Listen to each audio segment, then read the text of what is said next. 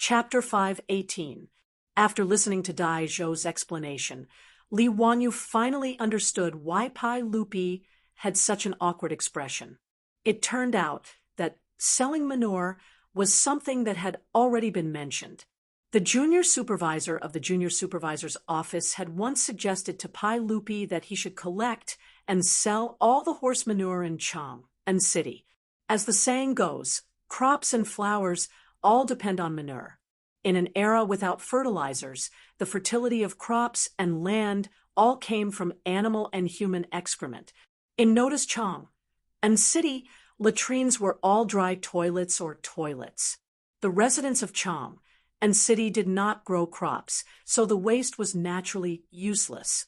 As for the poop pickers who cleaned the latrines and emptied the toilets for each household, they made a lot of money because of this. The records of the court and the countryside recorded that in the Tang dynasty, Chang and city is rich, and the luo hui is a profession of picking manure. The position of poop picker was not something that just anyone could casually become. The 108 workshops in Chang and city were all divided into different districts. If one were to pick manure across districts, it would cause a fight.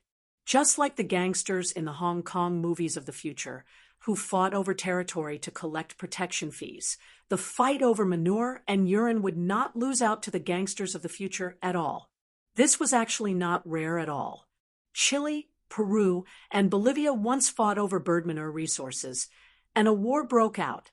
The junior supervisor of the junior supervisor's mansion said that after calculating the number of cattle, horses, mules, and other livestock in the government, he gave a set of possible profits from selling horse manure, which greatly tempted Lier.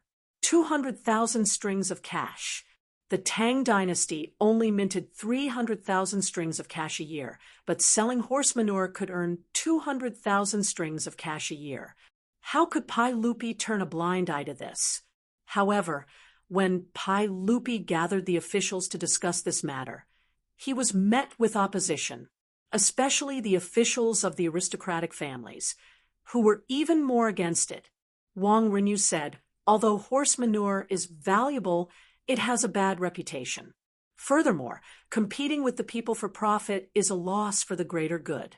Does your majesty want to be known as the horse manure emperor in the future? Pai Lupi was an emperor who cared a lot about his reputation. How could he listen to such words? Naturally, he dropped the matter of selling horse dung and never brought it up again. He wasn't even willing to sell horse dung, let alone human dung. Pai Lupi was naturally unwilling to do this, even if he was beaten to death. After figuring out the whole story, Li Wanyu didn't know whether to laugh or cry. This Pai Lupi could be considered as a famous emperor throughout history. He was skilled in both civil and martial arts, and he established the Jingguan rule. Li Wanyu was speechless. He would rather live in the smelly streets of Chang and then make money by building roads and toilets. Seeing that Pai Lupi was unwilling to build toilets in Chang, and Li Wanyu thought for a while and suddenly said, "Uncle, what if I invest money to build toilets in every square and street in Chang, and would Uncle agree? This nephew needs the land for building toilets in Chang and Wanyan counties. It doesn't need to be too big. A single toilet was enough for one person. I can split the profits from the toilets with the imperial court." His words made Pai Lupi and Dai Zhou stunned. Li Wanyu was going to invest in building toilets, and he wanted to split the profits with the imperial court. "Zio, why do you want to do this?" "I will order the marquis and bad people to strengthen the patrols in Chang and prohibit people from urinating anywhere. Running toilets is not a good reputation." Pai Lupi shook his head. Naturally, he didn't want to agree. "Uncle, this is treating the symptoms, but not the root cause. Chang and is so big. Everyone has 3 urgent needs. When they need it, how will the passers-by live?" Dai Zhou tried to persuade him again. "Zio, this toilet may not be very profitable, but the investment is not small. Even if the money is easy to earn, The smell is not good. I think your family is lacking in business now. Why do you want to get into trouble? The reason why Li Wanyu proposed to spend his own money to build toilets in Chang and was not to make money. He really didn't want to see yellow and white things everywhere in Chang. And today's matter had disgusted him enough. Anyway, he didn't lack money. Why not take out the money to do something good for the people of Chang? And a public toilet may not cost 100 strings of copper coins.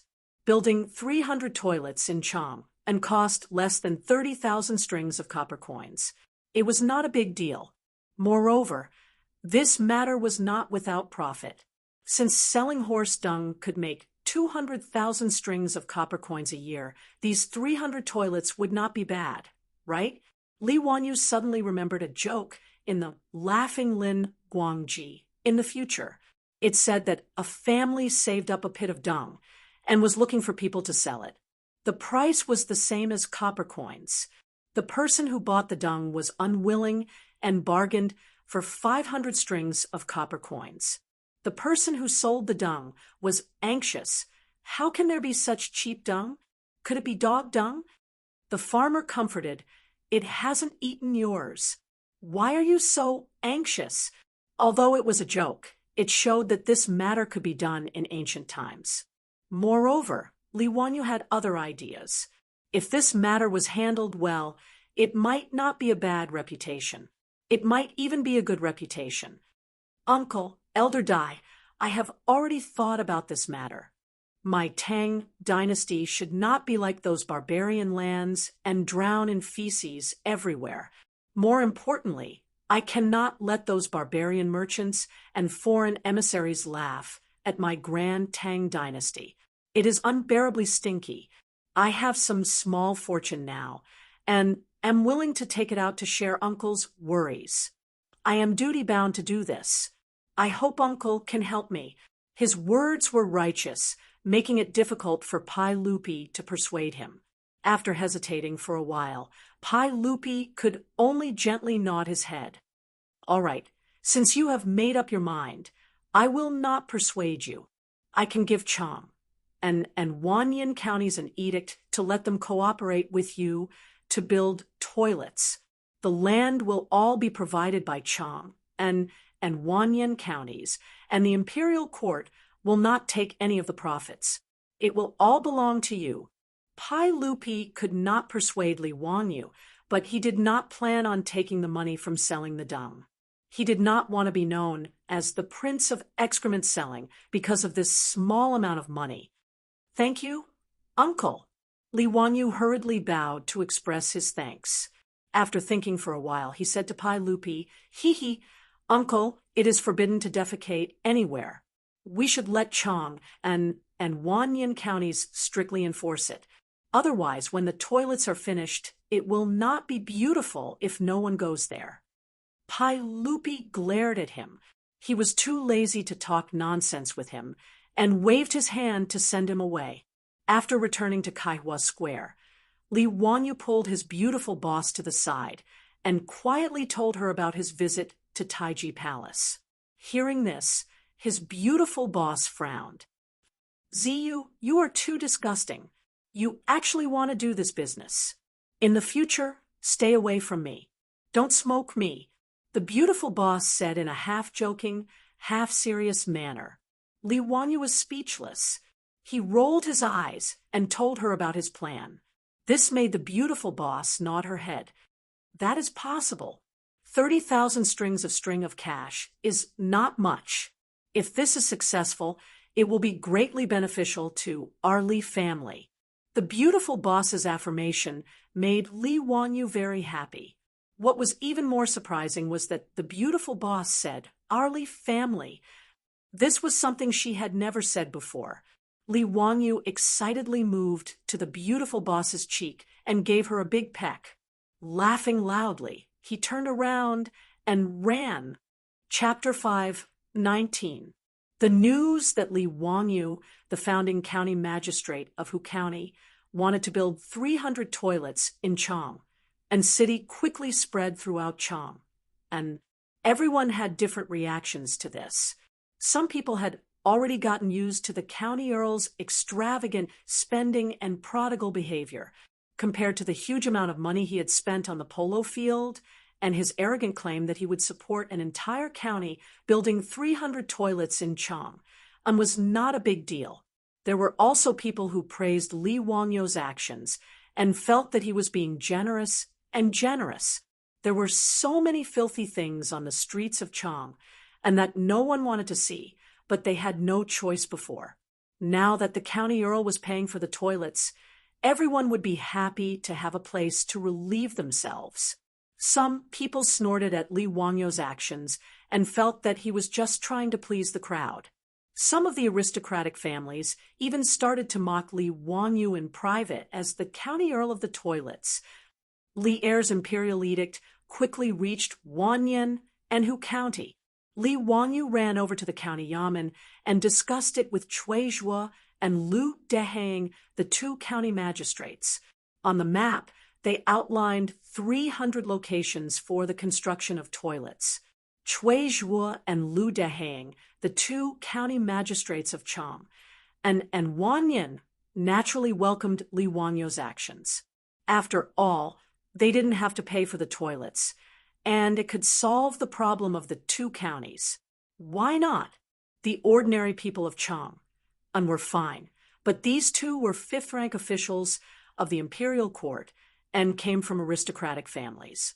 How could they be used to the filthy things on the streets of Chang? And especially in the middle of summer, the mosquito flies and smelly things in the corners of the streets in the south of the city gave the two of them a headache.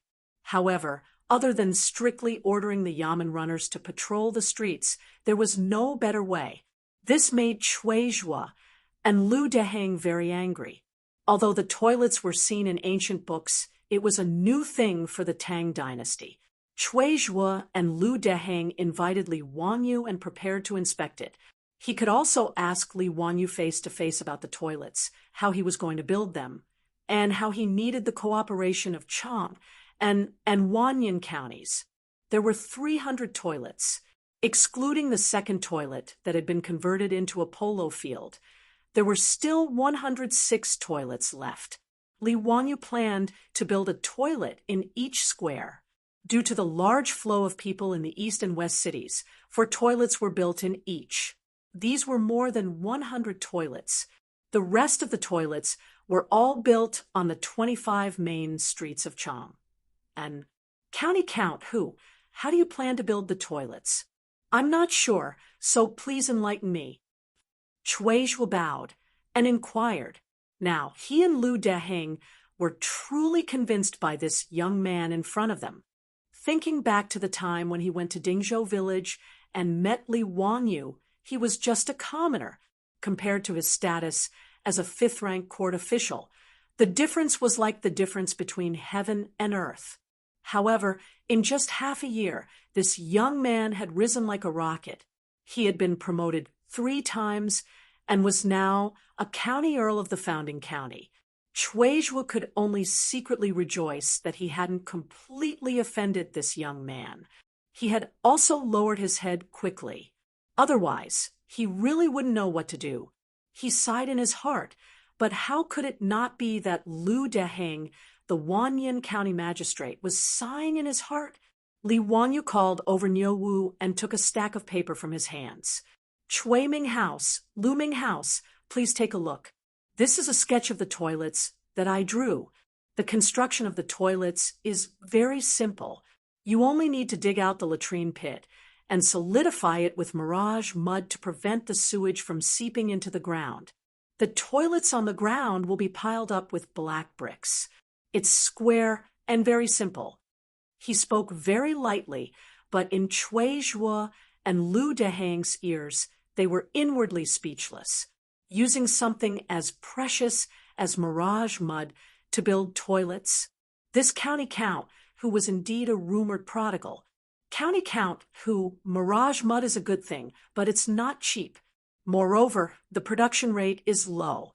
Isn't it a bit wasteful to use it to build toilets? Li Wanyu smiled and said, "It's fine. I've already informed the saints about this matter. This mirage mud was originally the formula that I offered. Now that I've transferred some, it's not a big deal. As for being wasteful, it's not a problem. It's just a matter of tens of thousands of strings of cash. Chui Zhuo and Lu Deheng were speechless. Fine, you can be willful when you're rich. Lu Deheng pointed at the drawing in confusion and asked, County Count who, may I ask why the toilets are divided into left and right toilets? What's the purpose? His question made Li Wanyu feel very strange. He answered matter-of-factly, Naturally, it's divided into men's and women's toilets. Li Wangyu's words were said casually, but Chui Zhuo, who was twirling his beard, trembled. He almost pulled out a few strands of his beard. County Count, who don't joke around. How did you build the women's toilets? What kind of scandal is this? What? Why can't the women's toilets be built?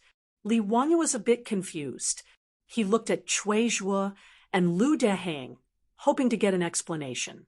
Chui Zhuo sighed and said, There's a difference between men and women. How can a woman use the toilets outdoors? It's really indecent. Even though I've looked through ancient books, there are toilets, but women can't use them. County Count, who, the women's toilets must not be built. Lu Deheng also had the same attitude. He echoed, County Count, who, how can a woman use the toilets outside? What kind of scandal is this? This can't be done. Their words made Li Wanyu burn on the outside and tender on the inside. He didn't expect that it would be so difficult to build a women's toilet in the Tang dynasty, which was famous for its openness in history. In fact, Li Wanyu didn't know that there were no women's toilets in China since ancient times. Even in the Republic of China, many women's schools couldn't find toilets in their dormitories. When they needed to use the toilet, they had to take the toilet out from under the bed. In 1935, in order to build the women's toilets, the Guangzhou Health Bureau published a special report saying that they would build 2 women's toilets somewhere, which were only for women. They reminded men not to break in, and if they deliberately violated, they would be arrested. They looked to the people and others to take note of this. At that time, the Guangzhou Health Bureau published such a serious matter in the newspaper because before that, all the public toilets were men's toilets. After the women's toilets were built in many cities, there were often cases where men were used to it and didn't know that there were women's toilets. It caused a lot of embarrassment. This was the case in the Republic of China, not to mention the Tang dynasty 1,400 years ago. Li Wanyu wanted to build a women's toilet. In the eyes of the Tang people, it was completely incomprehensible. It was even a betrayal of the orthodoxy. After understanding all this, Li Wanyu was also shocked, speechless. He really didn't know what to say. He suddenly understood why his beautiful boss didn't want to ride a horse now and wanted to take a 4-wheeled carriage. It seemed that this was also the reason. There was no toilet in Chang'an City, but a toilet could be carried in the horse carriage. Chui Zhuo's and Lu Deheng's words made Li Wanyu very depressed. According to the customs of the Tang people, he didn't care about only building a men's toilet. But he was afraid that if his beautiful boss knew about this, would she beat him to death?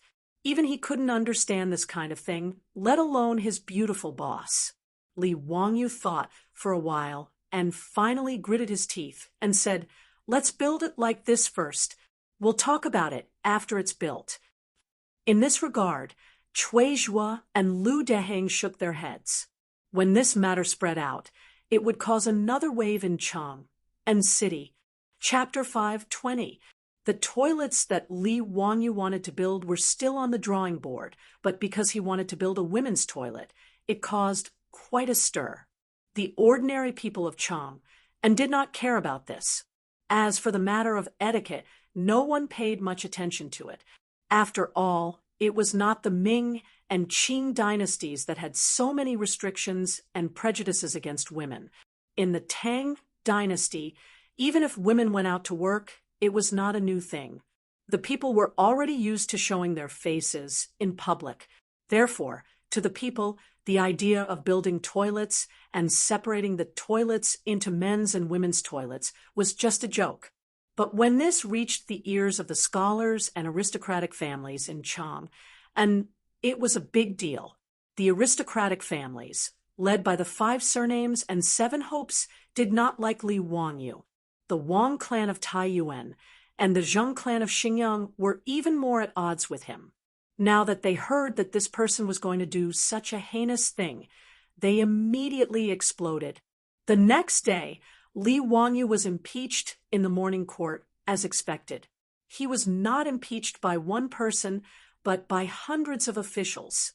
Facing the hundreds of officials who came out on their knees, Pai Lupi could not help but rub his temples and secretly blame Li Wanyu for being so meddlesome. Pai Lupi did not comment on building a women's toilet. Although he did not oppose it as strongly as the aristocratic families, he did not support it either. Okay, everyone, I know about this. I will send someone to inform County Earl, and tell him not to act so recklessly. Everyone, please rise.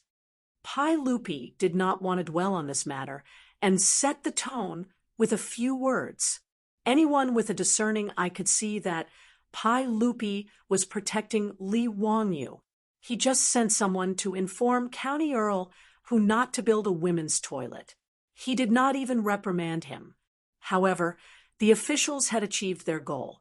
Since Pai Lupi did not support Li Wanyu building a women's toilet, they could only let it go. The officials all stood up and praised Pai Lupi as they returned to their positions.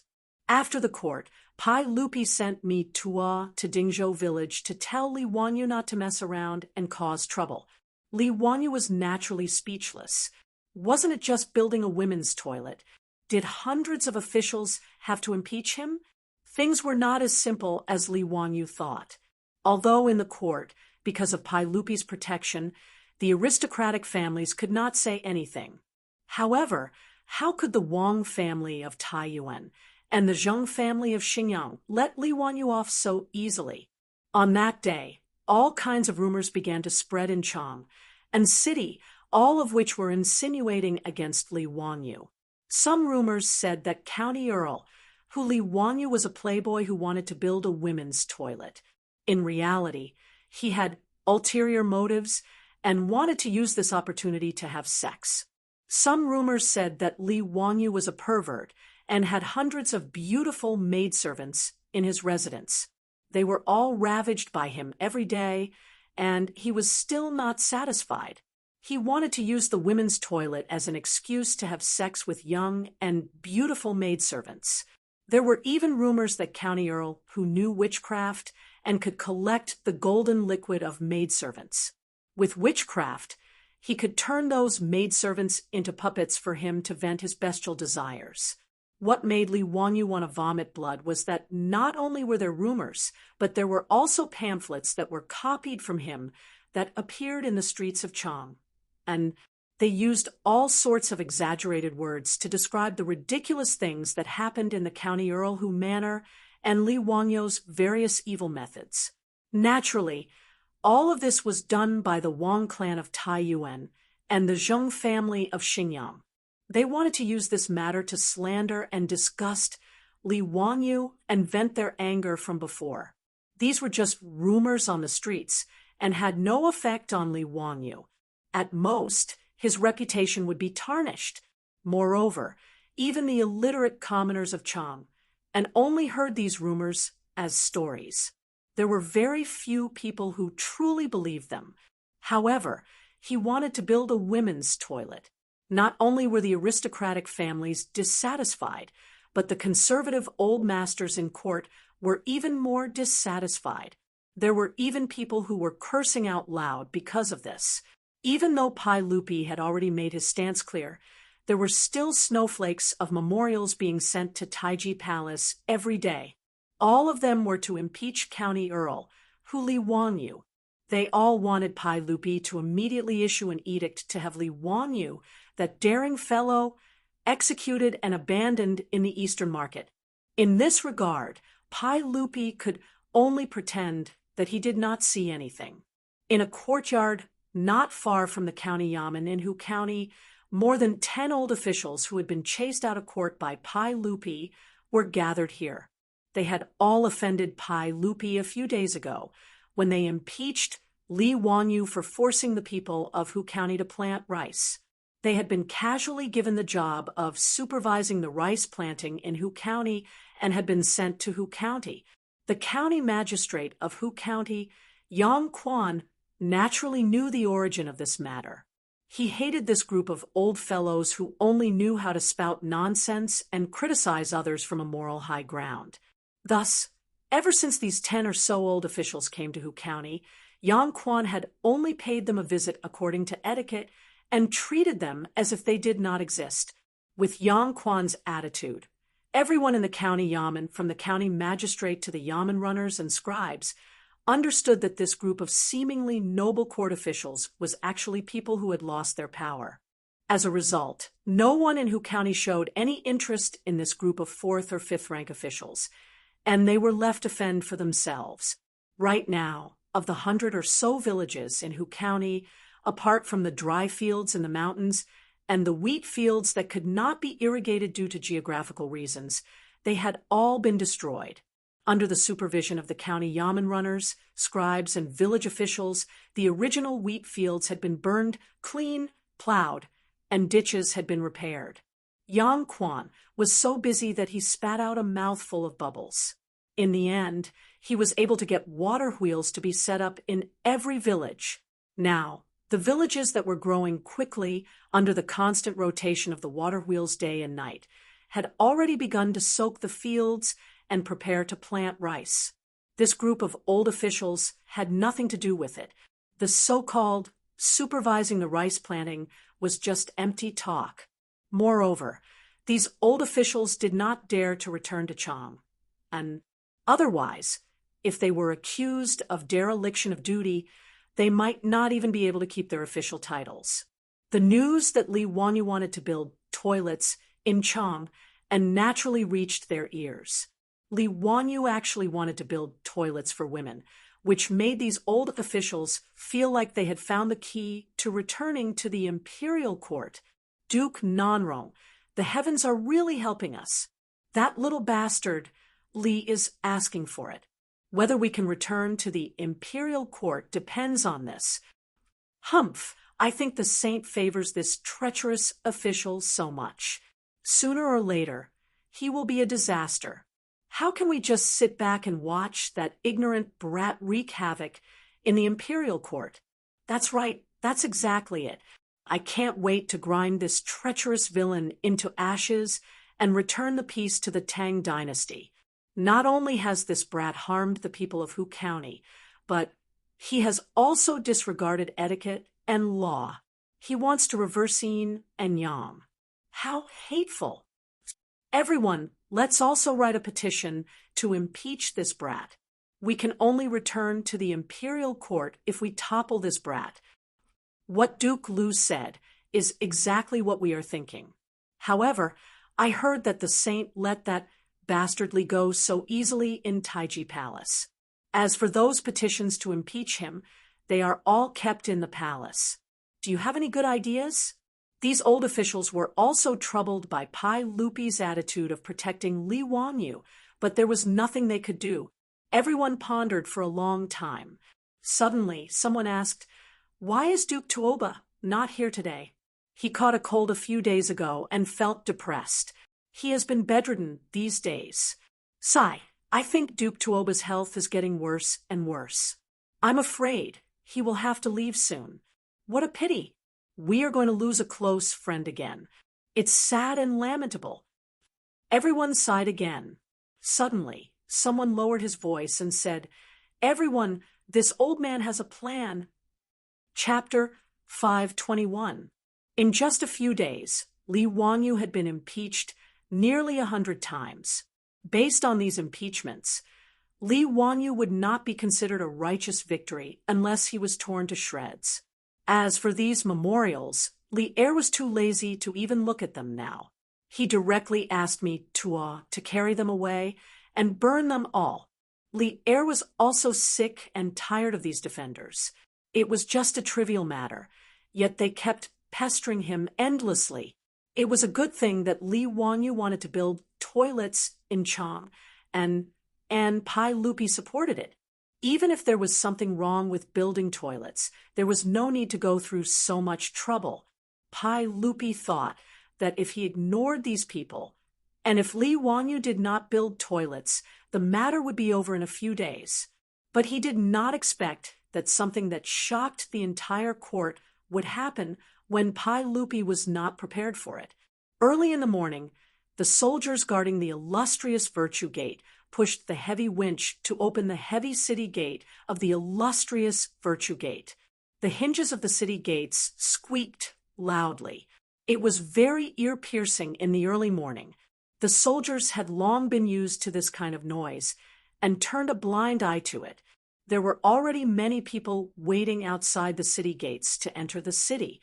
These were the villagers from the villages around Chang and city. They were going to the Chang and city market to sell their crops. There were also merchants who were in a rush and missed the closing time of the city gates. They were forced to stay outside the city gates for the night. Seeing that the city gates had opened, everyone obediently lined up and waited for the soldiers guarding the gates to inspect the city. Just as the city gates were in a mess, a group of people came from not far away. The strange movement gave everyone a shock. More than 10 white-haired old men in dark and light red official robes carried a thin coffin with great effort. Their faces were filled with grief and indignation. They walked toward the illustrious Virtue Gate without saying a word. This naturally frightened the guards. They did not dare to stop this group of 4th and 5th-ranked officials. Someone immediately ran to inform the colonel in charge of the illustrious Virtue Gate. When the colonel received the news, he was also shocked. What was the matter with carrying a coffin into the city? In the history of Chang, and only coffins were transported out. A group of officials carrying coffins into Chang and had never been seen. Gentlemen, may I ask where you are heading? The colonel had his duty and blocked the group of old officials. Out of the way.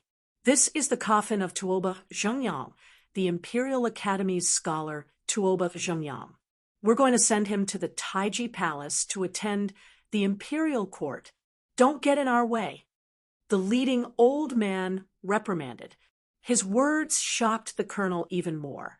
The coffin of the academician to be carried to Taiji Palace?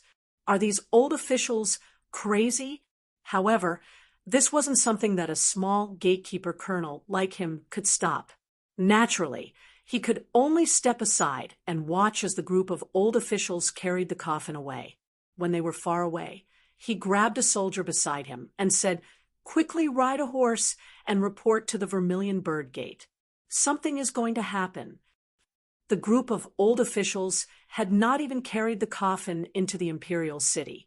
At this moment, the officials in the imperial city who were preparing to attend the imperial court already knew about this matter. The Imperial Academy's scholar Tuoba Zhengyang was someone that everyone naturally knew. This person was a scholar from the Sui dynasty. After joining the Tang dynasty, he had been working in the Imperial Academy. This person was 67 years old this year and could be considered a great scholar in the imperial court. He had quite a reputation. A few days ago, Tuoba Zhengyang had been chased to Hu County by Pai Lupi because of the impeachment of Li Wanyu. It had only been half a month, so why was he carried back in a coffin? Du Ruhui's expression changed. He hurriedly pulled Fang Xianling to the side and said, "Xianling, I'm afraid something is wrong.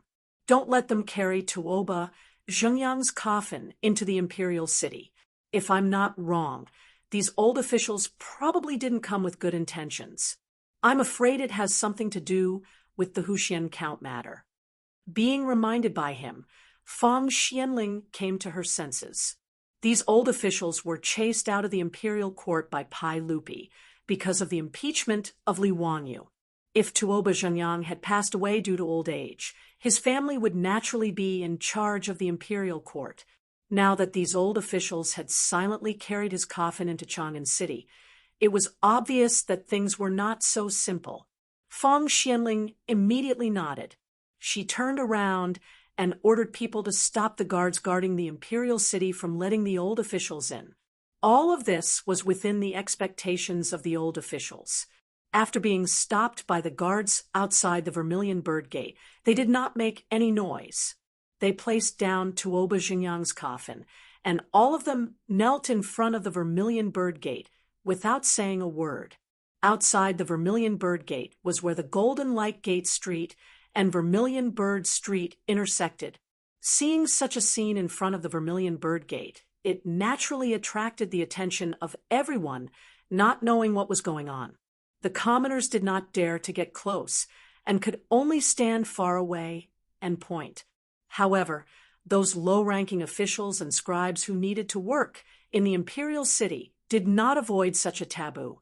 Many people knew this group of old officials, and some officials were even friends with them. When they saw this scene, they naturally came forward to ask for the reason. "Lu Gong, may I ask, what are you doing?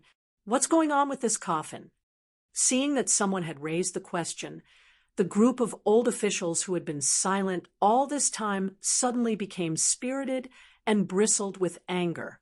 "Everyone, please know that inside this coffin is the current dynasty's fifth-rank imperial grandee, imperial scholar Tuoba Zhenyang, Duke Tuoba." "Ah, Duke Tuoba? What's going on? Why is he gone all of a sudden?" "Humph. Today, there is a traitor who is going against the law and harming the people, trying to mess up the ethics of the Tang dynasty. A traitor without morals is a traitor to the country. However, the traitor deceived the saint and made a name for himself. Duke Tuoba was a loyal and righteous man, a pillar of the country. Because he could not get rid of the traitor, he hanged himself in grief and anger to show his loyalty. Duke Tuoba left a letter in blood, asking the saint to kill the traitor." The old official's words caused an uproar among the crowd. Some people who did not know what was going on even foolishly asked the people around them who the traitor was that could force the Duke Tuoba to hang himself. Immediately, someone covered his mouth and whispered a few words into his ear, which made him realize what was going on. His words reminded people of the recent uproar in Chang and about the incident in the toilets. County Count Huxian wanted to build a female toilet, other than a few old officials who kept writing letters. Everyone else just treated it as a joke. However, they did not expect this to happen today, which shocked everyone. Leaving a letter in blood and hanging himself. How much hatred did he have with County Count Huxian? Those who were friends with this group of old officials were all filled with righteous indignation after hearing this. They all knelt in front of the Vermilion Bird Gate, wanting to seek an explanation for Tuoba Zhenyang. The leading old official straightened his back and held a letter in his hands as he looked in the direction of the Taiji Palace. What happened outside the Vermilion Bird Gate was immediately reported to Pai Lupi. After hearing this, Pai Lupi was also stunned. What was going on? Wasn't it just Li Wanyu who wanted to build a female toilet? Moreover, he was stopped before he could do it. Did it have to be like this? Chapter 522. After this incident, Pai Lupi was not in the mood to continue with today's court session. After Tuo went to the imperial city to announce the cancellation of today's court session, he summoned Feng Xianling, Du Ruhui, Zhang Sun Wuji, and the others to the Taiji Palace to discuss countermeasures. Just as the big shots were having a headache, the incident had spread through the entire Chang and city at the speed of light. It caused a huge uproar in the Imperial College. Tuoba Zhenyang had been working in the Imperial College for most of his life and was well known. When they heard that this Imperial College professor had used his death to prove his loyalty to Pai Lupi because Li Wanyu wanted to repair the female toilet, the entire Imperial College was in an uproar. Tuoba Zhengyang will not rest in peace if he does not get rid of the national traitor. Tuoba Zhengyang is such an old man, yet he was forced to death by that treacherous official. This is so frustrating. I swear that I will never forgive that traitor. You said that the treacherous official deserved to die, and you were fooled by his poems. What else do you have to say now? Let's go. Let's go to the Vermilion Bird Gate and expose Tuoba Zhengyang. We must let the sages know that this traitor deserves to be killed by everyone. Let's go, let's go. Under the leadership of a few professors and teaching assistants, more than half of the 1,300 students in the Imperial College in Noda rushed out of the office and headed to the Vermilion Bird Gate. These students were all filled with grief and indignation. They all knelt behind Tuoba Zhengyang's coffin and faced the Vermilion Bird Gate in silence. As time passed, more and more courtiers, especially those from aristocratic families, knelt in front of the Vermilion Bird Gate. The moralists who had been trying to impeach Li Wanyu to no avail seemed to have found their backbone at this moment.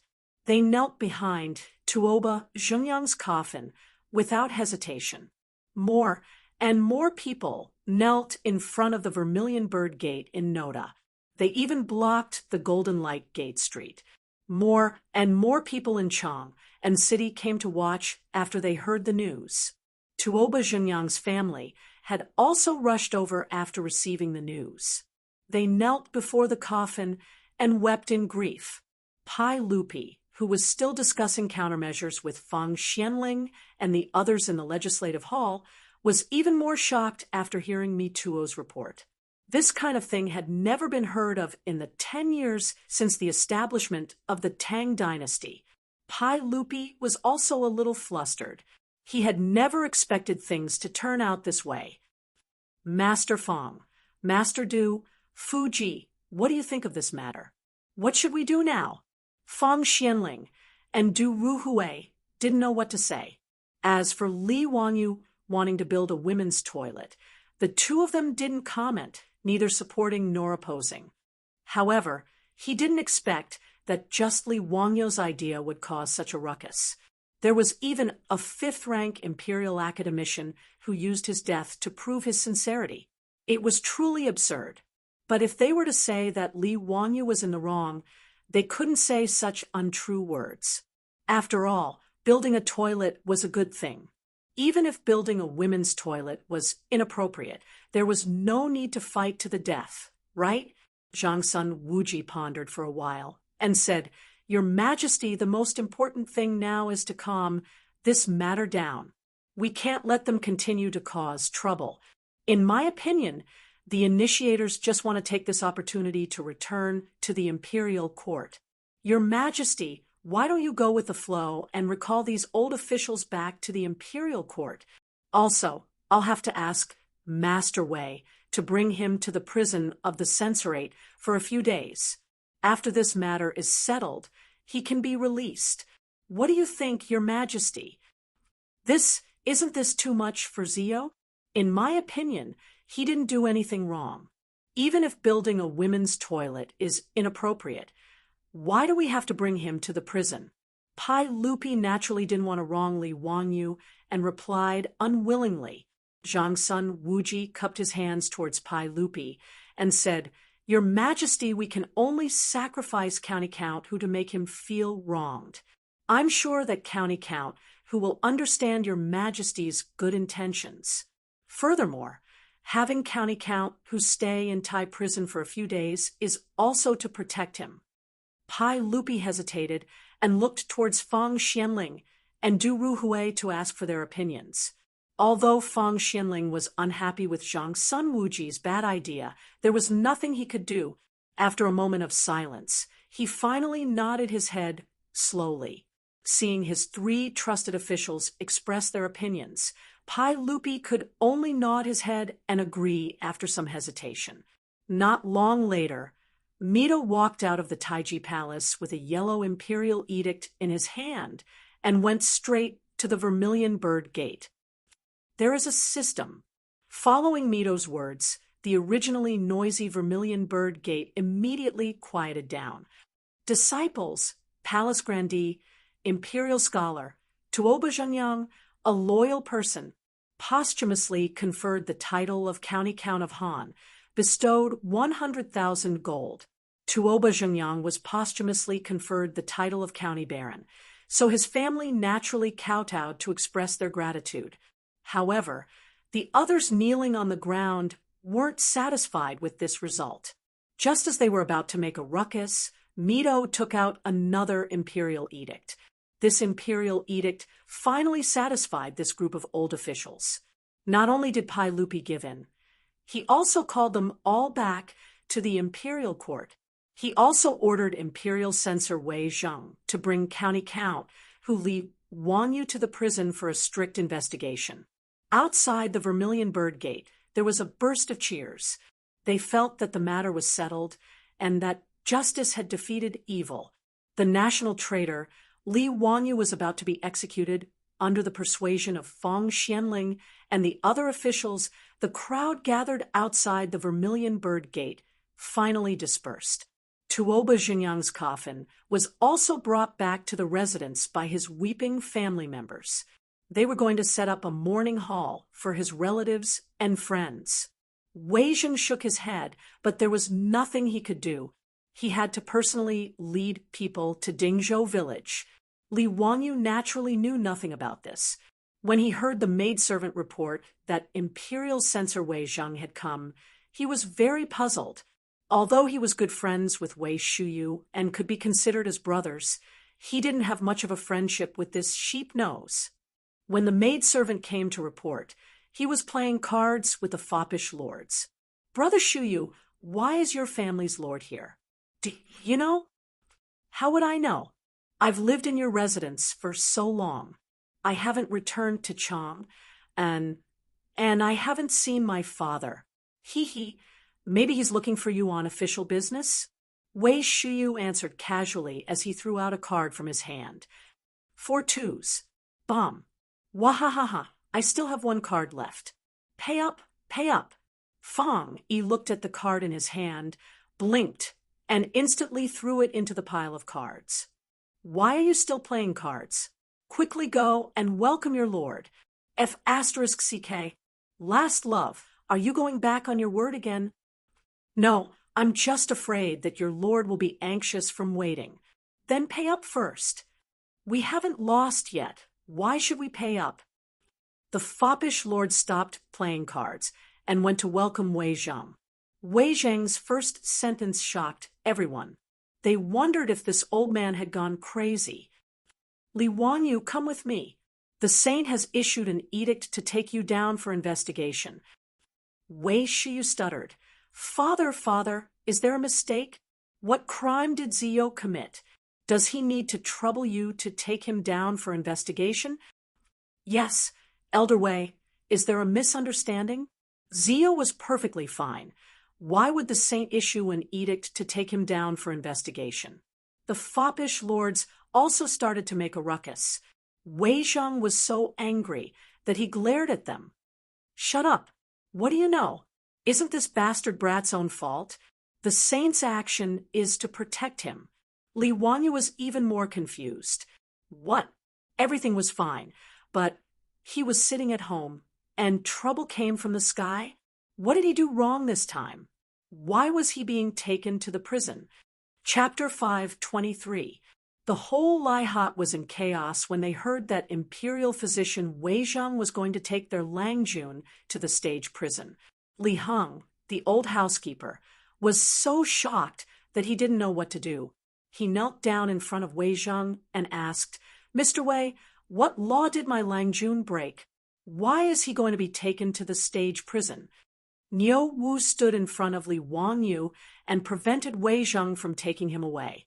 Li Wanyu, on the other hand, was relatively calm. He pushed Niu Wu aside and helped Li Heng up before bowing to Wei Zheng and asking, "May I ask Wei Gong, what exactly happened? Even if I die, you should at least let me know what happened." Wei Zheng glared at him and said, "It's all because of your toilet." He made a long story short and recounted what had happened in Chang and today. However, Li Wangyu and the foppish playboys all stared at each other in bewilderment, feeling that it was simply too ridiculous.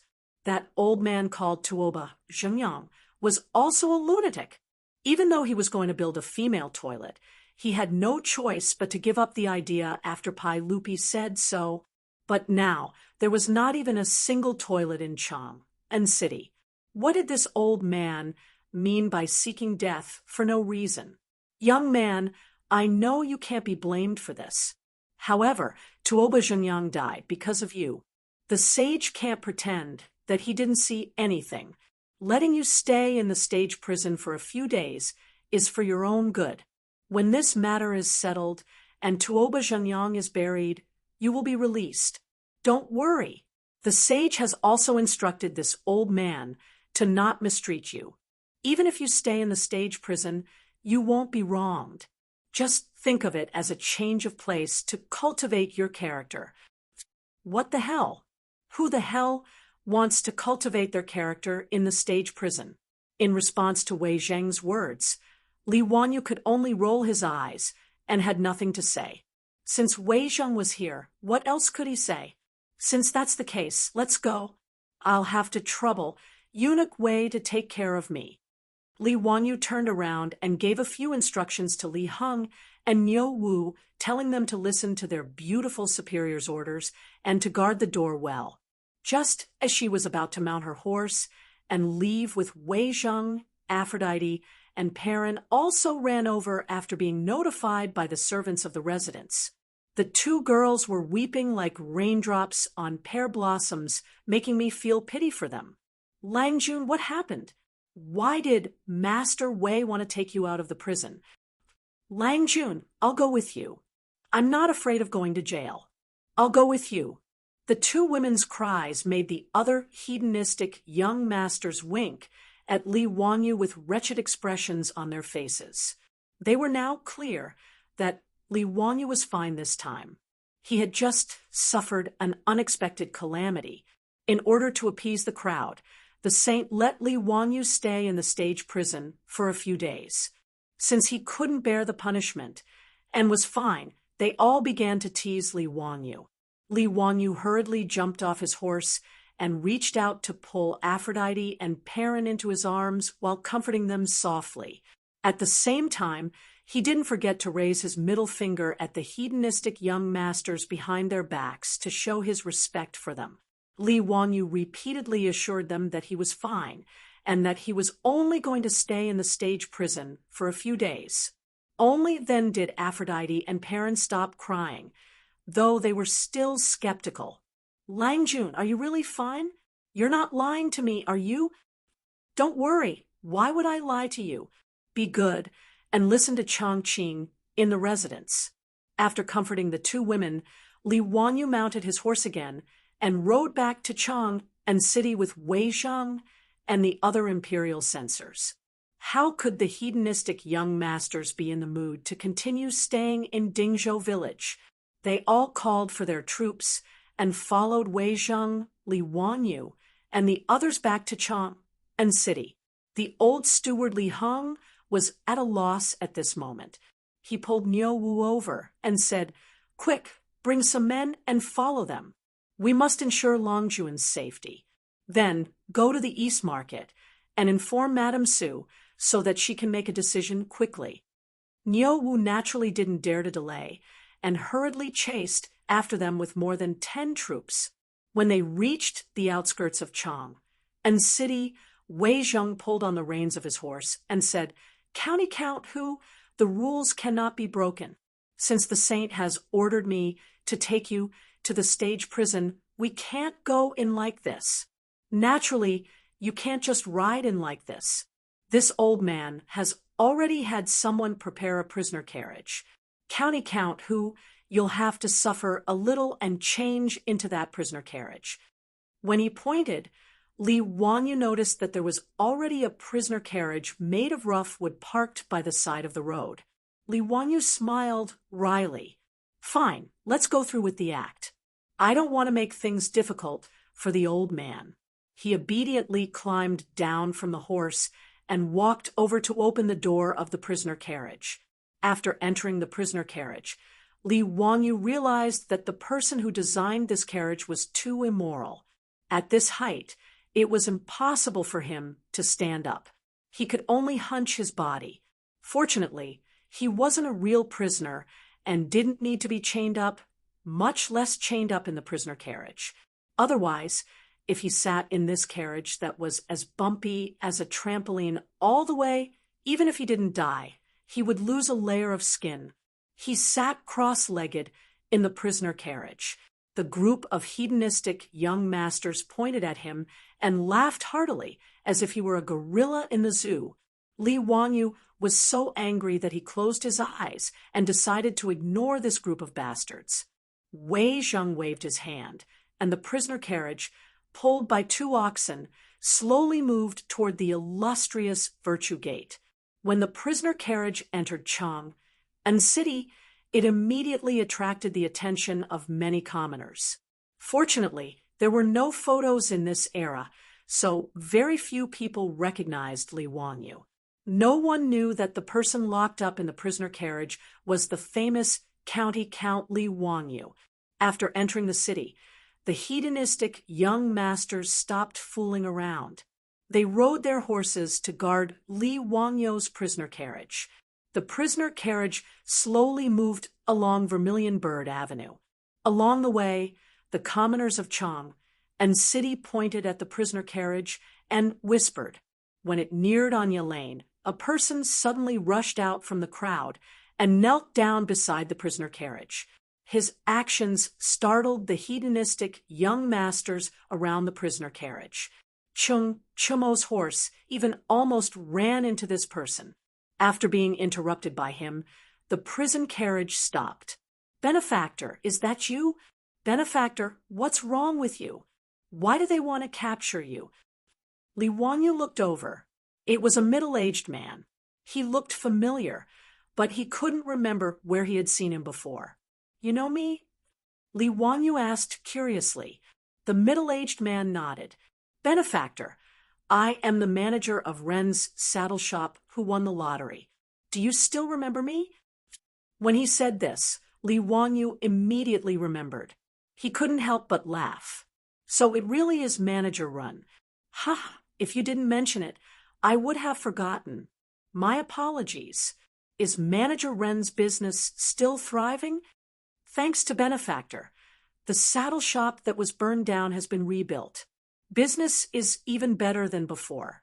But Benefactor, why are you locked up in this prisoner carriage?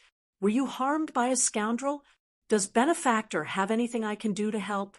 If Benefactor has any orders, I will do my best. Even if I have to spend all my wealth, I will help Benefactor clear his name."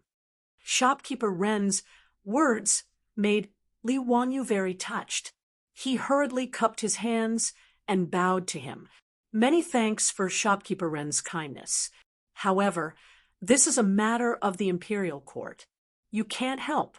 I appreciate your kindness. You can go back." Li Wangyu waved his hand at him. The prisoner carriage continued to move forward. Manager Ren looked at the prisoner carriage and couldn't help but sigh. He could only watch as his benefactor left in a prisoner's carriage, yet he was unable to do anything to help. This made him very depressed.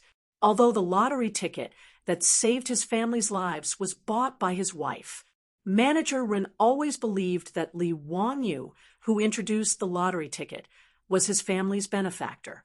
Otherwise, if he really went to borrow that fragrant kitchen, he really didn't dare to imagine what would happen to his family. After the prisoner carriage was far away, the surrounding people who were watching the fun saw Manager Ren surrounded.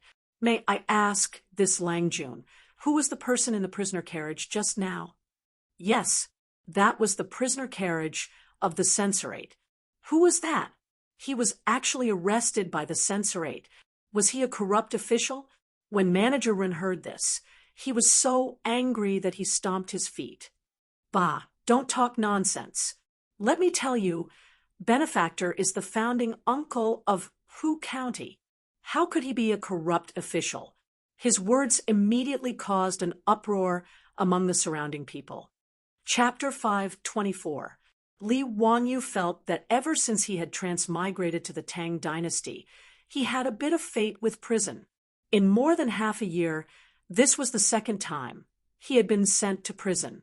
For a young man with good morals in the future, other than applying for an ID, he rarely even went to the police station. This was very frequent, although he had been prepared when he went to prison in Chang. And last time, even to the point of trapping the Li clan clansmen, he was not mentally prepared this time. The censorate was also in the imperial city, and so was the prison. The prisoner carriage slowly drove into the Vermilion Bird Gate.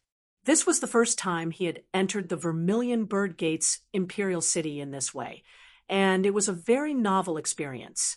However, most of the people in the imperial city were officials, so they naturally knew Li Wanyu. They also knew that Pai Lupi had ordered him to be sent to the prison. Ever since the prisoner carriage drove into the imperial city, there were many officials pointing at him in the carriage.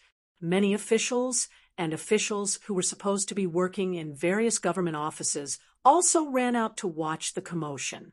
There were also many moralists and officials from aristocratic families who angrily spat on the ground.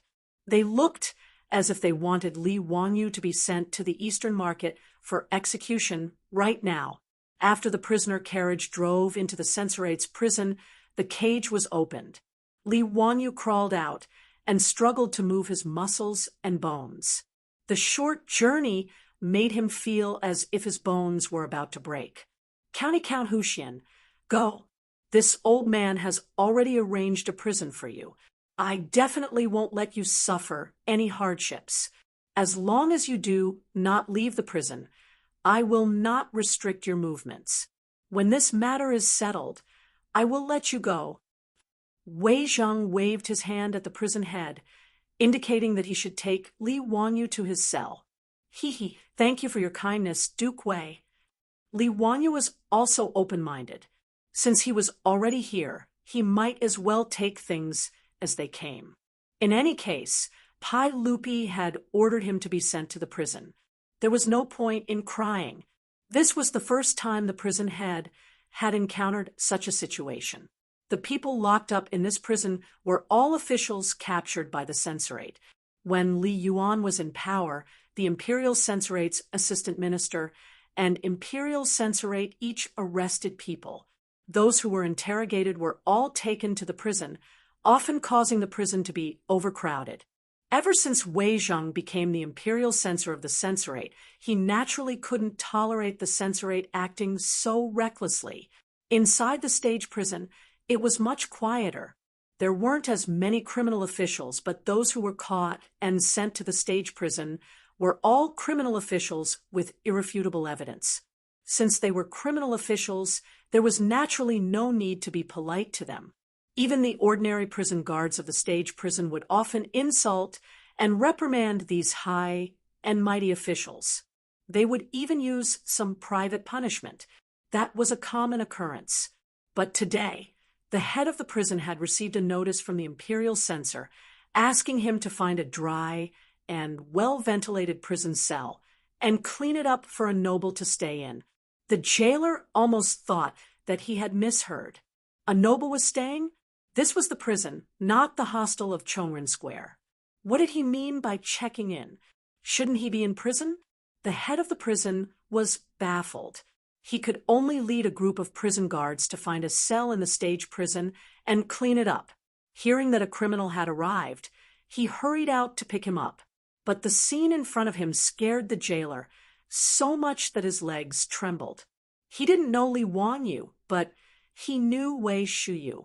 He was the eldest son of the big boss of the censorate. No matter how blind he was, he couldn't not recognize him. But just now, he clearly saw that the noble who was going to be locked in the stage prison kicked the son of Prime Minister Wei in the butt. But young Master Wei just laughed and didn't care at all.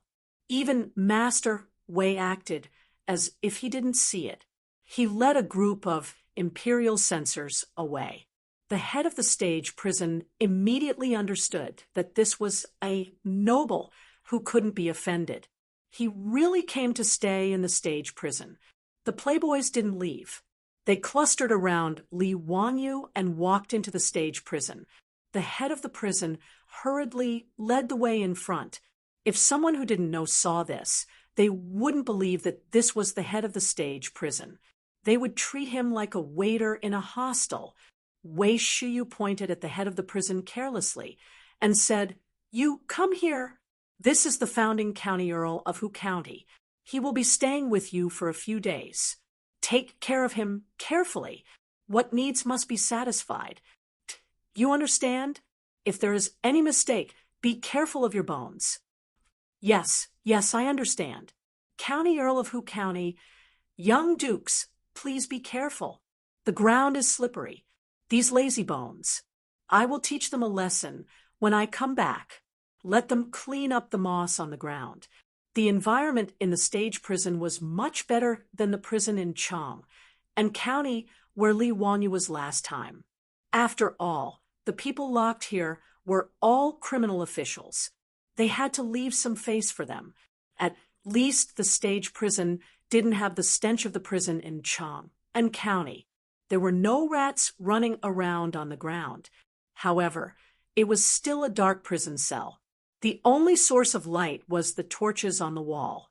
Even though the outside world was bright and sunny, this place was still dark and damp. The head of the prison and the jailers had already helped Li Wanyu clean one of the cells and replaced it with fresh, dry straw. However, when Wei Shiyu saw the cell, he couldn't help but become angry. He scolded, "You bastards, is this how you do things? Is this a place for people to live? Don't you know how to set up everything? Bastards, you really are itching for a beating." His words made the head of the prison and the jailers want to cry. The prison cell had been cleaned, and the straw had been replaced with new ones. What else did he want? Did he really think the stage prison was a hostel? Was this county earl of Hu County really here for a vacation? Li Wanyu smiled and stopped Wei Shiyu from continuing to be angry. "Brother Shiyu, don't make things difficult for these people. I reckon that my family's troops will be here soon. Just let them handle it." As soon as he finished speaking, a commotion could be heard from the entrance of the stage prison. A jailer jogged over and said to the head of the prison, "Head of the prison, someone is here to visit County Earl of Hu County. Master Wei has already said that anyone who comes to visit County Earl of Hu County is to be let through. If County Earl of Hu County needs anything, just let us do it." The head of the prison felt a headache coming on. Was this still a freaking stage prison? He didn't dare to say anything else, and could only have the jailers invite the visitors in. Before long, his beautiful superior led Aphrodite, Perrin, Nyo Yong, and Nyo Wu into the stage prison, along with a group of Li family troops. "Changqing, you're here?" Aphrodite, Perrin, didn't I tell you to stay in the residence? Why did you come to Chang? And Li Wanyu asked curiously when he saw the two girls. Aphrodite and Perrin looked aggrieved. If it weren't for the fact that there were so many people around, they probably would have burst into tears. "Langjun, after you left, the old steward was worried that no one would take care of you, so he had us lead a few maidservants and troops to Chang, and on horseback." Li Wanyu nodded and looked at his beautiful superior. "Chongqing, please take care of the family during this time." His beautiful superior was very calm, but there was a hint of anger on her pretty face. "Wanyu, I heard from Nyo Wu that you were sent to the stage prison because of the toilet incident." Li Wanyu looked at his beautiful boss's face, which was flushed red from anger, and helplessly nodded his head. Chapter 5:25. His beautiful boss didn't get angry. She just took a few deep breaths and calmed herself down. "Wanyu, leave this to me. I can't let those people frame you like this." "Humph, I don't believe it. Did they jump out from the cracks of a rock?" Li Wanyu understood his beautiful boss. Although she wasn't a feminist, how many of the beautiful women in the later generations were easy to get along with? There were all kinds of jokes about men hiding money on the internet. Although it was a joke, it was also reality. His beautiful boss, who could hold up half the sky, now knew that Li Wanyu was framed and sent to prison because he only had the idea of building a female toilet. How could she not be angry? Chongqing, don't be rash. Let's think about this at length. As you can see, I'm fine. Wei Zheng and Li Shimin don't really want to lock me up. They're just putting on an act. Li Wanyu lowered his voice and whispered into his beautiful boss's ear. He was afraid that his beautiful boss would do something impulsive in her anger. His beautiful boss rolled her eyes at him. Humph, do you think I'm that stupid? All right, leave this to me. She looked at the environment of the prison and frowned. Since you're going to stay here for a while, you can't wrong yourself. I'll get Niu Yong and Niu Wu to bring the things in. Li Wanyu shrugged helplessly. He looked like he was telling her to do as she pleased. Seeing that the two had finished whispering, Chung Chumo laughed and said, Zio, it's fine. We brothers will accompany you. Jailer, go prepare the food and drink. Today, we won't go home until we're drunk. The jailer's face became even more bitter. Damn, you still need to prepare food and drink. Do you want dancers? More importantly, who would pay for this? He naturally didn't dare to ask the rich kids for money, but he couldn't afford to pay out of his own pocket. As for asking Wei Zheng for money, wasn't that just asking for death? Li Wanyu saw the jailer's awkward expression and laughed. Brother Chumo, don't make things difficult for the jailer. I'll get Niu Yong and the others to bring it over. Besides, what's so good about the food in the restaurants outside? Perrin, bring some people back to the Kai Hua workshop, cook some food, and have someone send it over. Yes, Lang Jun, I understand. I'll go now. Perrin nodded and immediately turned to leave. Although Perrin was only 12 or 13 years old, she was the best at cooking in Lai Hot, except for her beautiful boss. How could his beautiful superior have the time to personally cook? Perrin was the one in charge of the residence, leading several female cooks to prepare food for everyone. Niu Yong, Niu Wu, and the others also received orders from their beautiful superior. They led their troops back to the Kai Hua workshop and prepared to transport the items to the stage prison. Not long after, the prison head and the jailers looked as if they had seen a ghost. Several four-wheeled carriages drove into the censorate and stopped in front of the prison gate. Inside the carriage, there were all kinds of exquisite furniture and decorations. Several Lai Hot's maidservants had already thrown out all the straw in the prison cell. Then, they took down several thick carpets from the carriage and spread them on the floor of the prison cell. Then, all kinds of tables, bookshelves, benches, and even a large bed were moved into the prison cell. As for the candlesticks and incense, the prison head and the jailers couldn't close their mouths for a long time. The candles that were as thick as a child's arm were lit, and the incense burner emitted a bit of incense. In order to drive away mosquitoes, the maidservants even used the residence's toilet water to spray the prison cell. The Lai Hot's maidservants even hung thick curtains around the prison cell to block the view. Not long after, the prison cell that used to hold the criminals looked brand new. A jailer asked foolishly, "Prison head, is this still the censorate stage prison? Don't tell me it's been changed to this county count's residence." "Scram, don't talk nonsense here. You brats better listen carefully. You absolutely can't offend this noble. Be careful. Don't make any mistakes. Otherwise, you'll lose your head. Prison head, don't worry. Do you think us brothers don't have good eyesight? TSK, TSK. I've long heard that this county count is the god of wealth. It seems that it's true. I've seen those carpets in the Eastern markets, who merchants shop. They were all shipped from the western regions. Guess how much they cost? How much? Don't tell me it's a few strings of cash. Bah, you want to buy it with a few strings of cash? Are you dreaming? Let me tell you, 100 strings of cash is not a penny less. Oh my God, isn't this county count just spreading his money on the floor? I saw at least 3 carpets in this prison cell. Isn't that 300 strings of cash? TSK, what's the big deal? Did you forget that this county count spent a lot of money to build baseball fields in Enchanting? TSK, is there really a mountain of gold and silver in this county count's mansion? The layout of this prison cell is many times more luxurious than my home. What do you know? Aren't you ashamed to compare your doghouse? Do you see those arm-thick candles? One candle is worth a few strings of cash. Even if you sell everything in your doghouse, would it be worth a single string of cash? The prison guards and prison heads were envious of the Lihat's luxurious lifestyle. Not long after, the food and wine from the Lihat was sent in. The group of playboys, and Li Wanyu laughed and laughed. They took off their shoes and socks and went to the table.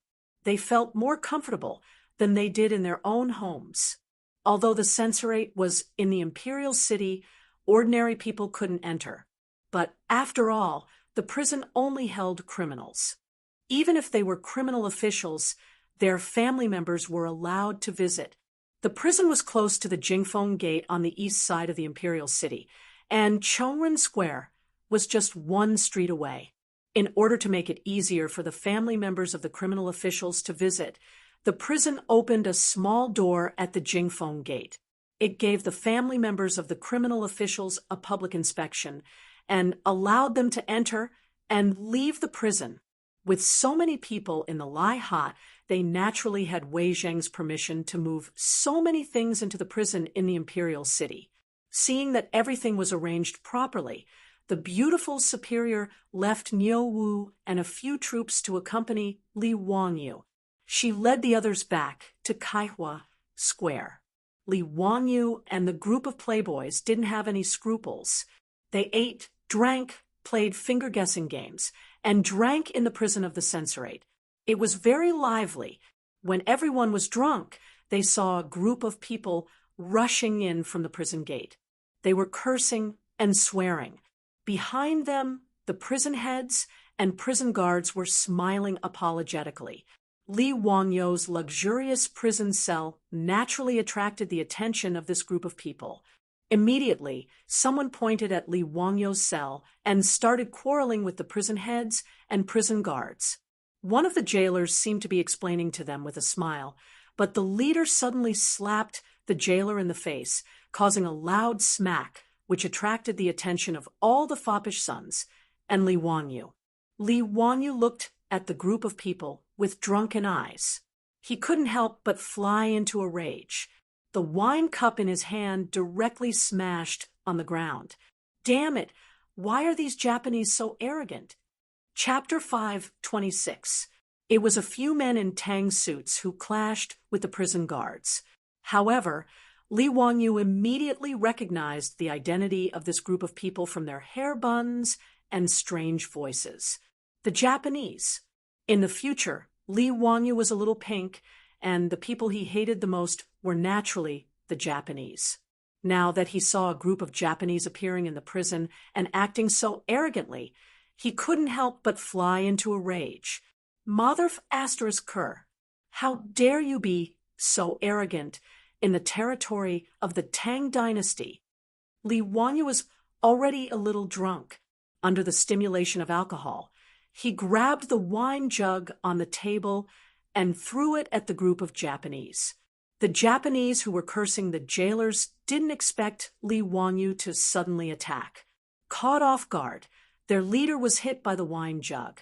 The porcelain wine flask smashed into the head of the Japanese, causing his head to split open. Blood mixed with the wine and flowed out. Baka! The group of Japanese finally reacted and cursed. They rolled up their sleeves and prepared to attack. Li Wanyu was even faster. He ran out of the cell and waved his fist at them. Li Wanyu made his move. Although the silk pants didn't know what was going on, they didn't care about that and rushed out. As for Niu Wu and the other Lai Hot troops, they naturally couldn't sit idly by and watch their Langjun fight with other people. Without any hesitation, they rushed over and started punching and kicking the group of Japanese. The group of Dongying people only had 7 or 8 people, while Li Wanyu had more than 10 silk pants, not to mention Niu Wu and a few Jinwu guards. This was basically a one-sided battle. In just a few minutes, the floor of the prison was filled with Japanese. All of them were crying out in pain. The head of the prison and the group of prison guards were already dumbfounded. They didn't even dare to say anything to stop him. This was the first time the jailer had seen something like this in his 7 or 8 years of service. Who County Earl? Young Duke, don't hit him. If you hit him again, he'll die. These Dongying people are all envoys. After a long while, the prison head finally came back to his senses and shouted with a trembling voice. Li Wanyu glared at him. Speak clearly. What's up with this bunch of Japanese? Oh no, Japanese. Replying to the prefectural uncle, these are the members of the Japanese diplomatic mission. Members of the diplomatic mission? Why was he locked in this prison? Why do you still dare to beat up the prison guards? The jailer's face was already wrinkled like a bun. Replying to the county head, a few days ago, this group of Japanese envoys had a conflict with the people of Silla country when they were drinking at Ping Kong Fong and started fighting. They were too heavy-handed, and an envoy from Silla was beaten to death. Naturally, the Silla kingdom would not accept it and went to the saint to complain. Enraged, the sage ordered his men to capture the group of Japanese envoys and teach them a lesson. Originally, they should have been locked up in Wanyan County or the Ministry of Justice's prison, but these 2 offices refused to take over. In the end, they could only be locked up in this prison. He sighed again. Although they said that they were locked up, they actually didn't ground them. They were just giving Silla country an explanation so that they wouldn't continue to pester us. We had no choice but to let this group of Japanese do as they pleased. These Japanese are really despicable. My brothers and I have long been tired of them. However, they are the envoys of Japan after all, so we can't do anything about it. Li Wanyu glared at the Japanese who were lying on the ground and screaming. He was so angry that he went up and kicked them a few more times. These Japanese were not the envoys sent by the Tang Empire. The Japanese had sent envoys to the Tang Empire in the 4th year of Xinguan. The prodigal sons laughed and laughed. They didn't think that beating up the Japanese envoys was a big deal at all. In the eyes of the Tang people, they were just small foreign countries. In the great Tang Empire, where Huji and Kunlun slaves were sold as slaves from thousands of miles away, there was no need to count on these prodigal sons to take the Japanese envoys seriously. Zio, come, let's continue drinking. Don't bother about these Japanese. It's better if they're dead. Chung Chumo and the others only thought that these Japanese had insulted and beaten up the jailers and angered Li Wanyu. They also didn't understand why Li Wanyu called them Japanese. The spoiled brats naturally couldn't imagine what kind of calamity would befall China in the future. They also couldn't imagine that the Japanese, who had been lying on the ground like mud, would charge into China like wolves and tigers 1,000 years later. They would burn, kill, pillage, and commit all kinds of crimes. There was naturally a reason why Li Wanyu hated the Japanese so much. Back then, the 3 million Sichuan soldiers resolutely went out of Sichuan to fight against the Japanese. They suffered more than 640,000 casualties, and the number of casualties was the highest in the country. Li Wangyu's grandfather was a member of the team that went out of Sichuan to fight against the Japanese. After a fierce battle in Tai, village, Although he was lucky enough to survive, he had a few more bullet holes on his body. He would feel incomparably painful whenever it rained. Regarding this, his grandfather felt very fortunate. Compared to his brothers who had died on the battlefield, he was already very satisfied. The enmity between the country and his family made Li Wangyo's eyes turn red when he saw the Japanese. After dealing with the Japanese envoys, Li Wangyo couldn't be bothered with them anymore. He ran back to his cell with the other prodigal sons and continued to drink. The jailers and jailers would take care of the mess outside. After all, the prodigal sons and Li Wangyo weren't afraid of the Japanese envoys. They would complain to Pai Lupi and naturally wouldn't care if they lived or died. In the battle just now, Niu Wu and the other old soldiers had used a lot of force. Many of the Japanese envoys had their arms and legs broken, and they were all lying on the ground, crying out. The jailer had a helpless expression on his face. He prepared to get the jailers to find a doctor and also inform the imperial censor to see how they could deal with this mess. Just as Li Wangyu and the others were drinking merrily, they heard a woman scream from outside the cell. When Li Wangyu heard this voice, his expression changed greatly. He threw down the wine bowl in his hand and rushed out again. Although his cell was surrounded by thick curtains that blocked his line of sight, Li Wangyu dared to swear that the voice just now came from Pei Lan. The prodigal sons naturally also heard the voice and rushed out with Li Wangyu. They saw that one of the Japanese who had been beaten down by them had actually gotten up. It was the person who had his head smashed by Li Wangyu's wine jug. At this moment, he was using his arm to tightly restrain a young girl.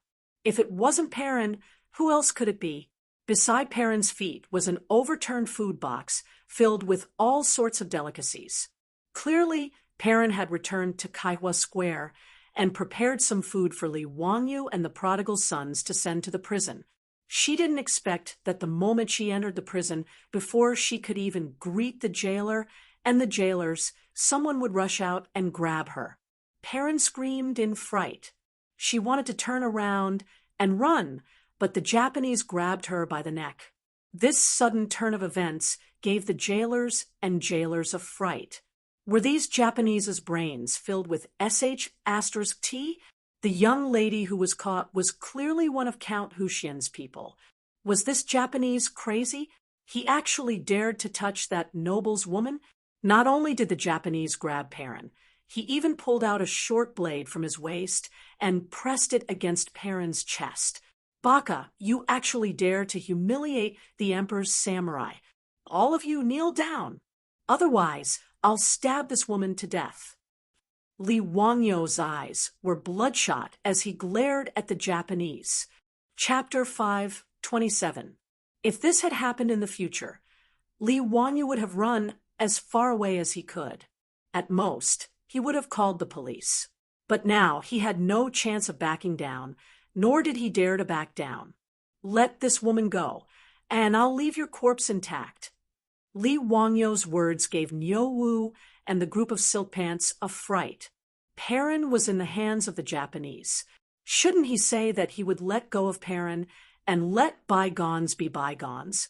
Provoking the Japanese like this, wasn't he afraid that the Japanese would stab Pei Lan to death? Li Wangyo's heart was even more nervous. This tough attitude was purely an act. If the other party was a Tang, he wouldn't say such words to provoke them. But this was a Japanese. Li Wangyu had read the famous book Chrysanthemum and Sword in the future, so he knew a little about this weird race. Bushido was a part of the Japanese's moral system, and it had a deep meaning to the Japanese's thinking.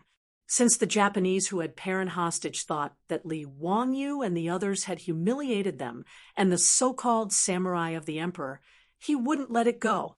Because Li Wangyu said that he would let bygones be bygones. He definitely wouldn't let it go. To the Japanese, that would be a humiliation. In the book Chrysanthemum and Sword, the Japanese's personality was categorized into two contradictory extremes. For example, they loved beauty and were aggressive. They respected etiquette and were aggressive. They liked the new and were stubborn. They obeyed and were unyielding. So when the Japanese placed the sword in front of Perrin's chest, Li Wanyu understood that this wasn't something that could be done with empty words. "Baka, you bastard. I am the samurai of His Majesty, Emperor Shu Ming of the Sunrise Country. You actually dared to humiliate me. You must suffer my anger and revenge." The Japanese man roared, but before he could finish, he was interrupted by Li Wanyu. "Bah, Bulsh *T Emperor. How dare you call yourself an emperor? I'll count to 3. If you don't release this woman, I'll kill one of your companions." Li Wanyu said coldly as he stared at the Japanese. As he spoke, he drew a biscuit from Nyo Wu's waist and held it in his hand. "Baka." The Japanese was stunned by his words. He wanted to curse again, but Li Wanyu ignored him. He walked slowly to a Japanese who couldn't get up from the ground and stepped on his chest. Then he raised his katana and pressed it against the Japanese's chest. No, I'm the envoy of Japan. You can't kill me. 1, 2, 3. Seeing that the Japanese holding Perrin had no reaction, Li Wanyu clenched his teeth and exerted strength in his hand. That incomparably sharp Baisento directly stabbed into the body of the Japanese under his feet. Fresh blood spurted out. The Japanese who had his chest pierced by the sharp Baisento screamed in agony. His eyes bulged out, and his mouth was wide open. He was like a fish that was out of oxygen, desperately trying to breathe. His hands grabbed tightly onto the Baisento that had pierced his chest. This unforeseen event stunned everyone present. No one had expected that Li Wanyu would actually make a move to kill someone. Even though he had pressed the Baisento against the Japanese's chest, the rich kids didn't think that Li Wanyu would really stab someone. They only thought that he was threatening the Japanese. As for Nyo Wu and Lai Hat's troops, they naturally didn't think that Xiao Lang would really kill someone. As for the prison head, the jailers, and the others, they were so frightened that they fell to the ground on their butts. The jailer's face was pale with fright. These Japanese were the envoys. Even if they were thrown into the prison, they didn't dare to offend them. Now, one of them was killed by County Count, who, this matter was going to break the heavens. In the prison, the remaining 6 or 7 Japanese screamed in Japanese. As for the Japanese holding Perrin hostage, his eyes were about to fall out of their sockets. Baka, how dare you kill someone? Galactic whale, you killed the galactic whale. In his panic, he almost stabbed the Baisento into Perrin's chest. Li Wanyu wiped the blood off his face and grinned. "I said that if you don't let go of that woman, I'll kill all your companions. Now, let's start again. I'll count to 3. If you don't let her go, I'll kill the next one. 1. Zio this." After confirming that Li Wanyu was really going to kill someone, the rich kids came back to their senses. Chungchuma wanted to stop him. Although these Japanese deserved to die, they were the envoys after all. The rich kids could beat them up or even break their arms and legs, but killing them would cause trouble. However, the moment Chungchuma spoke, Li Wanyu turned his head and glared at him, forcing him to swallow his words. At this moment, Li Wanyu's appearance was terrifying. Not only were his eyes bloodshot, his face was ferocious, and there were spots of blood all over his body. He was like a ferocious beast that chose people to devour. Actually, no one could see that Li Wanyu's body was trembling under his loose robe. He was just pretending to be calm. He had killed fish and chickens before, but this was the first time he had killed someone. When would a good youth of the later generations ever think about personally plunging a sharp knife into someone else's body and being drenched in blood by the blood that spurted out? A strong feeling of nausea kept provoking Li Wanyu. He didn't even dare to lower his head to look at the dying Japanese, fearing that he would vomit the next moment. Li Wanyu didn't dare to vomit, nor did he dare to show any signs of weakness. Otherwise, Perrin would be in danger. He could only bet that he could intimidate the Japanese and make him surrender and let go of Perrin. Ever since he transmigrated to the Tang dynasty, the first person Li Wanyu saw when he opened his eyes was the little girl Perrin. After half a year of interacting with her, he had long regarded this girl as his own little sister. If something bad happened to her because of him, Li Wanyu was afraid that he would really go crazy. Right now, he only hated that he wasn't ruthless enough and didn't break all the Japanese's arms and legs. 3. Seeing that the Japanese was still unmoved, Li Wanyu slowly walked to the other Japanese whose legs were broken and couldn't get up. When the Japanese saw Li Wanyu stab his companion in the chest, he was scared out of his wits. Ignoring the heart-wrenching pain in his injured leg, he tried to crawl out of the prison. Li Wanyu leisurely walked to his side and stepped on his back. Then, without any hesitation, the bicento in his hand stabbed into the Japanese's back again. Another scream rang out in the sealed prison. This scream, coupled with the thick smell of blood, caused the group of rich kids to turn pale. Although Chung Chumo, Yuchi Baolin, and the others were born in a military family, they had never been on a battlefield and had never seen someone kill someone at such a close distance. As for Fang Yai, Wei Shuyu, Du He, and Du Go, the sons of civil officials, they were in an even worse state. Du He directly covered her mouth with her hand, turned around, and ran back into the prison cell. She hugged the bucket and started vomiting. Li Wanyu slowly pulled out the bicento. The corner of his mouth twitched a few times, revealing an extremely ugly expression. He looked at the Japanese holding Perrin hostage and said, "Let go of that woman. I'll leave your corpse intact." Chapter 528. Li Wanyu had completely thrown caution to the wind. After killing 2 Japanese in a row, the smell of blood on his body was so strong that no one could look straight at him. The Japanese, whose head was still bleeding, finally felt a chill run down his spine.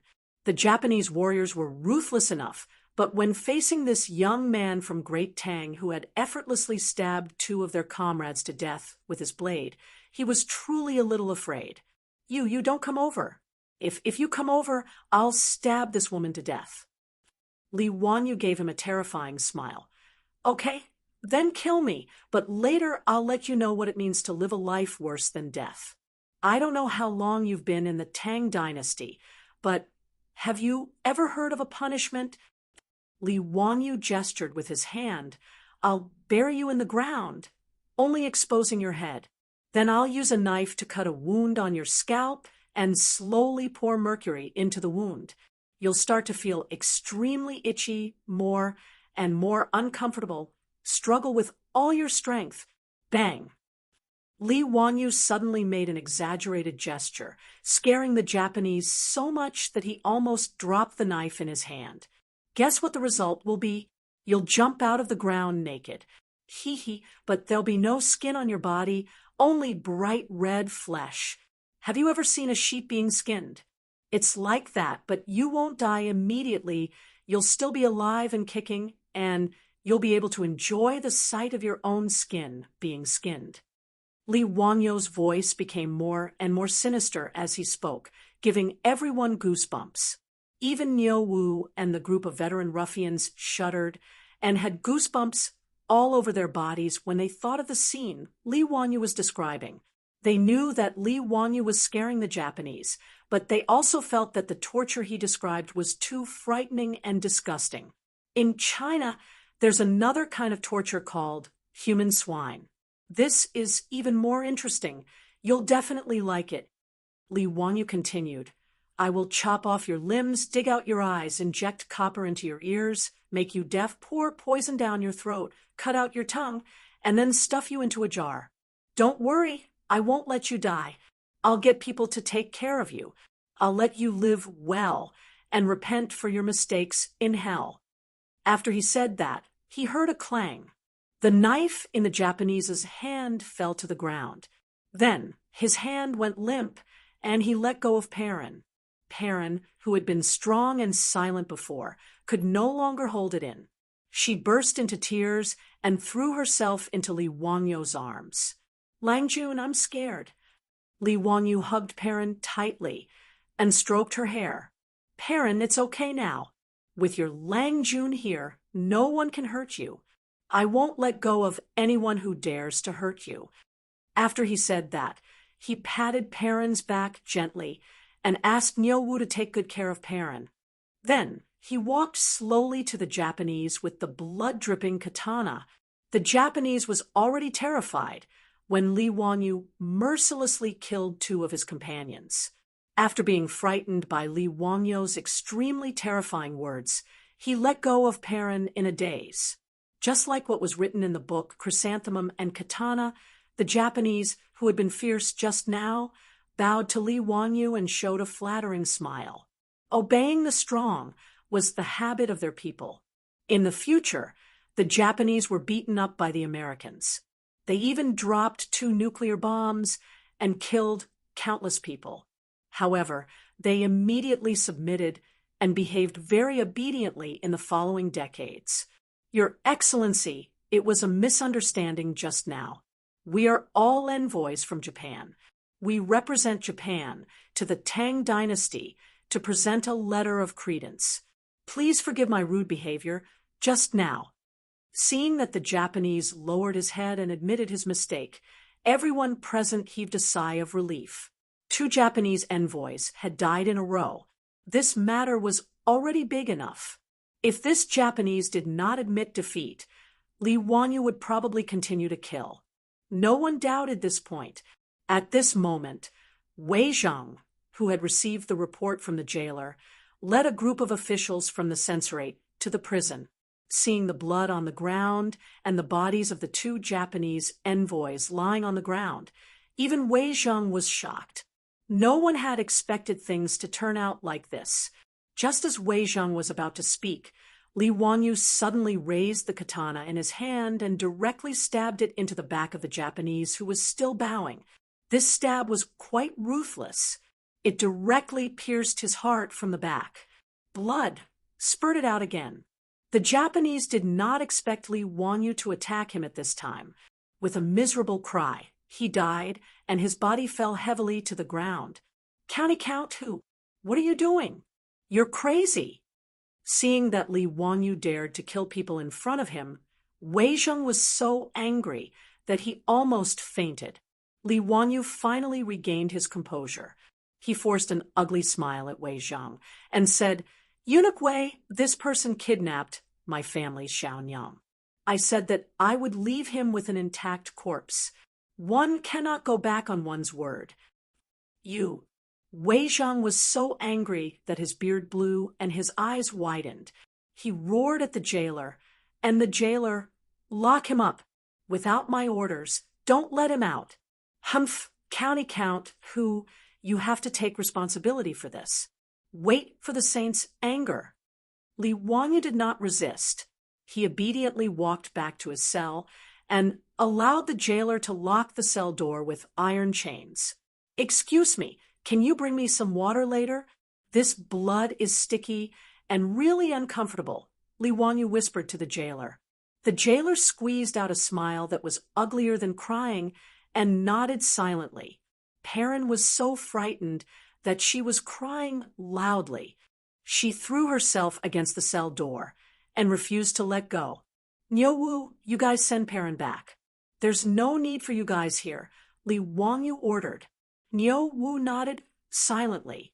Right now, it was indeed not suitable for them to continue staying in this prison. Not only Nyowu and the others, but even the group of wastrels were all chased out by the furious Wei Zhang. He also ordered the Imperial Censorate to treat the Japanese and remove the 3 corpses to wash the blood stains. Right now, this matter was no longer something that Wei Zhang could handle. He could only report the truth to Pai Lupi and ask him to make a decision. After hearing Wei Zhang's report, Pai Lupi couldn't help but be stunned. "Duke Wei, are you joking? That brat Zio suddenly killed 3 Japanese envoys in the prison? How could he have such guts? Yes, Your Majesty. There was a reason for this matter. Previously, when the Japanese envoys humiliated the prison guards, County Count, who was indignant, together with my son, Chung Chumo, Fong Jun, and the others, he beat up the Japanese envoys. Originally, the matter was over, but who would have thought that one of the Japanese envoys would use a knife to hold the Lai-hot hostage? This caused County Count, who to fly into a rage and kill the envoys. Although Wei Zheng was angry, he still explained the facts clearly, causing Pai Lupi to frown. This group of Japanese truly deserved to die. They even dared to hold a woman hostage in the prison. Humph, I feel that Zio did well.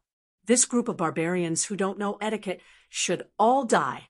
Duke Wei, have you heard of Zio's ode to chivalry? Killing one in 10 steps. Humph, this brat really wasn't just talking about it. Between the Japanese and Li Wanyu, Pai Lupi chose to side with him, without hesitation. Moreover, this matter was clearly instigated by the Japanese. From Pai Lupi's point of view, Li Wanyu's actions weren't wrong at all. Wei Zheng's expression was bitter. Your Majesty, I'm afraid this matter isn't that simple. Chapter 529. In the prison of the censorate, Li Wanyu washed off the bloodstains on his body after the jailer brought him clean water. He then lay on the bed with his hands behind his head and stared at the ceiling of the prison with his eyes wide open. Even now, Li Wanyu still hadn't calmed down. His fingers were still trembling, and his eyes were bloodshot. He really didn't expect that he would kill people today, and 3 people at that. Even though they were only Japanese, Li Wanyu still didn't feel good. He closed his eyes and wanted to sleep, but the scene of blood splattering everywhere kept replaying in his mind, making it impossible for him to fall asleep. After an unknown amount of time, Li Wanyu heard footsteps in the silent prison and stopped at the door of his cell. Li Wanyu opened his eyes and looked up. He saw Pai Lupi glaring at him angrily. He quickly got off the bed and bowed to Pai Lupi. Nephew greets uncle. Humph, Zio, I underestimated you. I didn't expect that you would actually dare to raise your knife and kill people. Li Wanyu smiled bitterly. Uncle, it's not that nephew is arrogant. It's just that the situation forced me to do so.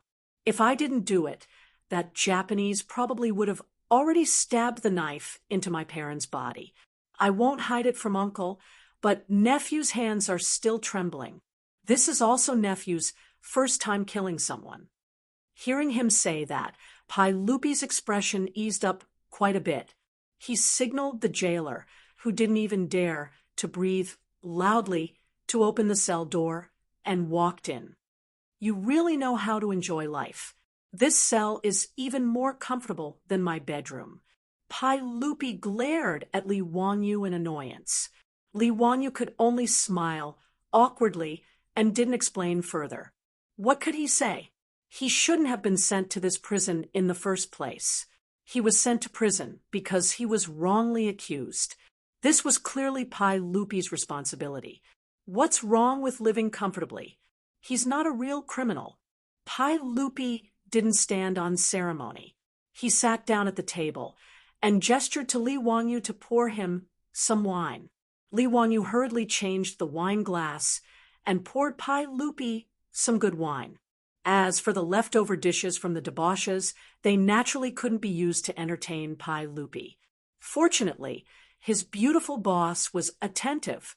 She even asked Perrin to send him a lot of jerky and peanuts to go with the wine. Li Wanyu asked the jailer and the head jailer to clean up the leftovers in the cell. Then he took out the boiled, spiced peanuts, fried peanuts, beef jerky, and other food. Most people think that peanuts originated from Peru and Brazil in South America, but in fact, peanuts have existed in China since ancient times. They are known as longevity fruits, falling peanuts, or ground beans. However, the Tang people naturally didn't know how to eat spiced peanuts or fried peanuts. Pai Lupi curiously took one and put it in his mouth. His eyes lit up. Zio, I really have to hand it to you for that mouth of yours. When it comes to cooking, you're #1 in the entire Tang dynasty.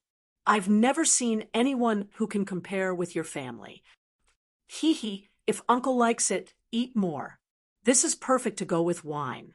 Pai Lupi ate a few peanuts and drank a mouthful of good wine. He was in a much better mood. He waved his hand to signal the guards and jailers to leave. Then he put down the wine glass and spoke to Li Wanyu seriously. Zio, you almost messed up my big plan this time. I killed the Japanese. I can't refute that. I'll naturally be at Uncle's disposal. Humph, it's just a few Japanese. What's wrong with killing them? Moreover, those Japanese also deserve to die. They actually kidnapped your wife. Death isn't worth regretting, but you shouldn't have killed them now. Pai Lupi glared at Li Wanyu with dissatisfaction. Li Wanyu didn't understand. Uncle, what do you mean? These Japanese are here to submit a letter of credence to me. They hope that I will allow them to send envoys to pay tribute and learn the culture of the Tang dynasty. They're called envoys. This matter concerns the dignity of the Tang dynasty. Since the Japanese are willing to submit, I will naturally allow them to come to the Tang dynasty to learn. However, many people in the imperial court are criticizing this. Zio, aren't you making things difficult for me by killing 3 Japanese envoys? Humph, I'm afraid that Wang Renyu, Zheng Yuanshou Chui Xian, and the others are overjoyed. Pai Lupi was very happy to be able to make the Japanese submit to him.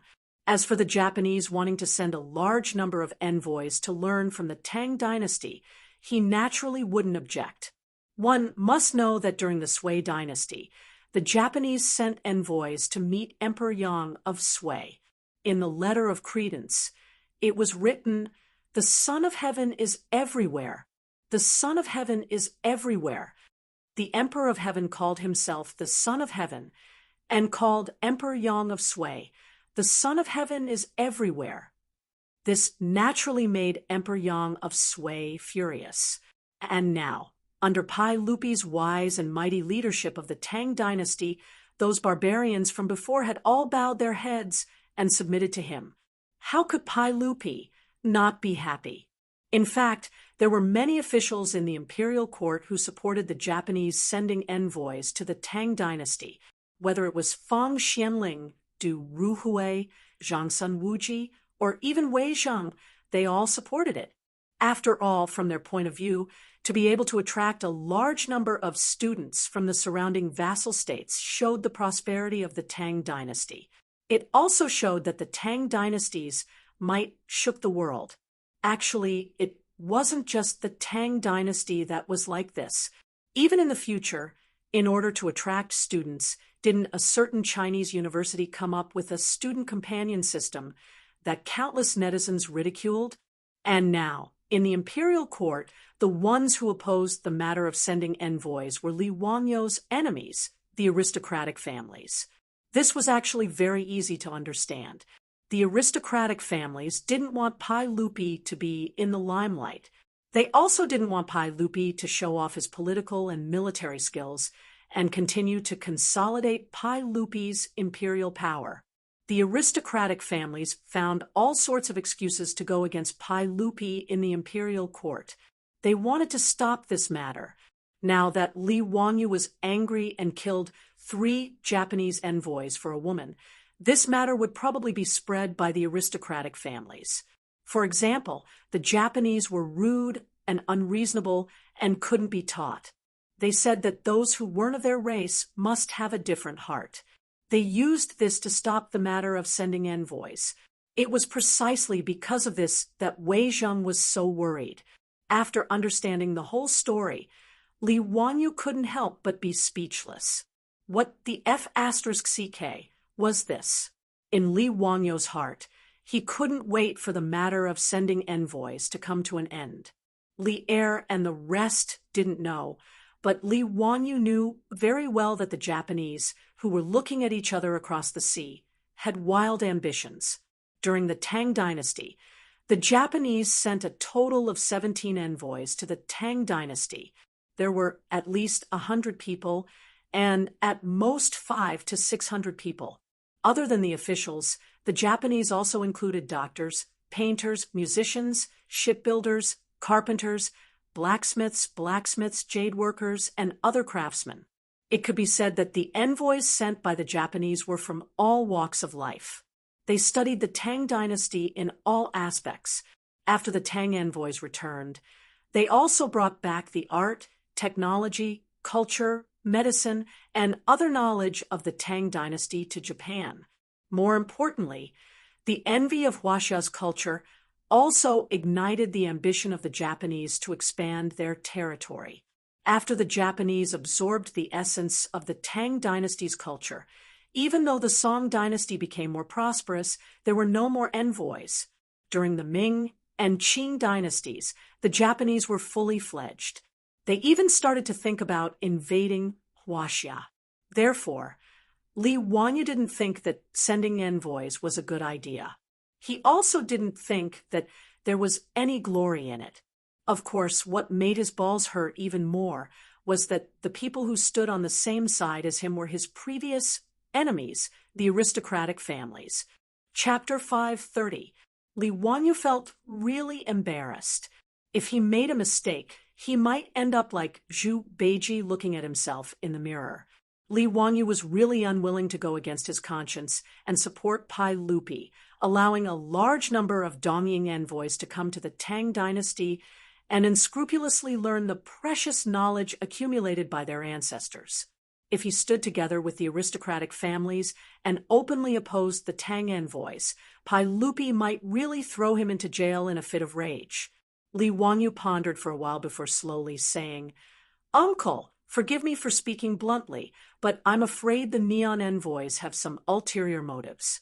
I have some understanding of the Neon people.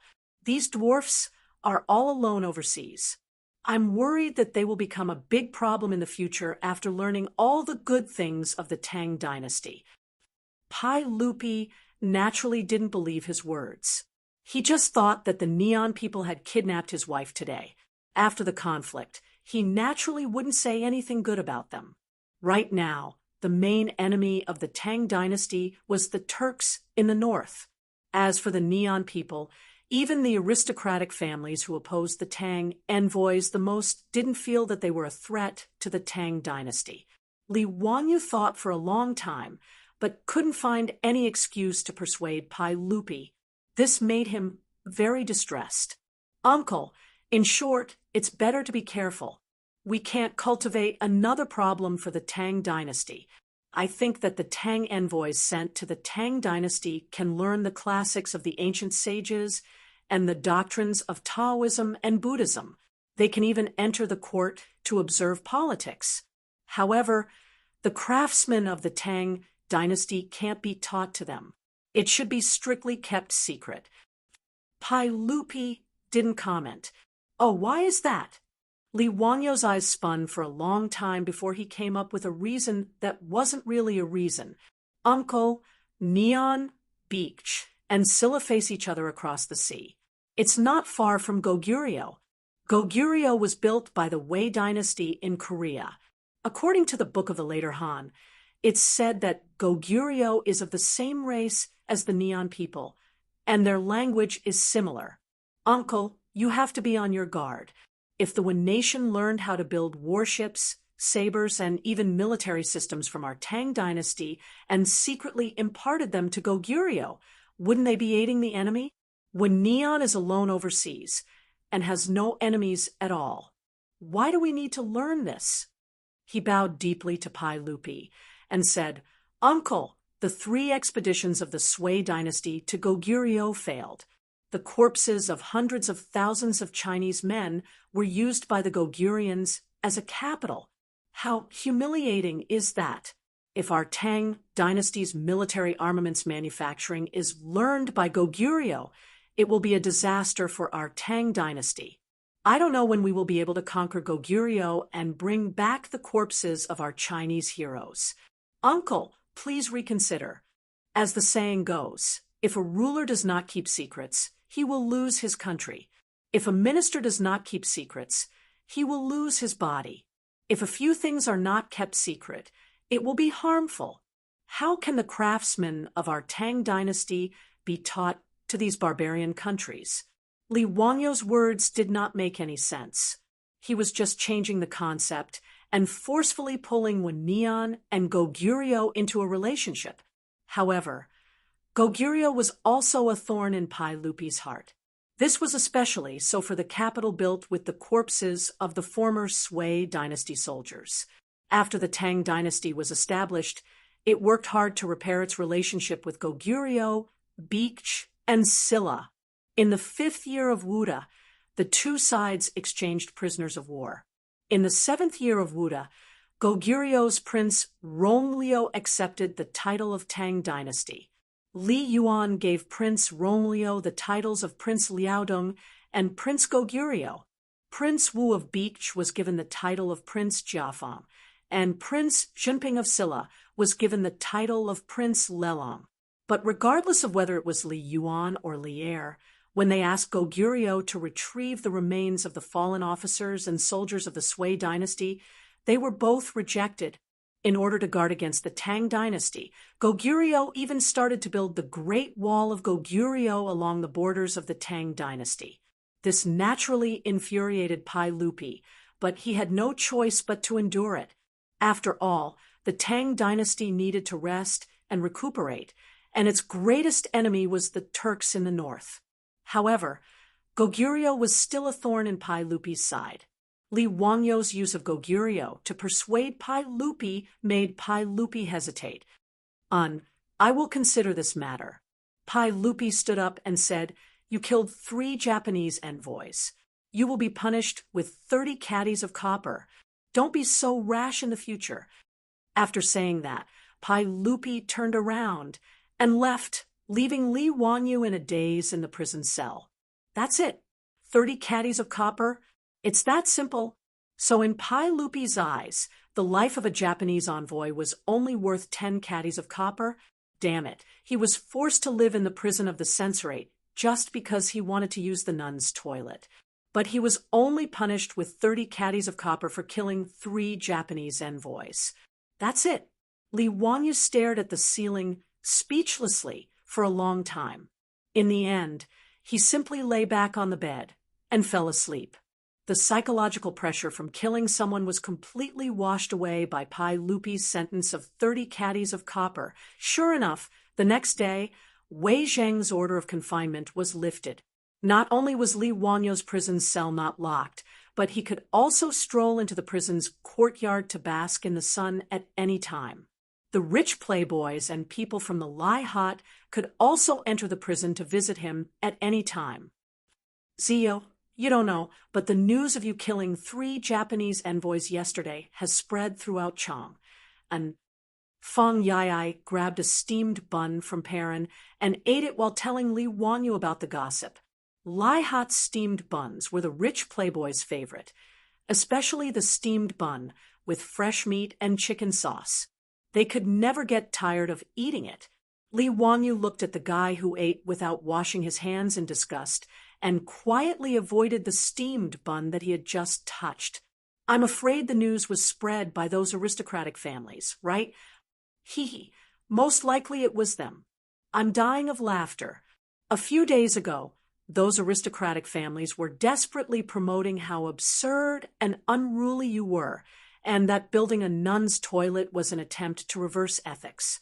But in just one night, everything changed. Everyone in Chang and is talking about how you confronted those despicable and shameless Japanese and how you mercilessly killed them. In addition to degrading those Japanese envoys to be worthless and rude, they are also promoting how brave you, the county count of Hu County, are. Haha, I'm dying of laughter. The rich playboys naturally knew about the dispute between the aristocratic families and Li Wangyo. Seeing that the aristocratic families were pinching their noses and promoting Li Wangyou's bravery and fearlessness in Chang, and they almost laughed their teeth out. In fact, how could Wang Runyu, Zheng Yuanshou, Cui Xin, and the others not feel uncomfortable? They felt as uncomfortable as if they had eaten a dead fly, but the aristocratic families were quite thick-skinned. Compared with suppressing Li Wanyu, making Pai Lupi feel uncomfortable was more important for them. The aristocratic families had the same attitude as Pai Lupi. They didn't care about the Japanese at all, but they didn't want to see the Japanese send a large number of envoys to the Tang Empire to raise Pai Lupi's imperial prestige. The aristocratic families had to choose the lesser of two evils. Naturally, they could only choose this. Li Wanyu didn't care about this. Sending envoys to the Tang Empire was something that Pai Lupi would fight with the aristocratic families. It wasn't his place to worry about it. What's more, Pai Lupi had Fang Xianling, Du Ruhui, and Zhangsan Wuji by his side to give advice. It wasn't something that a political newbie like him could participate in. In comparison, Li Wanyu was more worried about him wanting to build a toilet. Perrin, why didn't Changqing come? Li Wanyu took a bite of the delicious bun and turned to ask Perrin. After a night of rest, Perrin was now lively again. She made a face at Li Wanyu and said, "Sister Changqing was worried about you all night, but she said that the sage wouldn't make things difficult for you because of the Japanese. She said that she wanted to take revenge for you.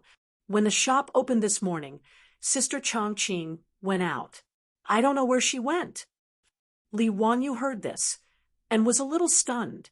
Take revenge for me? What does my beautiful boss want to do? Chapter 531. Li Wanyu was deeply worried about his beautiful boss wanting to take revenge for him. He wasn't worried about his beautiful boss, but he was afraid that his beautiful boss would make things too big, and it would be difficult to clean up. Although his beautiful boss was only in charge of the carriage business and underwear business in the Tang Dynasty, she was not an ordinary person. In the future, his beautiful boss was able to become Li Wangyou's boss at the age of 24. She didn't rely on a degree from the University of Pennsylvania, but on her own ability. Although after transmigrating to the Tang Dynasty because of her gender and her lack of familiarity with the Tang Dynasty, the beautiful boss kept a low profile. However, Li Wanyu was sure that if his beautiful boss really wanted to stir up trouble, she would definitely cause a lot of trouble. However, Li Wanyu was looking forward to it. As a strong woman in the future, it would be quite interesting to fight with the natives of the Tang Dynasty. Li Wanyu couldn't help but think of the other strong woman of the Tang Dynasty, Wu Meinyang Wu Zetian. He wondered what it would be like if his beautiful boss and the famous empress met. However, Li Wanyu couldn't help but laugh when he thought about it again. Wu Meinyang was born in the 7th year of Wuda and was only 4 years old now. No matter how monstrous she was, she could only be trained by her beautiful boss. Recalling the history of the Tang Dynasty in his mind, it seemed that Wu Zetian and her family were still living in Jingzhou. Wu Meinyang would only move back to Chang and with her mother in the 9th year of Xinguan when her father, Wu Shiqin, passed away. That year, Wu Meinyang should be 12 years old. Thinking of this, Li Wanyu rubbed his chin and wondered if he should do something at that time. If he could be the teacher of Li Chengqian, Li Tai, and the future Li Ji, then be the empress's teacher, it would be a very interesting thing. However, it was still too early to talk about this. As for what his beautiful boss wanted to do, Li Wanyu couldn't stop her. In short, his beautiful boss shouldn't be at a disadvantage. After understanding this, he decided not to care about it anymore. He focused on the meat bun in his hand and ate his breakfast in peace. Just like that, Li Wanyu stayed in the prison of the censorate. Every day, he would play mahjong and fight the landlord with the other rich kids. He also had 3 meals a day delivered by Perrin. His life was very comfortable. Other than not being able to leave the prison of the censorate, everything else was no different from being in his own residence. Moreover, in the eyes of the prison head and the prison guards, Li Wanyu, the county count of Hu County, had taught the Neon people a lesson for them. Therefore, they were very grateful. In addition, everyone was afraid of Li Wanyu. That day, Li Wanyu killed 3 Neon people without saying a word, which shocked the jailer greatly. And Li Wanyu was also very generous, throwing out a lot of copper coins. This group of prison heads and jailers wished they could worship Li Wanyu as if he was their ancestor. 2-on-2. Fang Yai threw out his cards and asked Wei Shiyu, "Shiyu, did your master say how long it will take for Zio to get out?" "It's been a few days. It's really boring to play mahjong in this prison every day." 4-on-3. Bomb. Wei Shiyu threw down the bomb proudly. "My master doesn't have the final say in this matter. The saint has to say it. I think it will be soon. Hasn't the old man Tuoba's coffin been stopped for 5 days? In 2 days, it will be time to bury him. I think after he is buried, Zio should be able to get out." Li Wanyu looked helpless.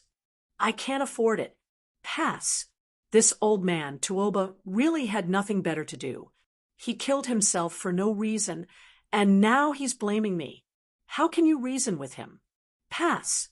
Shiyu, do you know how to play mahjong? Zio is the landlord. Why did you bomb me? If you ask me, this old man Tuoba is very powerful. He can hang himself to death. He is very capable. When Li Wanyu heard his words, he stopped playing mahjong. "Brother Yai, what do you mean?" "He, I heard it from others. It is said that old man Tuoba has been ill since the beginning of spring. After he was sent to Hu County by the saint, his illness worsened. Think about it. This old man Tuoba was so sick that he was about to die. It would be normal for someone of his age to take poison or slit his wrist to commit suicide.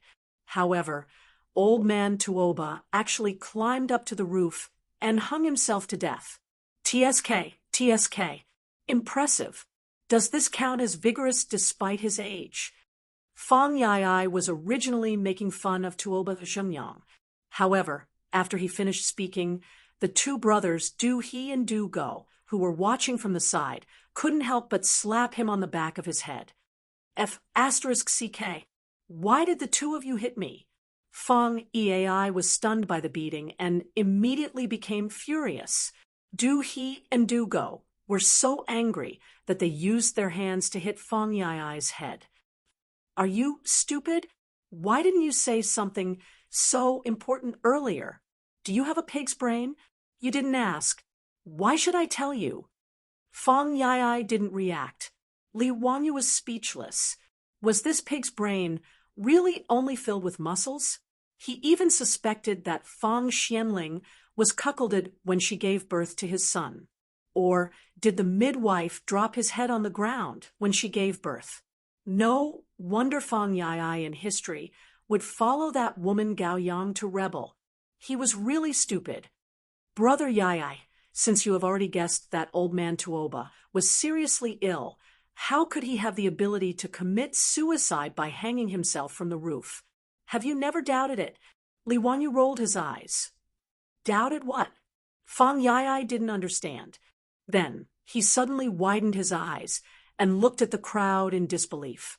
"Do you mean that old man Tuoba didn't have the ability to commit suicide by hanging himself from the roof? However, that group of old men lied and said that he committed suicide by hanging himself?" Wei Shiyu came over and said coldly, "It is even possible that old man Tuoba was strangled to death by others. This is impossible, right? That's a 5th grade scholar of national studies. Who would be so bold? Who would dare to murder an official of the imperial court?" Fang Yai muttered. "Humph, that might not be the case. Just look at how many people have benefited from old man Tuoba's death. That group of old men who were chased away by the sage to Hu County are now back. this group of people might be willing to do such a thing for their own positions. Zio was even wronged and was sent to prison because of this. Do you think it is possible? Wei Shiyu said coldly. Fang Yai was speechless. He wasn't really stupid. He just didn't think in that direction before. But this is just our suspicion. What use can it be? Can we go to Old Man Tuoba's residence and open his coffin for an autopsy? Old Man Tuoba even left a blood letter. This matter is already set in stone. What else can we do? Fang Yai muttered. Li Wangyu thought for a long time. His eyes lit up. He reached out and waved at the rich kids. A few of them gathered together and whispered. Chapter 5:32. Every time the drum of Chang was beaten, the huge city would slowly fall into a deep sleep and become extremely silent.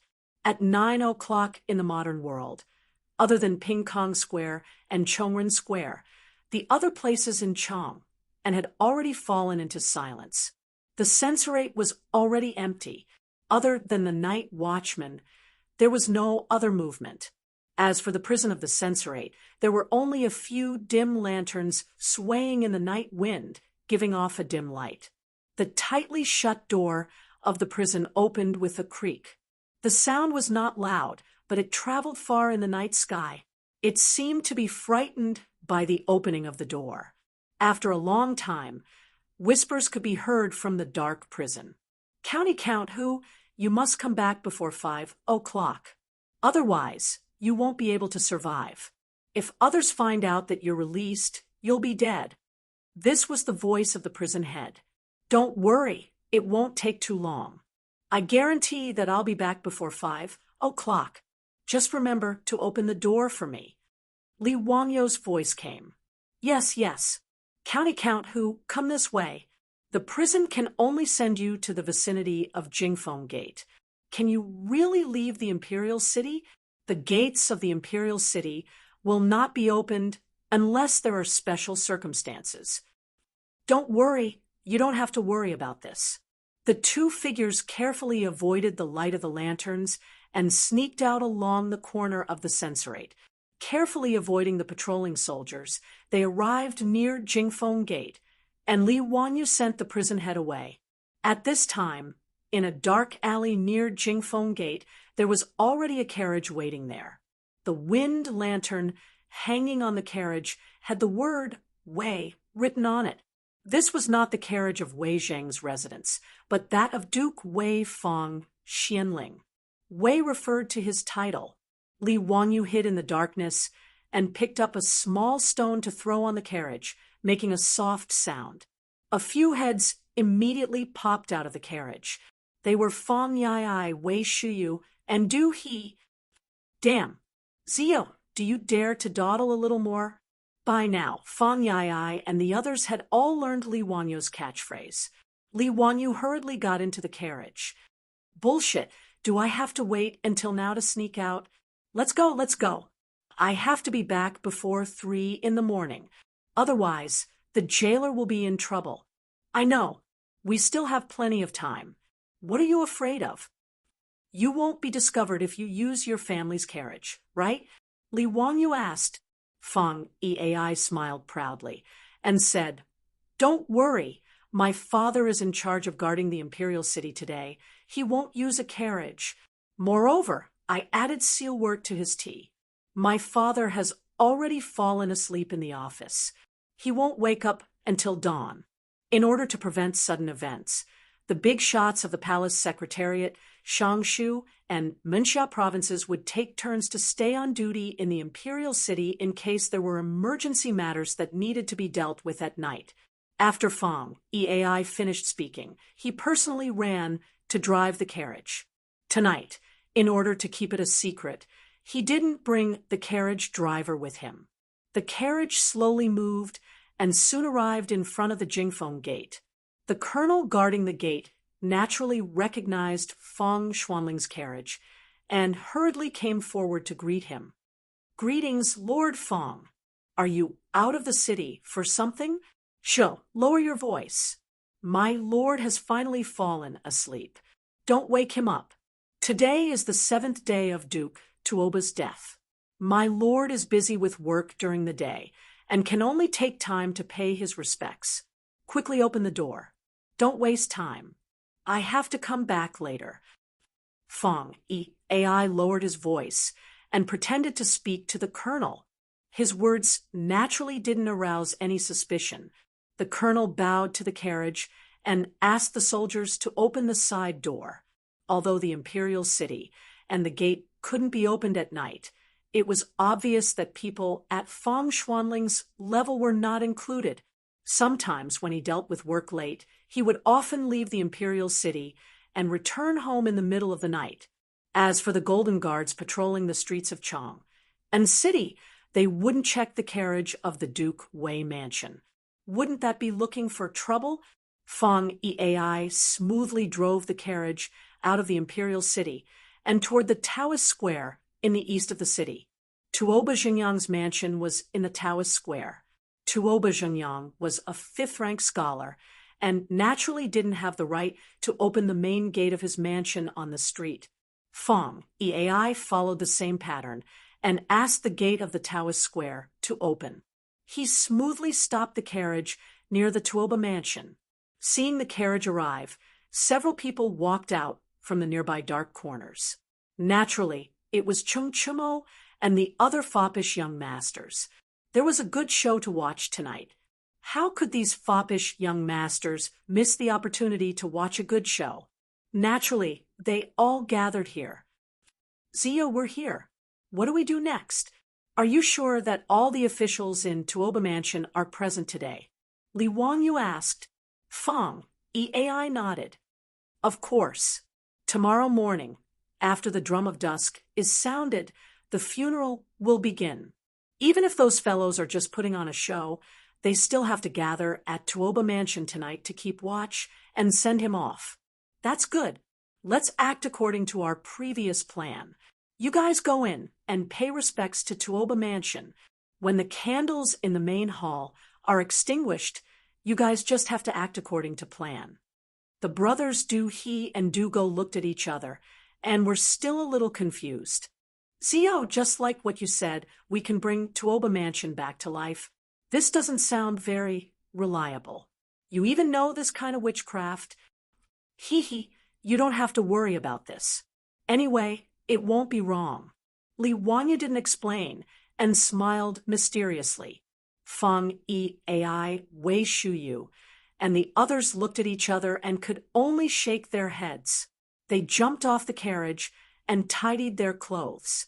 After making sure that they had brought everything, the group of foppish young masters walked toward Tuoba Mansion. Because of the funeral, the main gate of Tuoba Mansion had been open day and night for the past few days so that the guests who came to pay respects could enter. Tuoba Xingyang's morning hall was located in the central room of the mansion. In the morning hall, his filial son and grandson, dressed in white, were burning paper money. The dozen old officials who carried Tuoba Xingyang's coffin back to Chang and city were also in the main hall. They were chatting softly to pass the time. Other than these old officials, some of Tuoba Xingyang's friends and students were also in the main hall. Even though it was already late at night, Tuoba Mansion was still very lively. Li Wanya was hiding at the side. When he saw Feng AI and the others enter Tuoba Mansion, he whistled softly. Two people walked out from an alley not far away. They were Niu Wu and Su Lu, a member of Tuoba Mansion's troupe. Both of them were dressed in black and carried a short bow on their backs. Niu Wu, Su Lu, do you remember what I said before? When Feng AI and the others are done paying respects, shoot stones with your bows and arrows to extinguish all the candles in the main hall. Is that okay? Niu Wu nodded. Don't worry, Lang Jun. It's a piece of cake. Su Lu didn't say anything. He just nodded. He and Niu Wu came to this political square before the drum was sounded and had been hiding until now. Be careful. Don't be discovered. After this, you don't have to worry about it. Go find a place to sleep. When the gate opens in the morning, go back to Kaihua Square. Got it. Niu Wu and Su Lu nodded. The two of them took a few steps back and ran up the wall of Tuoba Mansion. Then, they disappeared into the darkness. Chapter 5:33. Chung Chumo and the other prodigal sons came to pay their respects to Tuoba Xingyang in the middle of the night, which attracted the attention of everyone in the morning hall. Although Tuoba Xingyang's family did not know why these prodigal sons came, they were guests from afar. Moreover, they were the sons of the first wife of the High Duke's public house, so they had no choice but to think too much about it. After greeting the family members of Tuoba Xingyang, the foppish lords lit incense for the old man one after another. After the ceremony was over, they stepped aside and comforted the family members of Tuoba Xingyang perfunctorily. As they were talking, a few almost inaudible sounds of something breaking through the air were heard in the morning hall. Following that, the candles in the morning hall went out one after another. The originally brightly lit morning hall was immediately plunged into darkness. Only the fire in the brazier where the joss money was burned could still be seen. This sudden change caused an uproar among the people in the morning hall. Some called for the servants to bring in the candles, and some screamed in shock. The morning hall was in a mess. Without a doubt, it was Niu Wu and Su Lu who shot out stones with their short bows to extinguish the candles in the morning hall. No one noticed that the prodigal sons who were gathered together had scattered under the cover of the darkness when the candles went out. They even took out things from their sleeves and threw them in all directions. As the prodigal sons moved, green willow, the wisps suddenly appeared in the dark morning hall. They floated around the morning hall, making it look extremely eerie and terrifying. This strange scene shocked the panicking people in the morning hall into shutting their mouths. They were so frightened that they trembled and did not know what to do. Ghost, ghost, ghost. Someone was so frightened that he fell to the floor and shouted while pointing at the willow, the wisps in the air. In fact, not only were the prodigal sons in the morning hall frightened, but even the prodigal sons who followed Li Wangyo's plan were also frightened by this scene. Cheng Chubi's back was covered in a layer of white sweat. He moved closer to his elder brother's ear and whispered, Big brother, Zio, he can't really know witchcraft, right? Is he really going to summon Tuoba Xingyang's soul back? Shut up. Cheng Chumo glared at him. In fact, his palms were sweating. The willow, the wisps that appeared out of nowhere, were beyond everyone's comprehension. Then someone suddenly pointed at Tuoba Xingyang's coffin, and he could not utter a complete sentence for a long time, as if someone was grabbing his throat. Coffin, there's white fog. Everyone who had been scared out of their wits looked up. Under the illumination of the green willow, the wisps, Tuoba Xingyang's coffin was indeed emitting waves of white mist that drifted in all directions. At this moment, everyone felt a chill run down their spines. There was even a fishy smell coming from the morning hall. It was obvious that someone was so frightened that they lost control of their bowels. Just as he was terrified, he heard a voice from Tuoba Xingyang's coffin. I died a horrible death. The voice was old and seemed to be similar to Tuoba Xingyang's voice, but it also sounded hollow and empty. When the voice came from the coffin, a few people in the morning hall rolled their eyes and fainted. The group of old officials who carried Tuoba Xingyang's coffin were even worse. Among the dozen or so people, many of them had fainted from fright. Most of the others were so frightened that they fell to the ground. Tuoba Xingyang's family members, on the other hand, were relatively calm. After all, he was their family. Even if he had turned into a ghost, they were not particularly afraid. Tuoba Xingyang's son fell to his knees in front of the coffin and sobbed uncontrollably. Father, are you back? I'm so unfilial. Father, do you have any unfulfilled wishes? Please tell me. Since the northern and southern dynasties, Huaxia had believed that the souls of the deceased would return home on the 7th day of their death. Although no one had seen it with their own eyes, it was the custom. Thus, Tuoba Xingyang's family naturally thought that Tuoba Xingyang's soul had returned to his home. The ethereal voice sounded again. Dalong, my son, I've died a terrible death. Someone killed me in Hu County. My son wants to avenge his father. Tuoba Xingyang's son heard it clearly this time. The voice had indeed come from his father's coffin. Although the voice did not sound like his father's, he and his family members assumed that it was the voice of a person who had died. The words that came from the coffin made the group of old officials even more terrified. Lord Tuoba, a person's death is like an extinguished lamp.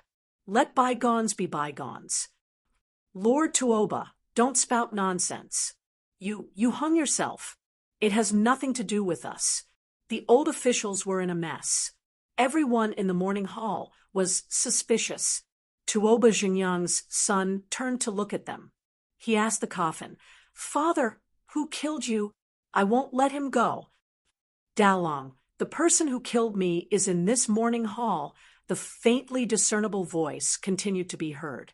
When these words were spoken, the group of old officials became even more flustered. This has nothing to do with me. Lord Tuoba, every injustice has its perpetrator, and every debt has its debtor. Don't get the wrong person. Lord Tuoba, it wasn't me who killed you. Lord Lu, this was all Lord Lu's idea. Nonsense, Lord Tuoba. I didn't grab your leg and stuff you into the white silk. Don't get the wrong person. Yes, it was you, you old thief. How dare you spout nonsense? It was clearly your idea. Tuoba Xingyang's soul had returned, and he even claimed that he had died an unjust death in front of everyone. The murderer was right in the morning hall. Naturally, these old officials were scared out of their wits. In their panic, they blurted out everything they could think of. The old officials began to argue with each other in the morning hall. Their words, combined with what Tuoba Xingyang's ghost had said earlier, made everyone realize what had happened. It turned out that the nonsense about hanging himself and using his death to prove his innocence was all fake. Tuoba Xingyang had died an unnatural death, and the murderer was this bunch of pretentious old officials who had carried his coffin into Chang, and with righteous indignation, Tuoba Xingyang's son roared angrily and pounced on Lord Lu. He sat on him and punched him. Old thief, how dare you kill my lord? I'll beat you to death today and have you pay for it with your life. The old official with the surname Lu did not have time to defend himself before he was knocked unconscious by the barrage of punches. Tuoba Xingyang's friends and students were worried that they would not be able to explain themselves if they killed an official. They hurriedly pulled Tuoba Xingyang's son away. Dalong, don't beat him to death. When the sun rises, carry your lord's coffin and bring these old thieves to Vermilion Bird Sect to complain.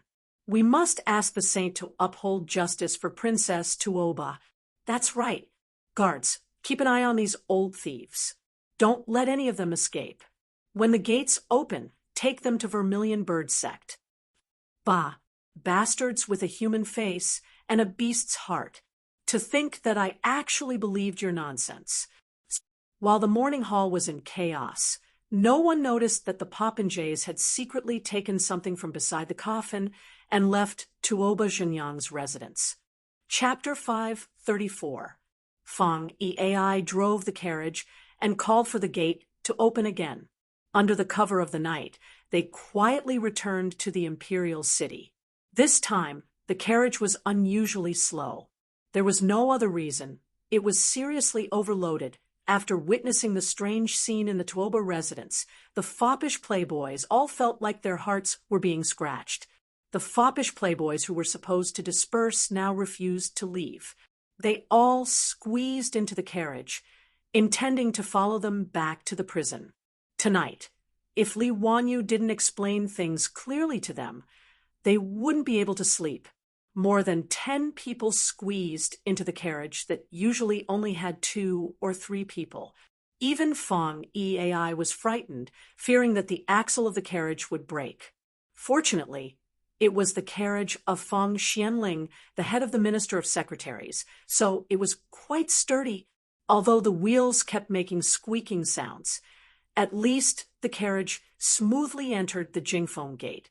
After thanking the colonel guarding the gate, Feng Eai stopped the carriage in an alley near the censorate.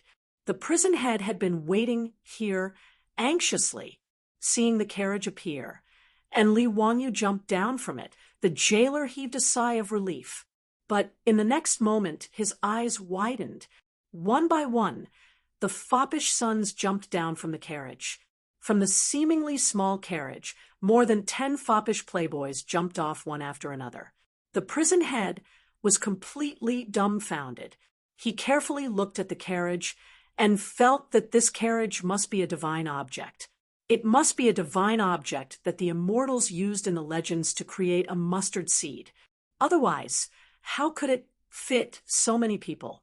If Li Wanyu knew the prison head's thoughts, he would definitely snort. What was this? In the future, there were even more amazing things. There was once a traffic police officer who caught a van that was seriously overloaded. In a van that was supposed to carry 6 people, 35 people were stuffed into the Guinness Book of Records. That was magical. The crowd followed the prison head and quietly slipped into the prison like thieves. After the prison door was locked again, the crowd burst into unbridled laughter. Chung Chumo threw a gold ingot to the prison head. You did well today. This is your reward. Keep your mouth shut. Don't go out and talk nonsense. If I hear some rumors, be careful of your bones. Yes, young Duke, don't worry. I won't know anything after I leave. The jailer took the gold and smiled so widely that his eyes couldn't be seen. Everybody returned to Li Wangyu's luxurious prison cell. They lit the candles, brought wine and food, and drank to their heart's content.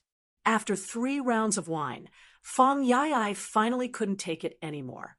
He put down his wine glass and asked, Zio, explain to your brothers what happened tonight. These words were naturally what all the silk pants wanted to know. They all looked at Li Wanyu, hoping for an explanation. In this regard, Li Wanyu chuckled. Actually, it's nothing much. I just wanted to trick them. I didn't expect that group of old thieves to have such poor mental fortitude and confess without being pressed. After hearing Feng Yai's words 2 days ago, Li Wanyu took it to heart. He had Niu Wu go to Hu County and find Yang Quan, asking him to help investigate Tuoba Zhengyang. Yang Quan naturally knew that Tuoba Zhengyang had hanged himself. When the news spread that day, he was the one who led the Yamen runners to Tuoba Zhengyang's room and untied the old man from the white silk hanging from the ceiling. After hearing Niu Wu's words, Yang Quan couldn't help but have some doubts. He found the county magistrate, Fang Chun, and went to investigate again. When the group of old officials arrived in Hu County, they just happened to live in the Lai Hot. After Li Wanyu paid off the debt to the county Yamen, he didn't sell it and left it empty. After the group of old officials arrived in Hu County, Yang Quan arranged for them to live in the residence. He also arranged for a few servants to serve them and didn't bother with them anymore. Yang Quan and Fang Chun summoned the servants who served the old officials in the residence to the county Yamen's main hall and asked them about what happened that day. However, the servants didn't know anything. They only said that on the night Tuoba Zhengyang hanged himself, the old officials chased all of them to the front yard. As such, no one knew what happened. However, they confirmed that Tuoba Zhengyang was seriously ill a few days ago. The servants even invited the county's doctor to take a look at him. Yang Quan naturally ordered the Yamen runners to summon the doctor for questioning. He learned that Tuoba Zhengyang was old and weak and had caught a cold.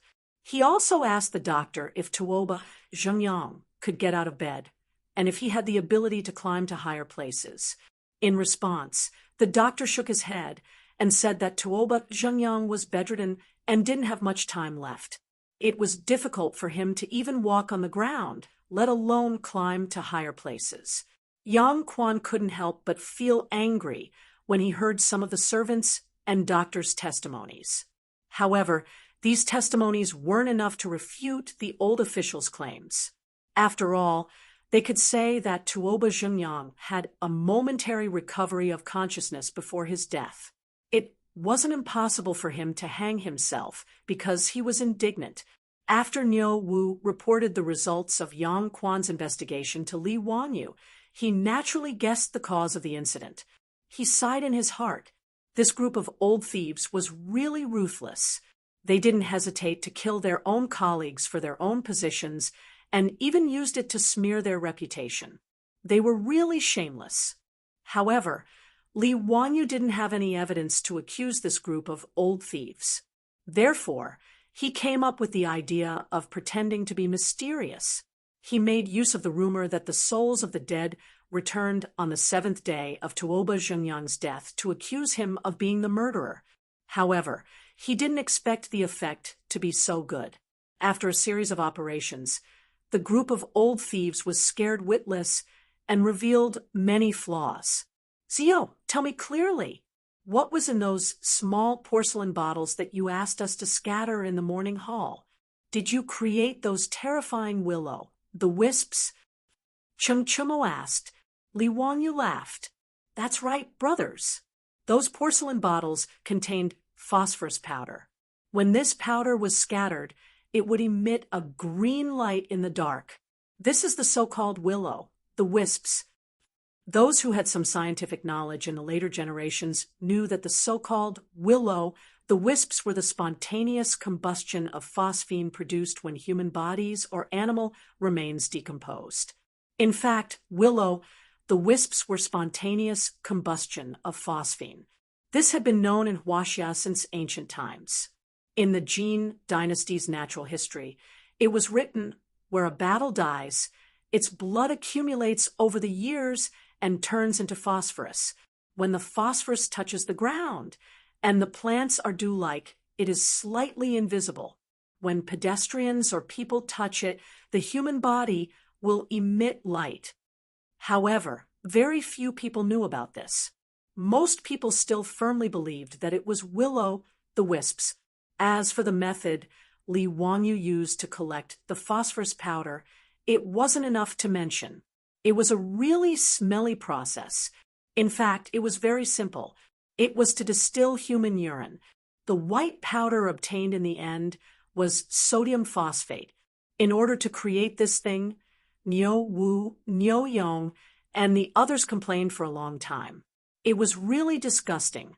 Li Wanyu asked Niu Wu and the others to distill a few small bottles of phosphorus powder. He put them in small porcelain bottles and gave them to the debauches. After the candles in the morning hall were extinguished, they were to scatter the contents of the porcelain bottles. Naturally, the wisps were formed. To put it bluntly, it was not even worth mentioning. The debauches finally understood that what they scattered was actually extracted from human urine. Each and every one of them was extremely disgusting. F***CK. Zio, you're too disgusting. You actually let us scatter such a filthy thing in our hands. Deal with this bastard. Following Fang Ei's shout, the debauches swarmed forward and ravaged Li Wanyu. Chapter 5:35. Under the threat of the silpants, Li Wanyu had no choice but to confess everything. The smoke coming out of the coffin was naturally the result of dry ice meeting water. Making dry ice was introduced in the science textbook of the 4th grade. The reaction of vinegar and baking soda produced carbon dioxide. A bottle filled with carbon dioxide could be cooled in the refrigerator. There were no refrigerators in the Tang dynasty, but there were ice cubes made from saltpeter. Dry ice could also be obtained by cooling them. When dry ice met water, it would turn into gas and sublimate rapidly. The temperature of the surrounding air would drop, and the water vapor in the air would condense into countless water droplets, producing fog. This was actually very simple physical and chemical knowledge. As for the matter of Tuoba Zhengyang's resurrection, Li Wanyu refused to say anything. He only said that it was an ancestral technique that could not be taught to outsiders.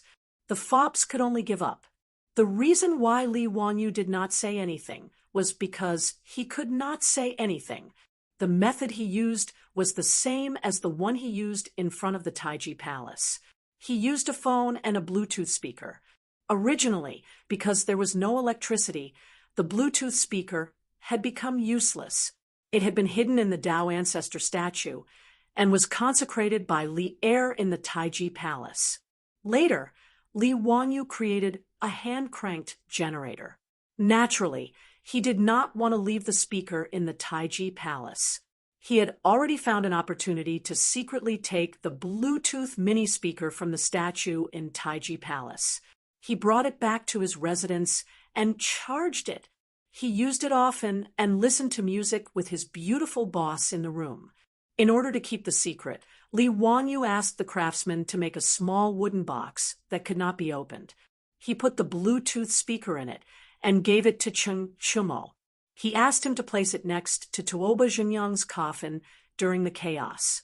On the other hand, he was outside the Tuoba residence, using his phone to create a good show. Of course, he could not tell these details to the fops. Not only could he not explain the phone and the Bluetooth speaker, but he also did not dare to let this matter spread. Otherwise, if Pai Lupi knew, he would skin him alive. The small wooden box containing the Bluetooth speaker was also secretly brought back by the rich kids and returned to Li Wanyu. Unbeknownst to anyone, the foppish lords cooperated with Li Wanyu and created a great show where Tuoba Zhenyang came back to life. The silk pants drank and celebrated in the prison until dawn. The group of people were too lazy to return to their residences. They slept soundly in Li Wanyu's prison cell. At this time, the morning drum of Chang and city had been beaten, and the gates of the city were opened. The city of Noda began to recover from the darkness. At Vermilion Bird Gate, the imperial army guarding the gate, as well as the officials preparing to attend court, couldn't help but widen their eyes. A few days ago, Tuoba Zhenyang's coffin was brought here, and it was already an eye-opener for everyone. Why was it happening again today? Because of Tuoba Zhenyang's death. Li Wanyu, the county count of Huxian, was ordered by the saint to take over the prison. Could it be that these people were still not satisfied? Why did they bring Tuoba Zhenyang's coffin to Vermilion Bird Gate? What surprised the imperial army and the officials even more was that the group of old officials who carried the coffin a few days ago looked as if they had lost their parents. Their clothes were disheveled, and their hair was messy. Some of the old officials even had nosebleeds and bruises on their faces. They were in a sorry state. Everyone, may I ask where you are going? The colonel guarding Vermilion Bird Gate didn't dare to be negligent. He hurriedly ordered the imperial army to stop the group of people. He didn't dare to let this group of people into the imperial city. We are going to the censorate to complain. Tuoba Zhenyang's son was wearing mourning clothes. He knelt down while holding the coffin. My lord was murdered by these old bastards. We are going to the censorate to report these old bastards. Colonel, please help us pass the message. Tuoba Zhenyang's son was also an official in the imperial court. Although his rank wasn't high, he was only a rank 8 East Market deputy. However, many of the officials outside Vermilion Bird Gate knew him. When they heard what he said, they were all shocked.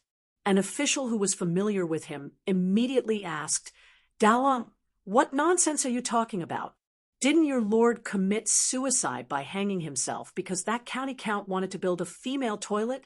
He used his death to show his sincerity. How did it become Eunuch Lu and the others who murdered your lord? Daolong, why are you saying this? Tuoba Xingyang's son was waiting for someone to ask. He immediately stood up and pointed at the dozens of old officials. He raised his voice and said with righteous indignation, I dare to tell everyone that last night was the 7th day of my lord's death. He came back to his senses and told everyone about this. Last night, there were dozens of people in the mansion who witnessed it. Moreover, these old bastards blamed each other in panic and admitted that they murdered my lord. His words immediately caused an uproar among the surrounding officials. The group of people who had witnessed this in Tuoba's palace last night also spoke out to testify. The group of old officials lowered their heads and didn't say anything. They didn't defend themselves at all. It was obvious that they agreed with Tuoba Xingyang's son's accusation. This caused the officials to discuss even more. What? Tuoba Xingyang came back to his senses? Last night was the 7th day of Tuoba Xingyang's death. That's when he came back to his senses. So, Tuoba Xingyang was killed by someone. No wonder he came back to his senses and pointed out the culprit. Eunuch Lu and the others killed Tuoba Xingyang? How dare they? Isn't that county count very wrongly accused? He's still locked up in the prison by the saint. Isn't that right? Eunuch Lu and the others said that Tuoba Xingyang used his death to show his sincerity and forced the saint to issue an edict to throw him into the prison. Now, there's a show to watch. Just wait and see. The saint will definitely be furious because of this. Bah, these old bastards dare to distort the truth like this. They're not human. When the Vermilion Bird Sex colonel saw this, he didn't dare to delay any longer. He quickly ordered someone to report to the censorate. When Wei Zheng heard this, he was also shocked. This kind of thing was unheard of even in the Sui dynasty, let alone the dynasty that had been established for more than 10 years. It was already shocking that more than 10 old officials murdered their colleagues. Now, there was even a dead person who came back to his senses and pointed out the culprit. Wei Zheng really couldn't believe what he had heard. Wei Zheng hurriedly brought a group of censors from the censorate and officials to Vermilion Bird Sect. He asked Tuoba Xingyang's son, Tuoba Xian, you said that your lord's soul came back last night. Is this true? Eunuch Wei, this is absolutely true. Dozens of people saw it last night. Right, Eunuch Wei, your eldest son also came to pay respects to my late father. He also saw it with his own eyes. If Eunuch Wei doesn't believe me, you can call your eldest son over and ask him.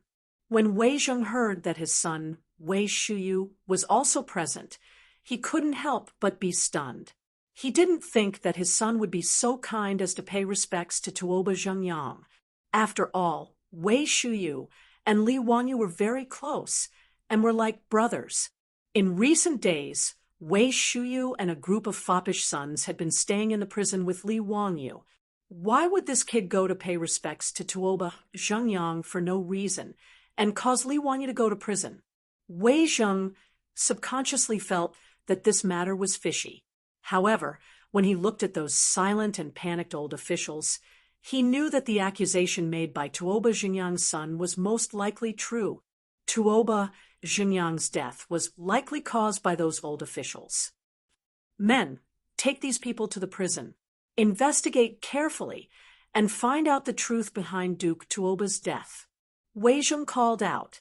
Immediately, people from the censorate came forward and took the old officials to the prison. Chapter 536. The citizens of Chang and all felt that there was too much news worth gossiping about recently. It was too much for their eyes to take in. Just a moment ago, they were still talking about how County Earl who wanted to build a female toilet and forced an old official to commit suicide. The next moment, the topic changed to how County Earl, who fought against the despicable Neon people and killed 3 Neon envoys to save his wife. The citizens of Chang were dumbfounded. The situation had changed too quickly. Then, And even more shocking news came. Professor Tuoba Xinjiang's resurrection on the 7th day of his death, and his identification of the murderer caused an uproar in Chang, and compared to County Earl, who the citizens were more interested in the resurrection of the dead. Many busybodies even went to the Taoist square to find out more about this. As soon as the servants of the Tuoba Manor left the manor, they would be surrounded by people who wanted to know what had happened last night. Most of these servants had witnessed the resurrection of Tuoba Xinjiang with their own eyes last night. When they were questioned, they all described the resurrection of Tuoba Xinjiang vividly. Everyone who heard this was amazed. Naturally, the news quickly reached Pai Lupi's ears and made him furious. Today, in the Taiji Palace, Pai Lupi scolded the group of old officials in front of hundreds of officials for more than 10 minutes. His anger was evident in his words. Minister Wei, Daozong, the censorate, and the Ministry of Justice will investigate this case together. We must find out the cause of Tuoba Xinjiang's death. Yes, Wei Zhang and Li Daozong stood up at the same time. This time, no one stepped out to plead for mercy for the group of old officials. Even the old friends of the old officials felt a chill down their spines when they heard that they had murdered their colleagues. These old officials might not die. After all, there were so many of them. Pai Lupi couldn't order the execution of so many old officials at once. That would tarnish his reputation. In addition, in the laws of the Tang dynasty, there were provisions for reducing the punishment of officials. There were 8 kinds of punishments: pleading, reducing, redeeming, and pawning. Pawning meant that if an official committed a crime, he could use his official title as pawning. If nothing unexpected happened, this group of old officials should be fined copper coins to compensate the families of the deceased. Then, they would be stripped of their official positions, reduced to commoners, and chased out of the imperial court. After all, these old officials were too old. If they were convicted of the crime of being vagabonds, they would probably all die before they could even reach their destination. After Pai Lupi lost his temper, Wei Zhang stood up again. Your Majesty, County Count who is still being held captive in the censorate's prison. Should we release him? Since he could basically confirm that the death of that old man, Tuoba Xinjiang, had nothing to do with Li Wanyu, then as far as Wei Zhang was concerned, it was naturally time to release Li Wanyu. Pai Lupi nodded. Originally, he had imprisoned Li Wanyu in the censorate as a last resort. Since Tuoba Xinjiang's death had nothing to do with him, it went without saying that he should be allowed to return home. But before Pai Lupi could say anything, dozens of officials came out from the hall and knelt on the ground. Your Majesty, you can't do that. Even if County Count, who had nothing to do with Tuoba Xinjiang's death, it is a fact that he tried to build a women's washroom. Furthermore, we would like to impeach County Count, who for colluding with the merchants of Chang, and to humiliate us. That's right, Your Majesty. That County Count who is not only unrepentant, but even worse. Now, he is colluding with the merchants to humiliate us. This is truly lawless. We would like to ask Your Majesty to issue an imperial edict to severely punish those merchants and County Count, who, impeaching Li Wanyu again. Pai Lupi was confused by the officials' words. What did they mean by Li Wanyu colluding with the merchants to humiliate the officials? What was this all about? My lords, why do you say this? How could the merchants dare to humiliate you? The merchants of the Tang dynasty were all inferior. Even if they were wealthy, their status was lowly. How could the merchants dare to humiliate the officials? Pai Lupi didn't believe it himself. Not only did he not believe it, but the officials in the hall also didn't believe it. Your Majesty, what we have said is true. The merchants of the eastern and western markets, including those barbarian merchants, all refused to sell when they heard that we were going to buy goods from them. Your Majesty, isn't this deliberately humiliating us? Your Majesty, how could those lowly merchants dare to humiliate us like this? They are really disloyal. Your Majesty, please issue an imperial edict to arrest all these rebellious merchants and put them in prison as a warning to others. Those merchants even put up notices in front of their shops, refusing to trade with us. Your Majesty, this can't be allowed. What do these merchants want to do? He's threatening the imperial court. Your Majesty, they even dared to refuse us in a brothel like Peace Square. How dare they do this? Your Majesty, please uphold justice for us. The complaints of these officials made Pai Lupi, Fong Xianling, and the others stunned. And then they couldn't help laughing. Those who came forward to severely punish the merchants of the eastern and western markets were all the officials and defenders who had fiercely attacked Li Wanyu during this period of time. In the eyes of Pai Lupi, Fong Xianling, and the others, this was Li Wanyu's revenge. After all, since they had scolded Li Wanyu so happily, it was normal for Li Wanyu to fight back. There was a regulation in the Tang Dynasty law that if you bought fake or substandard goods, you could return them within 3 days. When returning the goods, a notary must inspect the goods and confirm that there were quality problems. If the merchants refused to return the goods, they could report it to the officials, who would come forward to mediate the return and punish the merchants with 40 lashes as punishment. This was much stricter than the protection of consumer rights in the future. However, Pai Lupi didn't think there was anything wrong with the merchants refusing to sell to the officials. The laws of the Tang Dynasty didn't stipulate that merchants had to sell their goods to the officials. In fact, Pai Lupi, Fong Xianling, and the others misunderstood Li Wanyu. For this matter, Li Wanyu didn't know anything at all. Many merchants of the eastern and western markets of Chang and city refused to sell to the officials. In fact, it started from the day when Li Wanyu was escorted into Chang and by the censorate's prisoner carriage. On that day, after shopkeeper Rin of the Rin saddle shop recognized Li Wanyu, he stopped in front of the prisoner carriage and kowtowed. He was just a small merchant, so naturally, he couldn't do anything about Li Wanyu's experience. However, shopkeeper Rin was also a person who valued friendship. He believed that Li Wanyu had done his family a favor, so he thought about what he should do for his benefactor. After pondering for a while, shopkeeper Rin simply put up a notice in front of his saddle shop. It said that the Rin saddle shop refused to trade with any customer who had insulted and humiliated the county magistrate. His notice naturally attracted the attention of countless people in the eastern and western markets who had different opinions. In fact, shopkeeper Ren's action didn't have any effect. There were many saddle shops in Chang and city. If he didn't do business with others, naturally, others would do it.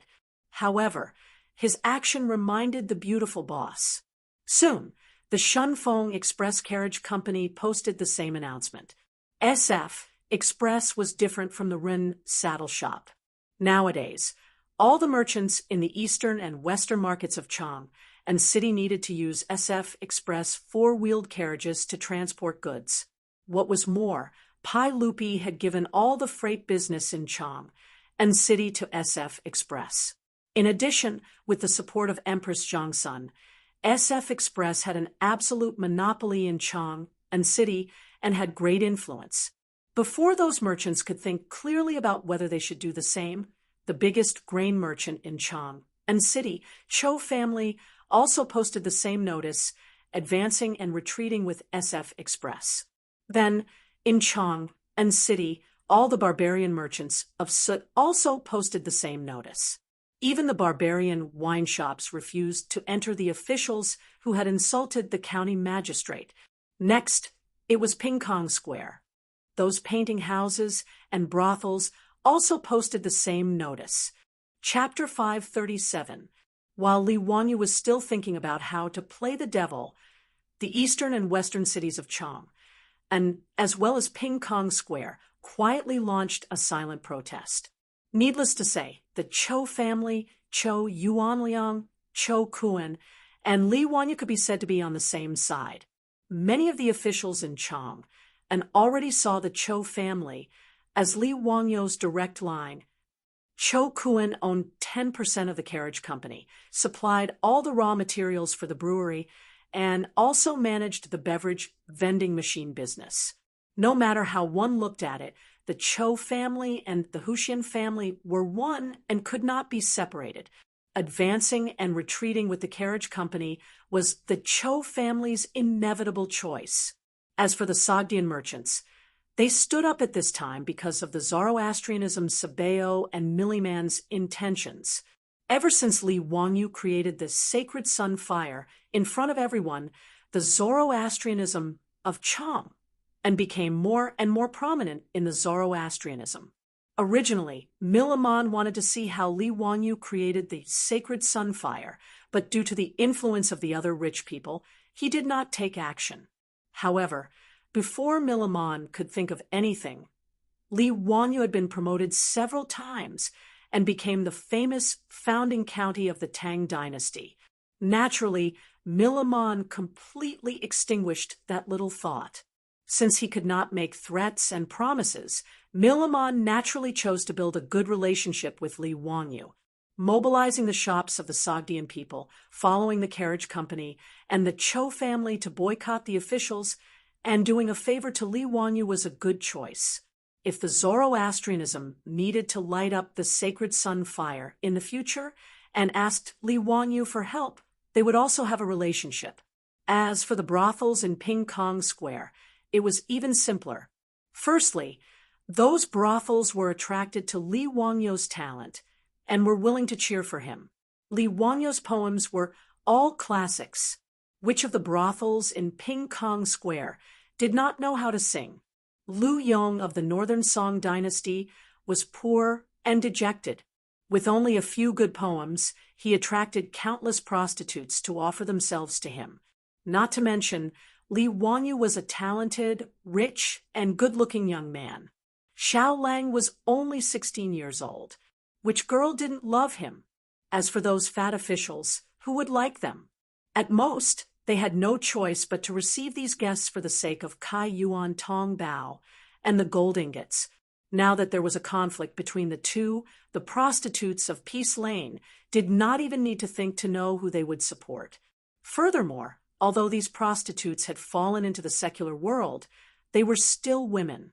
Li Wanyu was impeached and sent to prison by these old Taoist defenders for building a female toilet in Chang. And although these prostitutes could not do anything, they could express their attitude by refusing to receive customers. With the precedent set by Shun Feng Carriage Company, the Cho family, the Sut people, and Ping Kong Square, the other tens of thousands of merchants in the other two cities simply followed and posted notices, refusing to do business with those officials who slandered Li Wanyu. Even if there were merchants who did not want to offend those officials or those who sneered at Li Wanyu's actions, in the face of such a situation, they had no choice but to go with the flow, lest they be treated as outliers by the tens of thousands of merchants in the other two cities. Therefore, those officials who opposed Li Wanyu the most were unlucky. Not only were they rejected when they went to Ping Kong Square, but they were also rejected when they wanted to buy some cloth, oil, salt, and vinegar from their own mansions. This forced the servants of these officials to go out to buy goods. They could only conceal their identities for fear of letting others know the identity of their masters. This made these officials feel extremely humiliated, but they could not do anything about these merchants. Therefore, they could only file a complaint today, accusing Li Wanyu of bullying and humiliating them. After understanding the whole story, Pai Lupi could not help but shake his head. This group of officials was really too disappointing. They actually had the nerve to bring this kind of thing to Taiji Palace to impeach Li Wanyu. They really did not know what they were talking about. Chung Yaojin and the other big shots directly laughed out loud in the hall, feeling that this group of officials was really too funny. Originally, everyone could not hold back their laughter, but when they saw Chung Yaojin and the others laugh out loud, they could not help but roar with laughter. They actually had the nerve to bring this kind of shameful thing to the main hall. It was really the shame of hundreds of officials, and the group of officials who had complained tearfully before were now all red in the face from the ridicule of their colleagues. They wished that a crack would open in Taiji Palace for them to hide in. Pai Lupi naturally would not punish Li Wangyu or those merchants because of this group of officials' impeachment. To be treated like this by the merchants, other than showing that this group of people was incompetent and did not have the support of the people, what else could be explained? All right, dear officials, think of a way to deal with this matter. Don't bring it up in court again.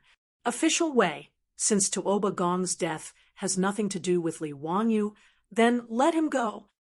Pai Lupi was too lazy to continue arguing with this group of people and directly ordered Wei Zheng. Wei Zheng naturally accepted the order. Although he did not approve of Li Wangyu building the female toilet, he also did not think that Li Wangyu should be detained in the prison for this reason. It was really a bit absurd. The officials who had impeached Li Wangyu did not dare to say anything. They could only bow their heads and retreat among the hundreds of officials like ostriches. This matter was considered to be over. Just as Pai Lupi was about to discuss court politics with the officials, he saw Mi Tuo hastily come in from the back of Taiji Palace and whisper in Pai Lupi's ear. Everyone, Her Highness the Empress and Consort Yang, led all the concubines out of the palace. They said they were going to Ding Zhou village in Hu County for a short stay. Hearing this, Pai Lupi couldn't help but furrow his brow. His wives had all left the palace at this time without even notifying him. This made Pai Lupi very surprised. Do you know what this is about? Why do I not know about this? Everyone, this servant does not know either. When the morning drum sounded and the palace gates opened, Her Highness the Empress led all the concubines out of the palace in a carriage. This servant did not dare to ask. Pai Lupi was very unhappy about this, but he could not say anything at this time. However, he was willing to bet that it definitely had something to do with Li Wangyu. His wives had all gone to Dingzhou village. No matter what, he had to find Li Wangyu and ask him about this matter. He turned his head and ordered Mi Tuo, go to the censorate and take that bastard Li Wangyu to the legislative hall. I will deal with him after court. Mi Tuo made a sound of agreement, but did not move. Pai Lupi asked curiously, why are you still not going? Is there something else? Mi Tuo looked awkwardly at the officials in the hall. After hesitating for a moment, he reported in a small voice, everyone, the 100 Cavalry Department reported that the ones leaving the city for Dingzhou village in Hu County were not only Her Highness the Empress and the concubines, there were also… And, what else? Don't stutter. Tell me clearly. Yes, there were also the madams and young wives of the Duke's manors. Mi Tuo quickly lowered his head and replied. His words made Pai Lupi stunned. What did he mean? Seeing that Pai Lupi did not understand, Mi Tuo quickly explained, everyone in Chang and city, these 4th or 5th grade officials, as well as the madams and young wives of the noble manors, after the city gate opened today, they all boarded the carriages of their manors and joined Her Highness the Empress. They left the city together and went to Dingzhou village. Pai Lupi understood Mi Tuo's words, and he was completely stunned. What was going on? A gathering of the noble women of Chang and city?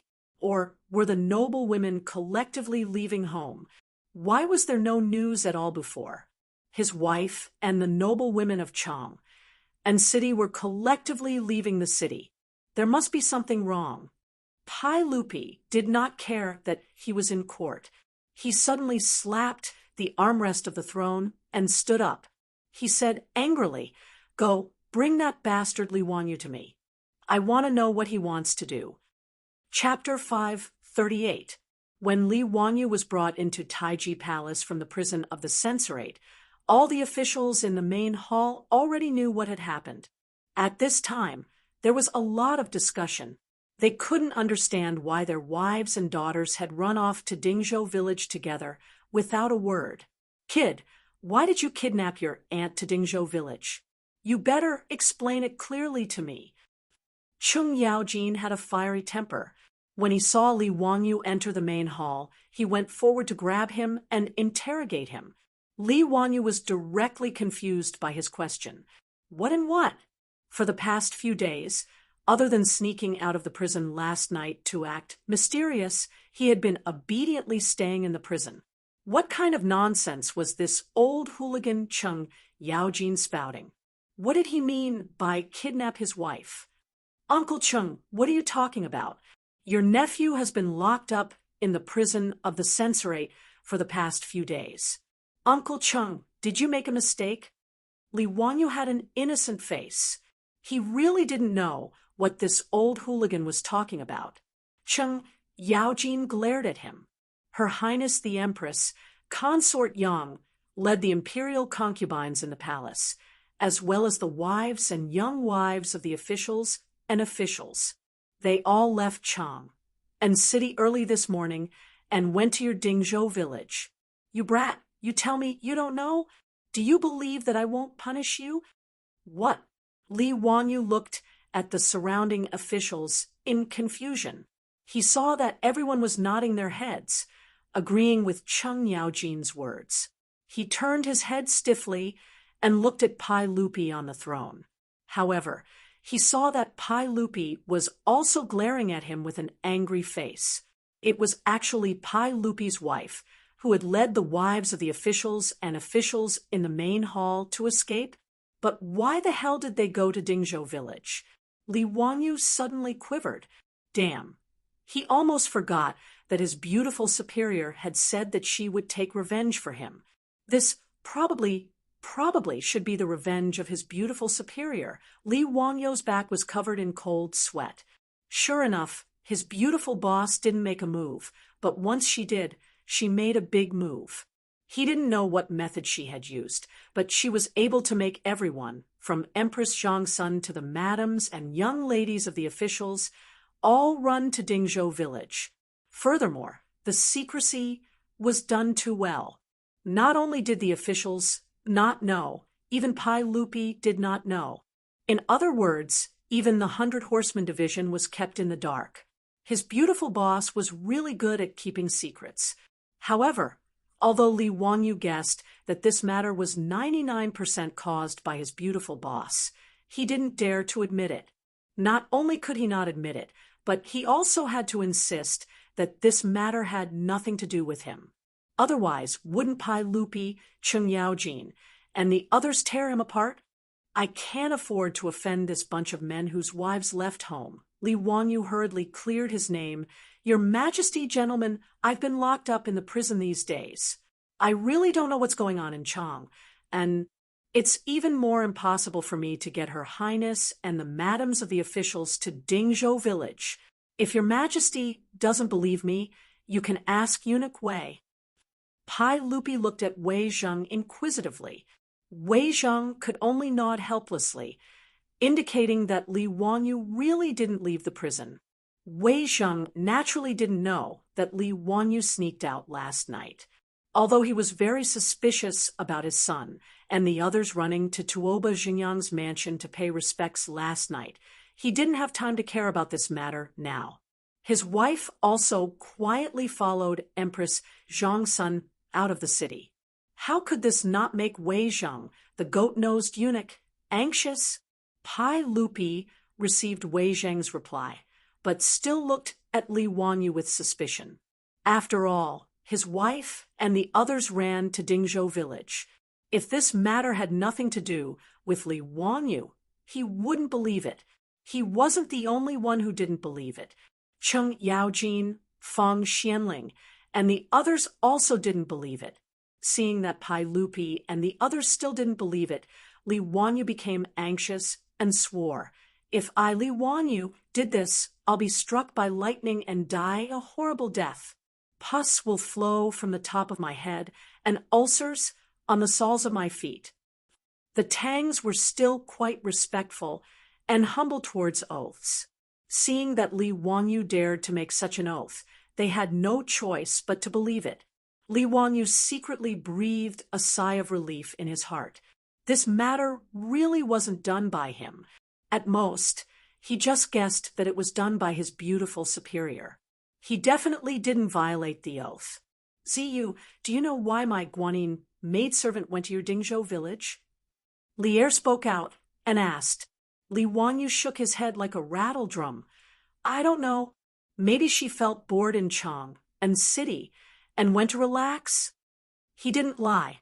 He guessed that his beautiful superior was avenging him, but he really didn't know why Empress Zhang's son and the others went to Dingzhou village. At this point, Pai Lupi naturally didn't have the mood to hold any court meetings. It was more important to figure out what his wife went to do. After hastily announcing the adjournment of the court, Pai Lupi prepared to personally go to Dingzhou village to see what Empress Zhang's son and the others were up to. In this hall, nearly half of the officials and nobles didn't leave.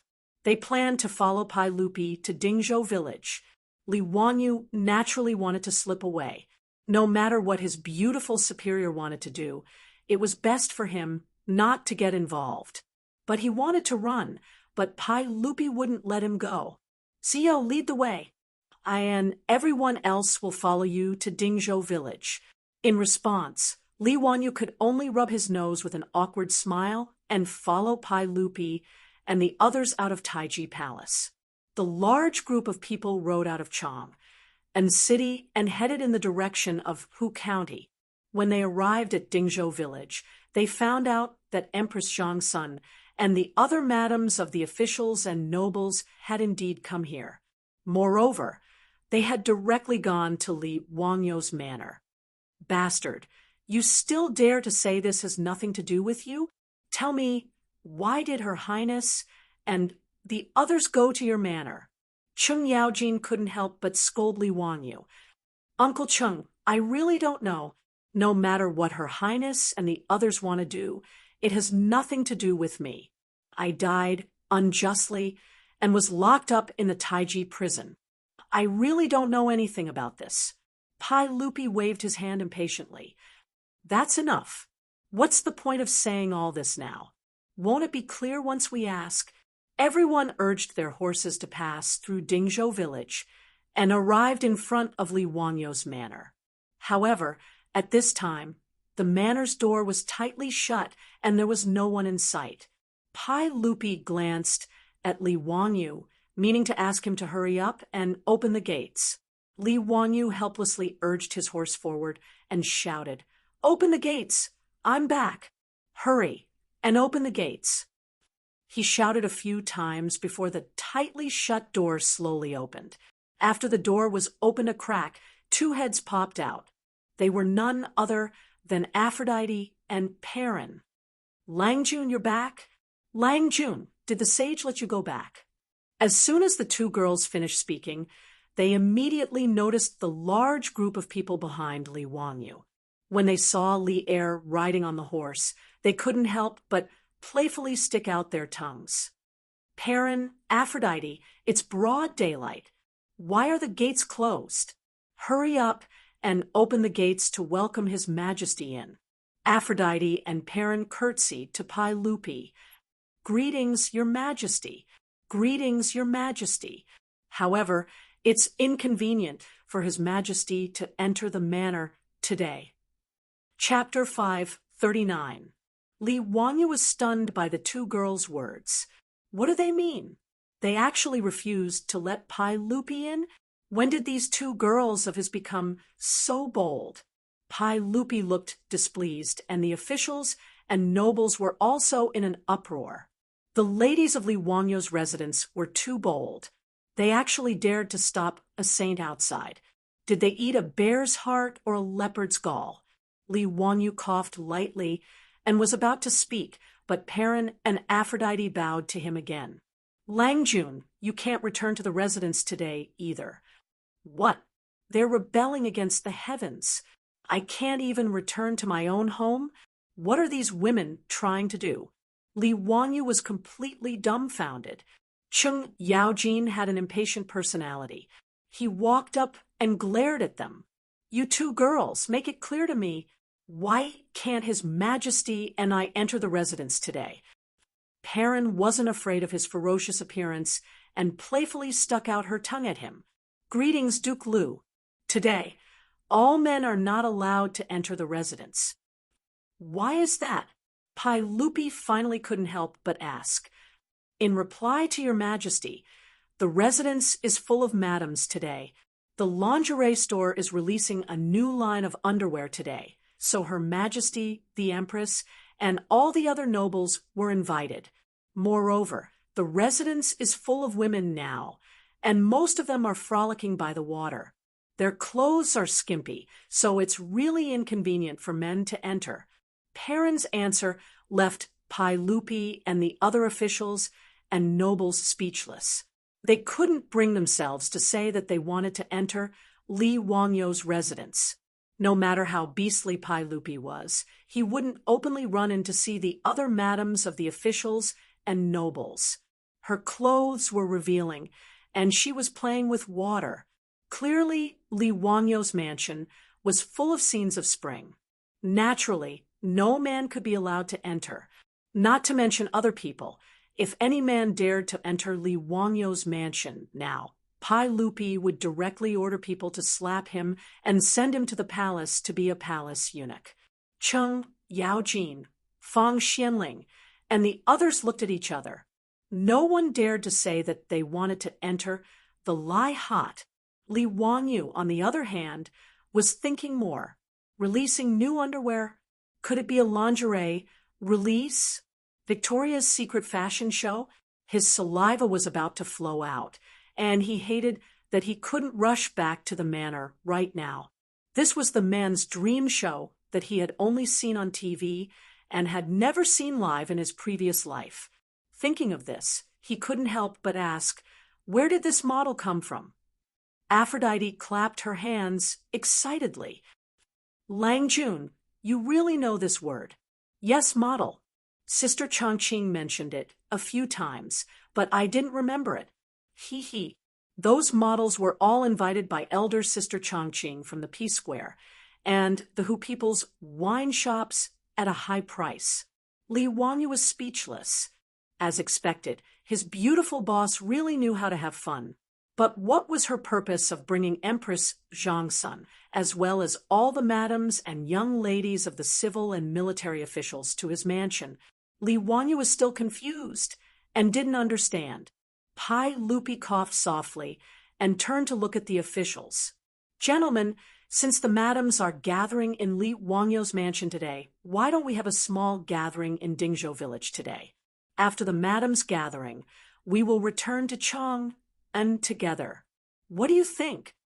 What he meant was that Empress Zhangsun and the others would have fun in Li Wangyou's mansion, while they would wait in Dingzhou village in case anything happened.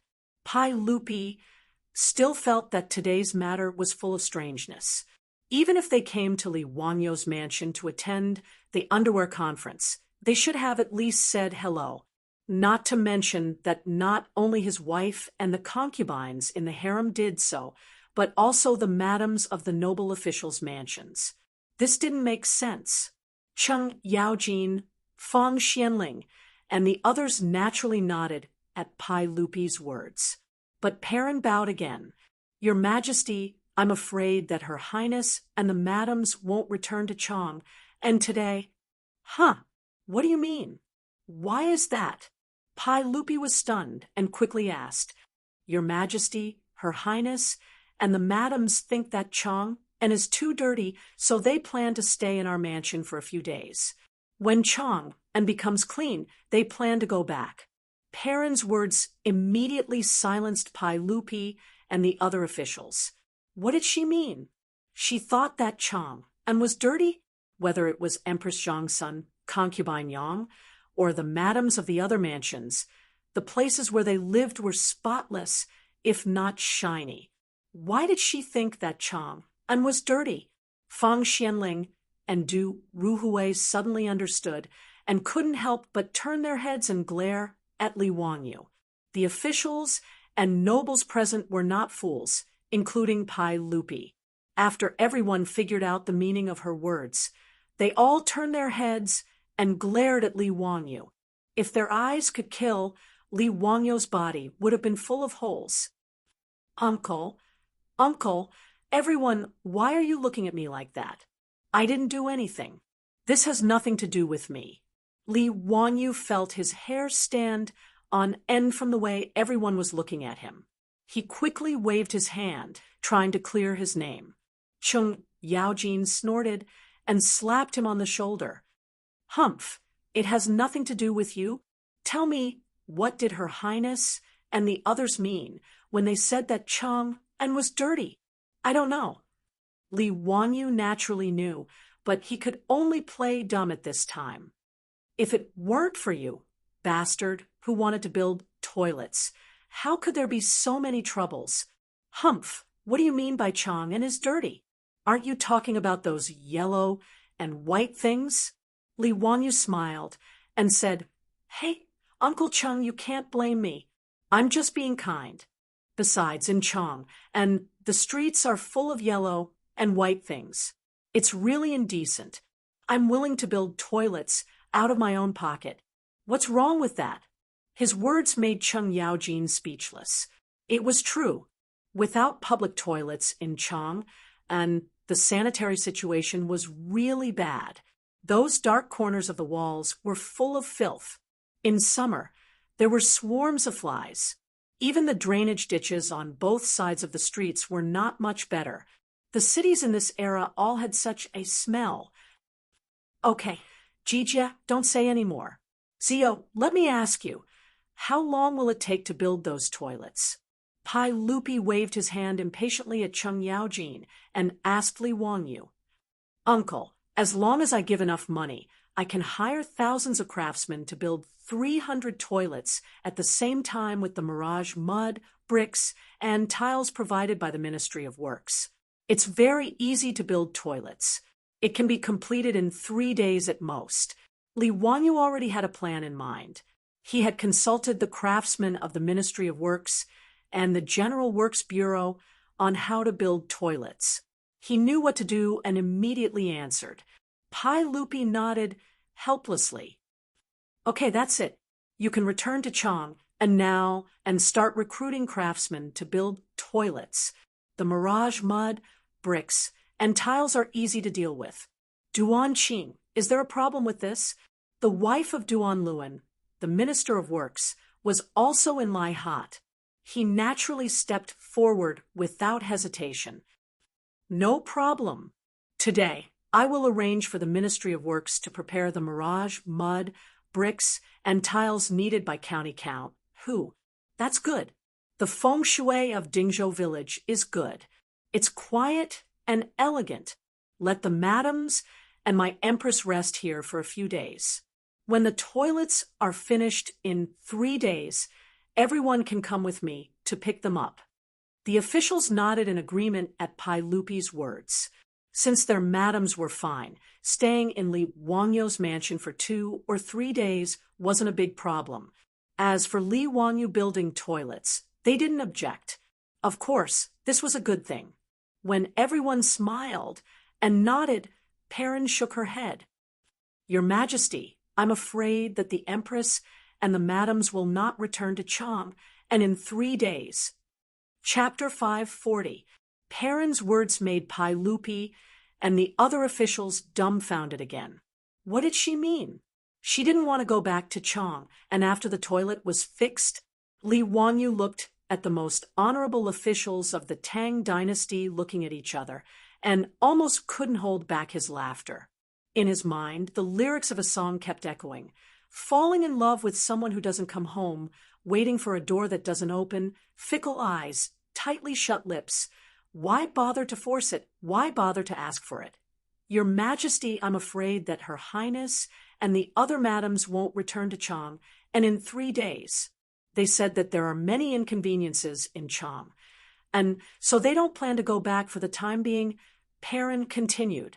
Inconveniences? Was this a joke?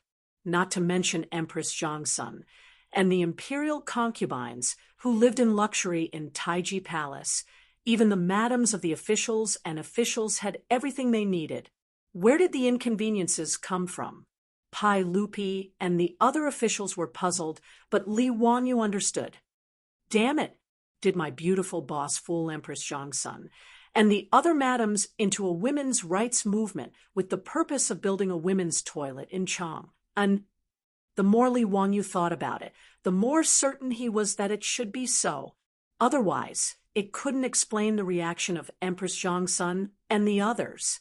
After guessing the truth, Li Wanyu didn't dare to say anything for fear of getting into trouble. He wanted to build a women's toilet, but it was just a habit of his later life. He didn't think so much. If he knew that there would be so many troubles, Li Wanyu wouldn't ask for trouble. After all, he wasn't a staunch supporter of feminism. He even had the idea of having multiple wives. How could he offend so many people in order to build a women's toilet?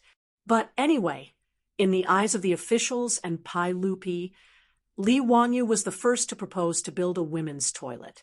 Once everyone figured out the true purpose of his wife, Li Wanyu would be in deep trouble. Thinking of this, Li Wanyu's footsteps quietly moved a few steps away from Cheng Yaojin, Li Er, and the others so as not to get into trouble.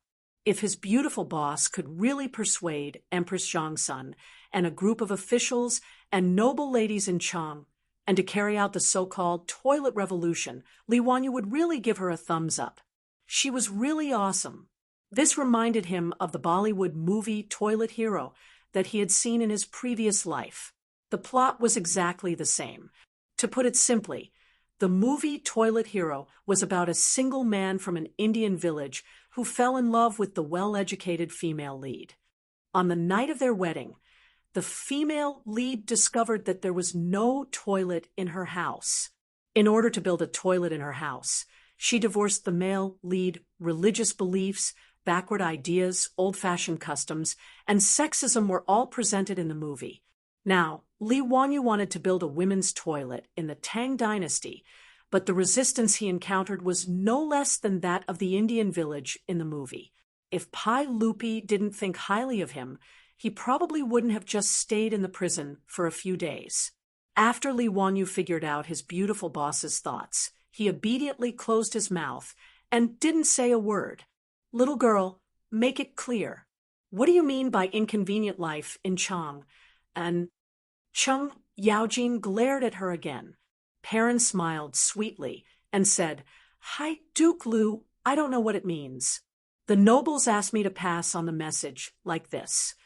Pai Lupi couldn't help but glare at her and said, "In that case, you go and ask the Empress to come out and talk to me. Your Majesty, the Empress has ordered that she won't see any men today. She wants to pray for all the women in the world. Now, everyone in the mansion, including the troops and servants, has been driven to the village to live temporarily. Except for the Empress and the other concubines, the nobles' palace maids, servant girls, and even the palace servants, the Empress didn't bring them. Your Majesty wants to see the Empress, but I can't do anything about it." Perrin's words almost made Pai Lupi's nose crooked out of anger. If it were anywhere else, who would dare to stop him? But now, the county magistrate's mansion had become a forbidden area. All the civil and military officials, including Pai Lupi, could only look at each other and sigh. If there was only his wife in the mansion, it wouldn't matter. But now, all the nobles in Chang and had gathered here and even said that men couldn't enter. This left Li Er and the others with no place to show their prowess. You go and call the Empress' personal palace maid here," Pai Lupi said angrily. The Empress didn't want to see him, so Pai Lupi couldn't vent his anger.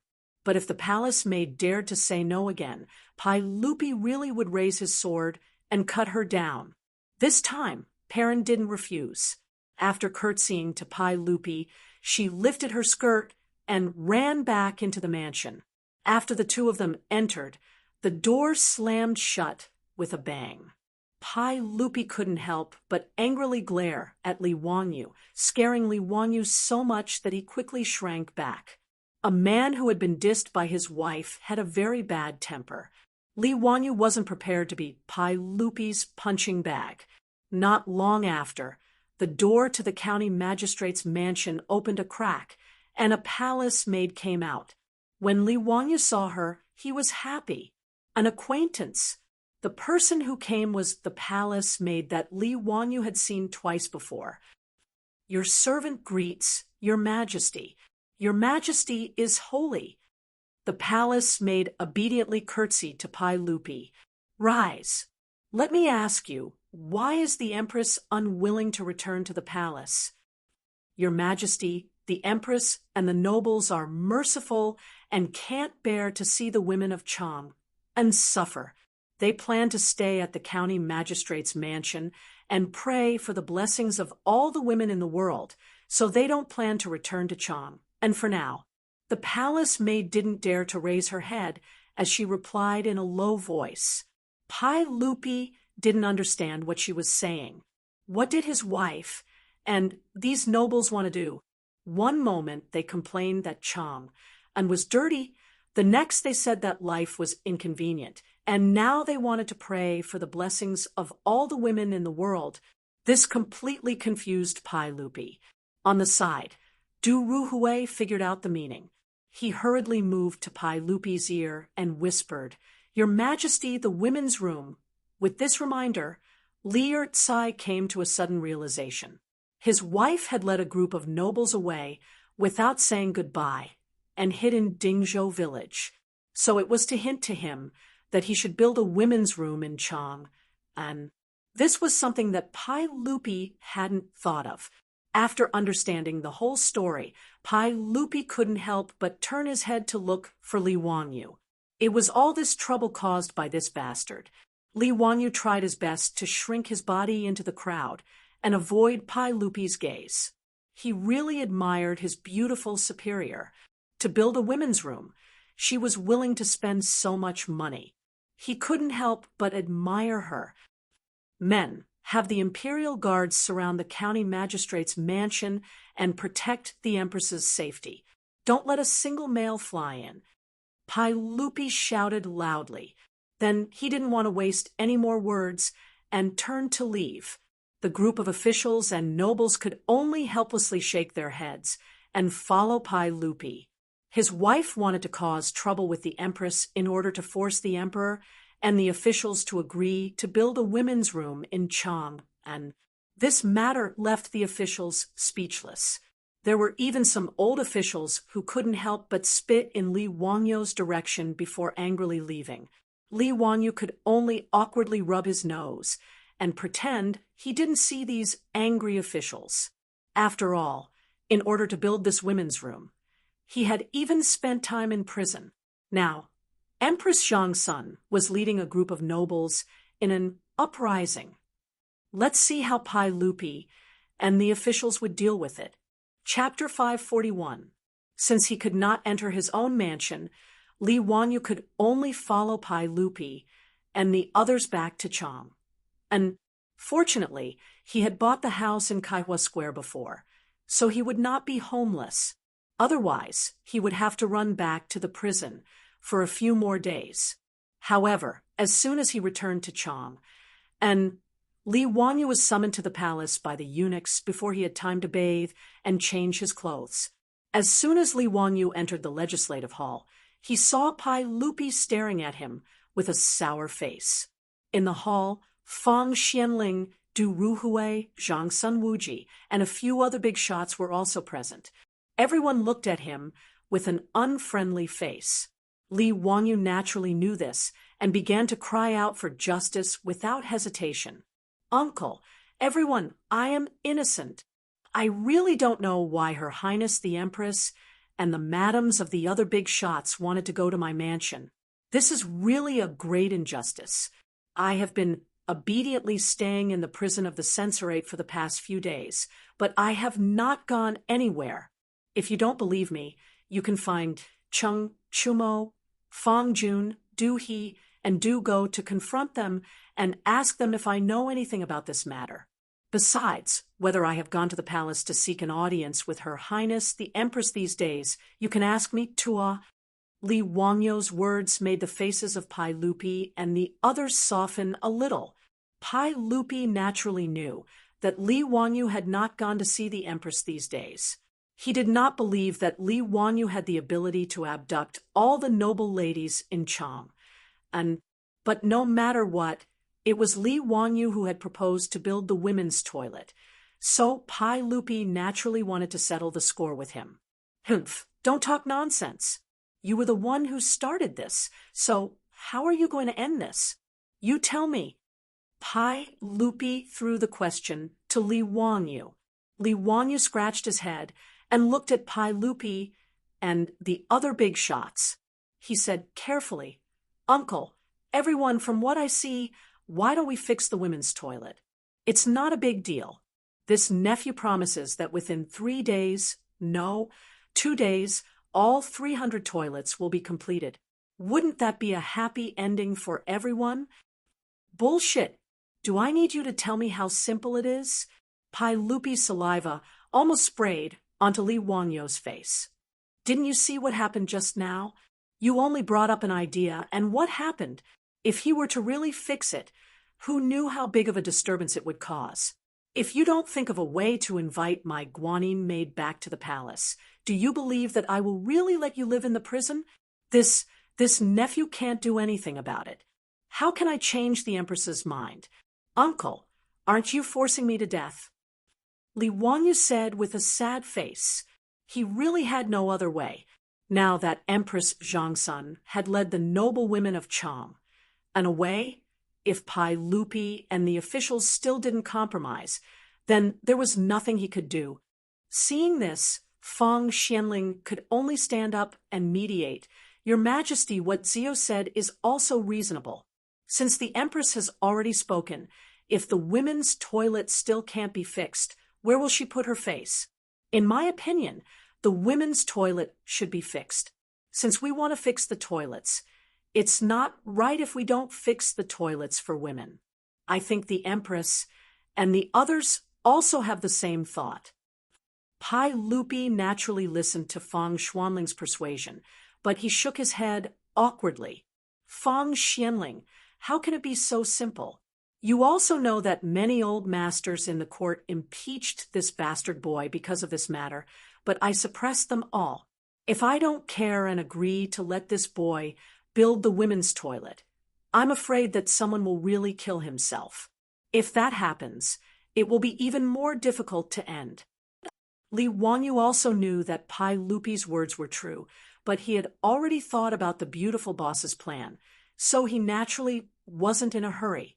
Hey, Uncle, in fact, it's difficult to say it's difficult, but it's also simple to say it's simple. What do you want to do? What's your idea? Let's hear it.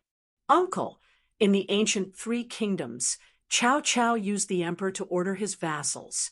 Hey, we can also use the mischievous wife to order her vassals. Li Wangyu lowered his voice and told the plan he had thought of. Li Wangyu's words first stunned everyone, and then they couldn't help applauding. Ha! Zio, this plan is wonderful. Your Majesty, this plan is feasible. Pai Lupi slapped the back of Li Wangyu's head. Bastard boy, you still dare to say that you didn't instigate the Empress? This was clearly premeditated by you, right? Humph. When the Empress returns to the palace, I'll deal with you. Hurry up and scram. If I don't see the 300 toilets in 2 days, you can really go live in the prison. Li Wangyu really wanted to cry this time. F***CK. This black pot was really wronged, but he could not take it. Who told his beautiful boss to be his woman? Forget it. If he was the scapegoat, then so be it. No matter how miserable it was, he was still a cook. In any case, he wasn't cuckolded. After leaving the palace, Li Wangyu didn't dare to waste time. He rode back to the Kaihua Square, changed his clothes, and went straight to the Ministry of Works. Building 300 toilets in 2 days wasn't a small amount of work. However, Li Wangyu didn't plan to save money. He planned to hire 3,000 craftsmen. 10 craftsmen for one toilet, 2 days was enough in order to build the toilets. He even suspended the business of Shunfeng Carriage Company for 2 days. All the carriages were used to carry soil. The public toilets in this era were actually quite simple. They didn't have automatic flushing facilities. They were just dry toilets in the north. A big hole was dug in the ground, and the soil dug out was transported to the polo field that was being built in carriages. It wasn't a waste at all. Bricks and cement were used to build a circle around the hole to prevent sewage from seeping into the ground. After that, 2 big tile-roofed houses were built. Wooden planks were laid, the walls were painted, and the toilets were repaired. The Minister of Works, Duan Luan, naturally agreed to all the requests. After all, the money was paid by Li Wanyu. Plus, his wife was still in the county of Dingzhou. Duan Luan naturally gave the green light and fully cooperated. The Ministry of Works mobilized craftsmen, mirage mud, bricks, and wood to build the toilets in Chang. And the construction project started in the afternoon. The 10 craftsmen dug the holes and repaired the houses. Their efficiency was quite high. In 2 days, 300 brand new toilets appeared in the various squares and streets of Chang, and, however, the toilets were repaired, but trouble came with them. On the second day of the imperial court, dozens of old officials stood out in anger and knelt on the ground. Pai Lupi naturally knew what they wanted to do, but he pretended not to know. He asked, "Everyone, what does this matter?" "Your Majesty, we want to impeach County Count Hu. He is unscrupulous and has broken the rules of the ancestors. He is guilty of the most heinous crimes. If your Majesty doesn't stop County Count Hu's evil deeds, we would rather fight to the death than tolerate such an immoral act." Pai Lupi pretended to be surprised and said, "Oh, there's such a thing? Li Wanyu, is there such a thing?" Li Wanyu was prepared to watch a good show today, so he naturally got up early to attend the court. When he heard Pai Lupi's question, he quickly stood up and bowed to Pai Lupi. "Your Majesty, I don't know what you are talking about. However, I admit that I have not done what you are talking about." Immediately, an old official stood up and angrily rebuked, "How dare you quibble? County Count Hu, let me ask you, did you build the toilets in Chang? And that's right, I did." "Humph, it's good that you admit it. Did you also build the women's toilets? Isn't building toilets for women a violation of etiquette and ethics?" Seeing Li Wanyu admit it, the old official snorted contemptuously and raised his voice again. Li Wanyu quickly waved his hand. "Wait, who said I built the women's toilets? Still not admitting it? We aren't blind. You order people to build toilets on the left and right. Aren't they the men's and women's toilets?" Li Wanyu smiled even more brilliantly. "Everyone, I'm afraid you are mistaken. Those 2 toilets are the men's toilets." Chapter 542. Li Wanyu's words enraged the officials. They were so angry that their fingers trembled. A group of people jumped up and angrily rebuked, "Nonsense! You still dare to quibble at this point. It's written clearly on the blueprints you gave to Wanyan and Chang, and the toilets are divided into left and right, with men on the left and women on the right. Is there anything wrong with that? Now, the 300 toilets in Chang and are identical to your blueprints. Do you still dare to say that you didn't build the women's toilets?" Li Wanyu wasn't angry. He chuckled and spread his hands. "You are all scholars. Don't you know how to read? The 300 toilets in Chang, and all have the words men's toilets written on the walls. It's the same on both sides. Why do you ignore it?" His words, however, stunned the old officials who were impeaching him. Li Wanyu looked at Cui Zhuo and Lu Deheng and smiled. "If you don't believe me, you can ask the Ming House in Chang and Wanyan. Chui Ming House, Lu Ming House, am I wrong? Chui Zhua and Lu Deheng quickly stepped forward.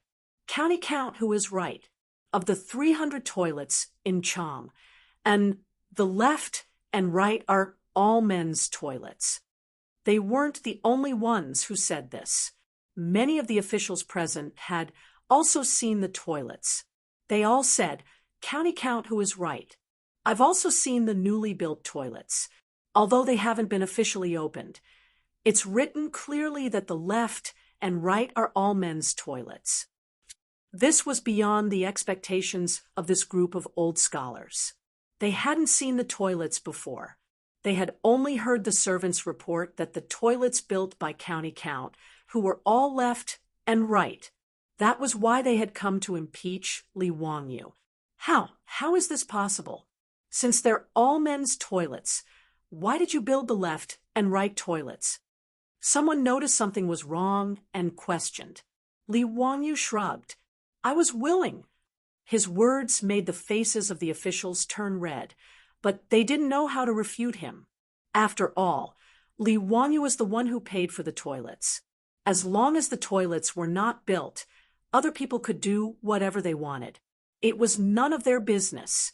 In fact, all of the officials present could see that Li Wangyu's toilets were clearly the men's and women's toilets.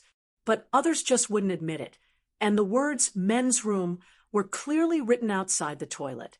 In this Taiji palace, of all the civil and military officials, the only ones who were unwaveringly opposed to building a female toilet were actually a group of old teachers and defenders. Most of the officials were non-committal about this. It didn't matter whether he cultivated it or not. However, ever since 2 days ago, their wives and daughters had silently followed the Empress to the Count of Hu County's manor, and they had an attitude of not coming back until the women's toilets were repaired. The officials naturally began to favor Li Wangyu. However, no one was willing to come out and clarify this matter, so they all pretended to be confused. Pai Lupi saw that Li Wangyu had made the group of old teachers speechless, so he chuckled and said, All right, since this is a misunderstanding, let's not talk about it anymore. Everyone, let's start discussing state affairs. He wanted to dismiss the old officials with a few words, and it made the old teachers even more depressed. The group of old teachers saw that no one in the hall supported them, so they decided to act shamelessly. They didn't argue with Li Wangyu, and they all once again knelt before Pai Lupi. Your Majesty, this is clearly Count Hu County's scheme. His Majesty can't be deceived by him. Your Majesty, we can't make an exception like this. Since ancient times, men have always been superior to women. This is the way of the heavens. How can women go out to use the toilet? Your Majesty, if Count Hu County insists on building the women's toilets, I can only use my death to show my sincerity and complain to the people of the world about this inversion of ethics. There were even some old teachers who pointed their spears at Empress Zhongsun. I heard that Her Majesty and the other dukes' wives are staying at Count Hu County's manor because they were instigated by Count Hu County. They want to support Count Hu County in building the women's toilets. Your Majesty, Her Majesty should be the mother of the world. How can she support Count Hu County in doing such a thing? This isn't a hen taking charge of the morning sun. This is the downfall of ethics. And this is a disaster. Pai Lupi saw that these old teachers were becoming more and more unreasonable, and his brows furrowed. Li Wangyu naturally didn't want to take the blame. He refuted. Shut up.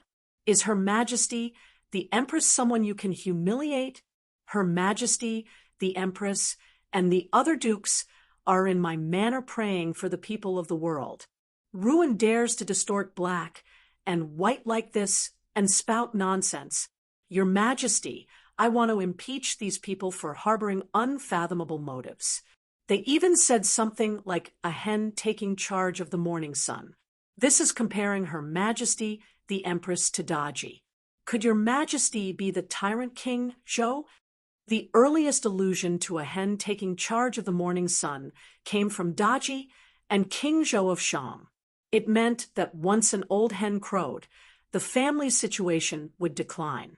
Hearing Li Wangyu say this, the old teachers immediately realized that they had misspoken and hurriedly kowtowed to Pai Lupi. "Your Majesty, this old subject didn't mean that. This old subject was saying." Without waiting for him to explain himself, Pai Lupi slapped the armrest of the throne. "Enough! The Empress is in Hu County's manor, with the other dukes' wives praying for the people of the world. This matter has nothing to do with the construction of the women's toilets. I said that since there are no women's toilets in the toilets built by Count Hu County, this matter will end here, and do not mention it again."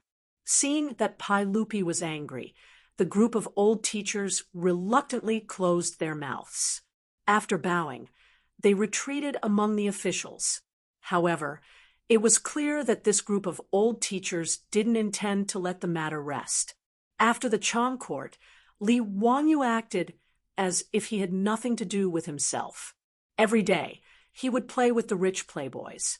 His days were quite leisurely.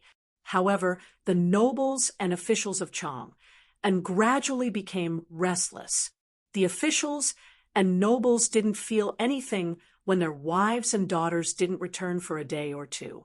On the contrary, the business of the Peace Square and the Hu people's wine shops in Chang and had become unusually good these days. Without the restrictions of their wives, many of the officials and nobles were happy to be at ease. Every day, after the court was closed, they would call their friends to drink wine. Their days were very comfortable. However, like the middle-aged men in the future, when their wives went on a business trip or returned to their parents' home, they would definitely feel very comfortable at first. They would play as much as they wanted every day. They would stay up all night drinking and playing online games. Just like the song, "The Wife is Not at Home," sang, "Tonight my wife is not at home, I can wahaha." However, after a few days, there was no one to wash the dirty clothes at home. When sleeping at night was lonely and cold, and there was no one to talk to at home, they would anxiously call their wives to ask when they would be back. Today, the officials and nobles of Chang and were the same. After 2 or 3 days of fun, they found that the Empress and their wives still had no intention of returning to Chang, and they couldn't help but feel a little flustered. These officials and nobles naturally didn't lack people to warm their beds in their mansions. However, how could they understand the various internal affairs of this big family? How many things needed to be purchased? How much the businesses in their mansions had lost, which mansions needed gifts for their weddings and funerals, what mistakes the maids in their mansions had made.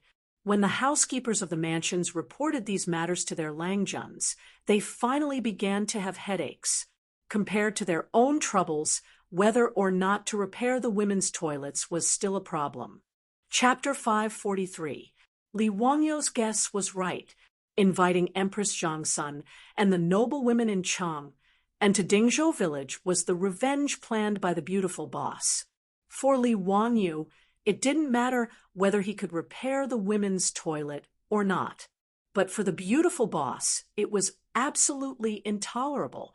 Although she was not a feminist, as a white-bone fairy of later generations, she naturally couldn't tolerate this obvious gender discrimination. For the beautiful boss, she just wanted fairness. But even this request, which seemed very common in later generations, was as difficult as climbing to the sky in the Tang dynasty. Li Wangyu, a nobleman with a title, was forced to go to prison because he wanted to build a women's toilet. What could the beautiful boss, a weak woman with no power and influence, do? But the beautiful boss didn't intend to give up. She was going to take the route of a noble lady. Whether it was Empress Zhangsun or the noble women, they were all women.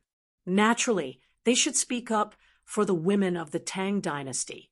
It was very easy for the beautiful boss to go in and out of Liz Hen Palace.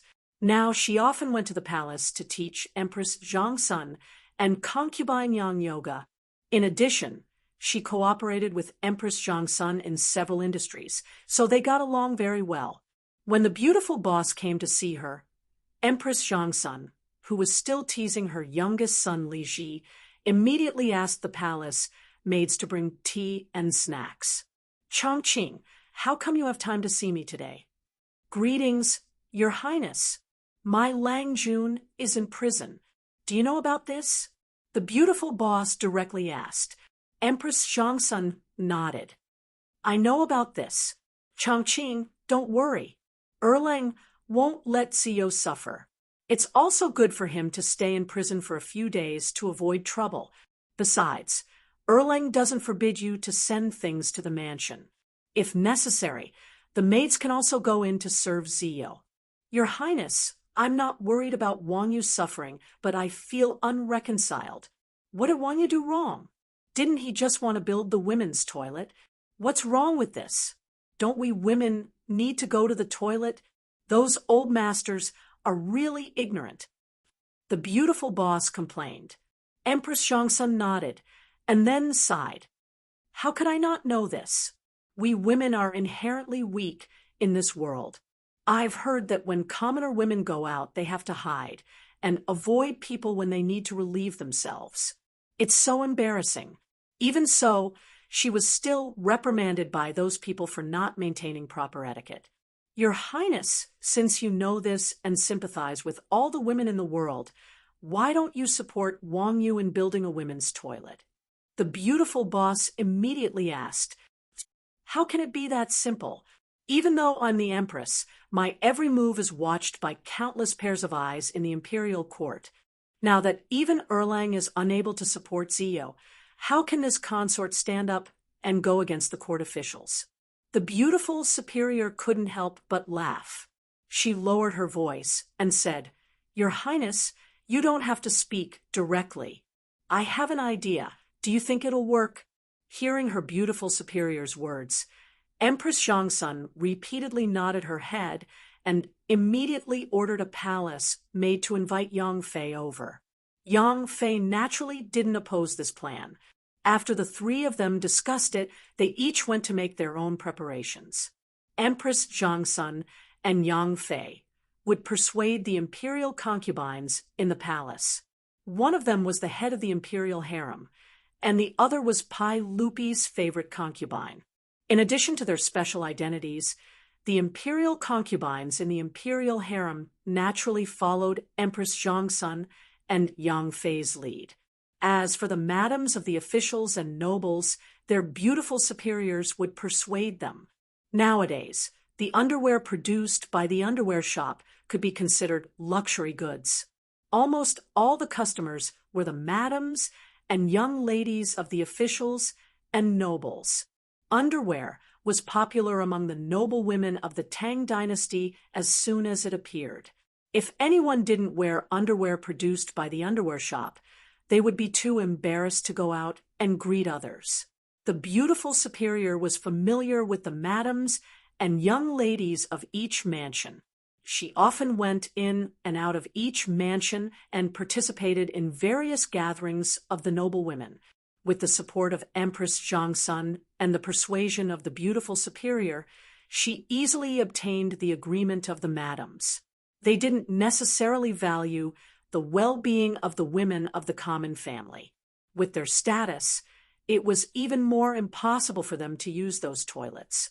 But to be able to do such a big thing, with Her Highness, the Empress made these bored noble women very excited.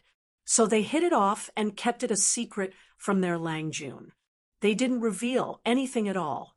And these secret plans all happened in the boudoirs of each mansion. No matter how powerful the 100 Horsemen department was, they didn't know anything about it. This group of top noble women and young ladies of the Tang dynasty were as excited as if they were going on an outing when they left Chang and City. And the beautiful superior was worried that they would be bored in the mansion. So she specially arranged all kinds of entertainment, from mahjong competitions to board games, singing and dancing, cruising boats and rocking bridges, singing and dancing girls invited from Chang. and city with a lot of money and performing tricks and acrobatics, there was no shortage of anything in the mansion of County Count, and it was full of women. There was no need to worry. All the concubines and noble women in the harem had so much fun that they forgot about home. The hot springs and saunas in the mansion were loved by Empress Zhangsun and the others to the bone.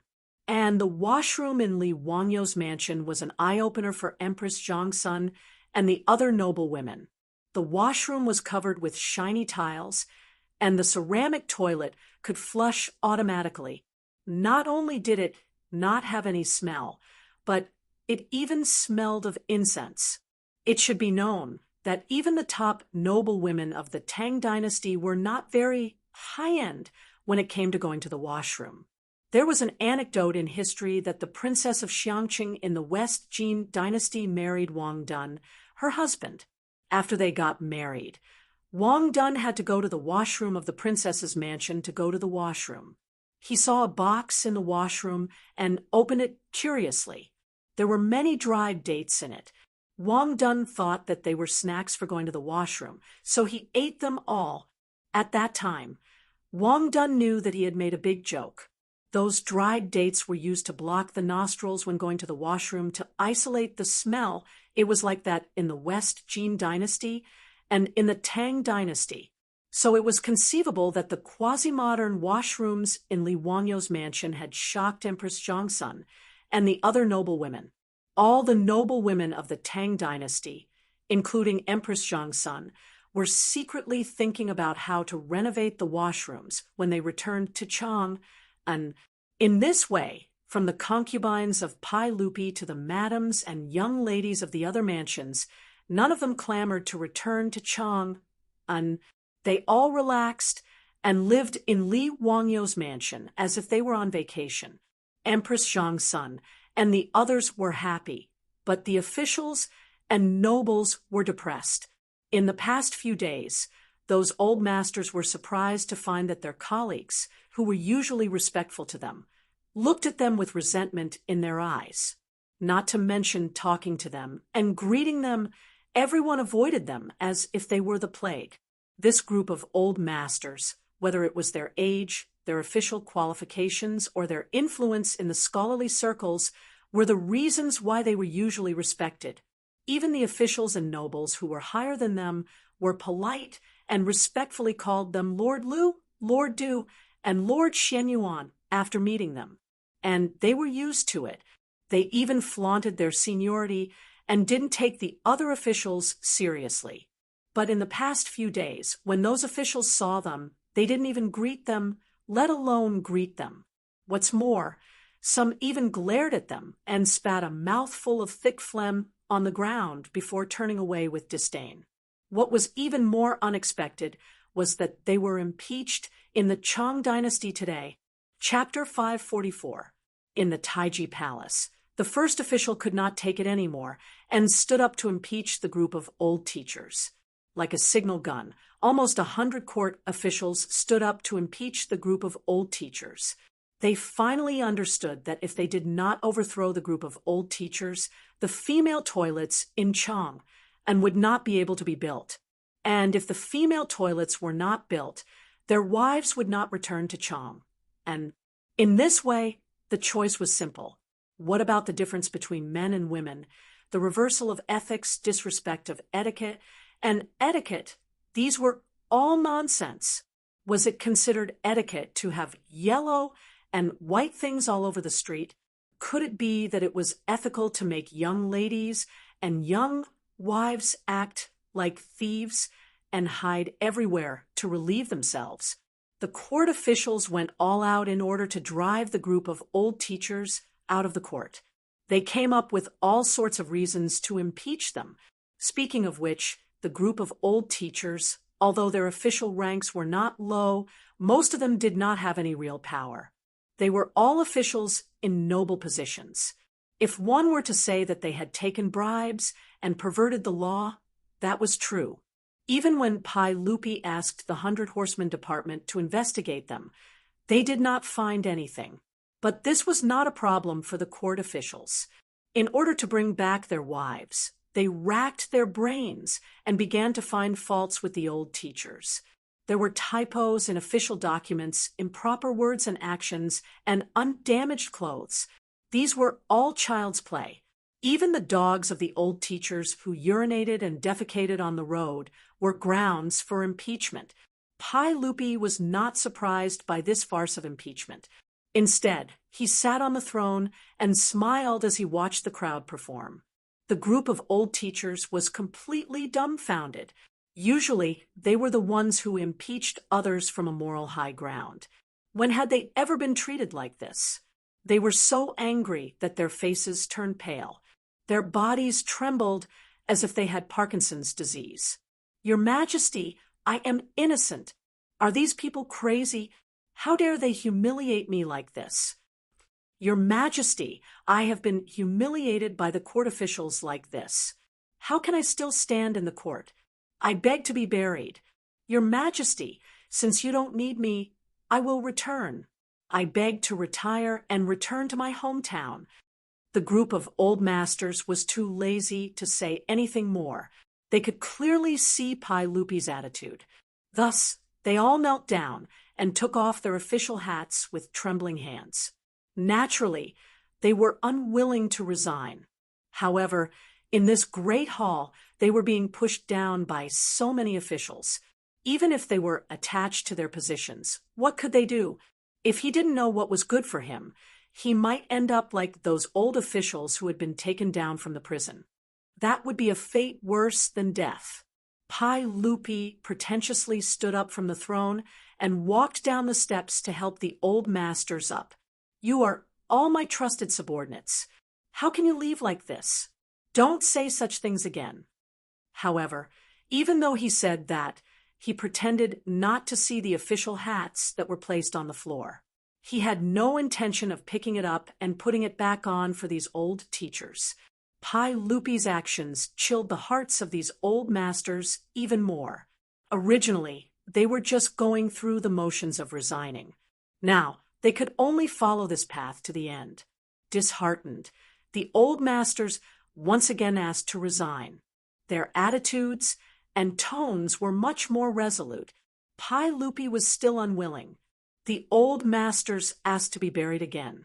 With 3 requests and 3 requests to stay, both sides had completed the ritual process. Both sides were so polite that it seemed like the ruler and his subjects were harmonious. This was also the proper procedure. To put it bluntly, it was just a polite gesture. Don't take it seriously.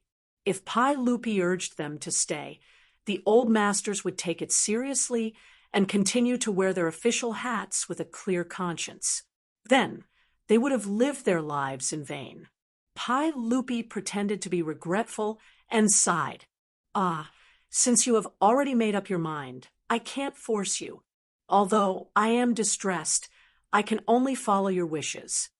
Pi Lupi pretended to wipe away tears that did not exist. "I will grant each of you 100,000 gold for your return home. I will give you a full salary to comfort you for your many years of hard work." The full salary that Pi Lupi was talking about was the retirement salary of these old masters after they retired. It was not reduced by half, but full salary. After an official of the Tang dynasty retired, the salary was only half of what it was when they were still in office. Bai Ji once wrote a poem like this: 70 years of age, the full crown is hung up. Half salary and half carriage are hung up. The cook tells the court that he has run out of salt and rice. Wife and children are unhappy. Niece and nephew are bored. First, I will sell 10 mu of land in Nanfang. Next, I will sell 5 mu of land in Dongdu. It meant that after they retired, they would only have half of their salary. Their lives were bleak, and they would have to sell their land to make a living. Pai Lupi's words made the group of old masters kneel down again. After repeatedly thanking him, they reluctantly left Taiji Palace with tears in their eyes. After the group of old masters left, all the civil and military officials could not help but breathe a sigh of relief. They looked at each other and smiled. No one mentioned this matter again. Pai Lupi was even more satisfied. He sat back on the throne and pretended that the previous matter did not happen. He changed the topic and began to discuss state affairs. Pai Lupi had long disliked these dozens of old officials in the imperial court. Each of them was stubborn and conservative.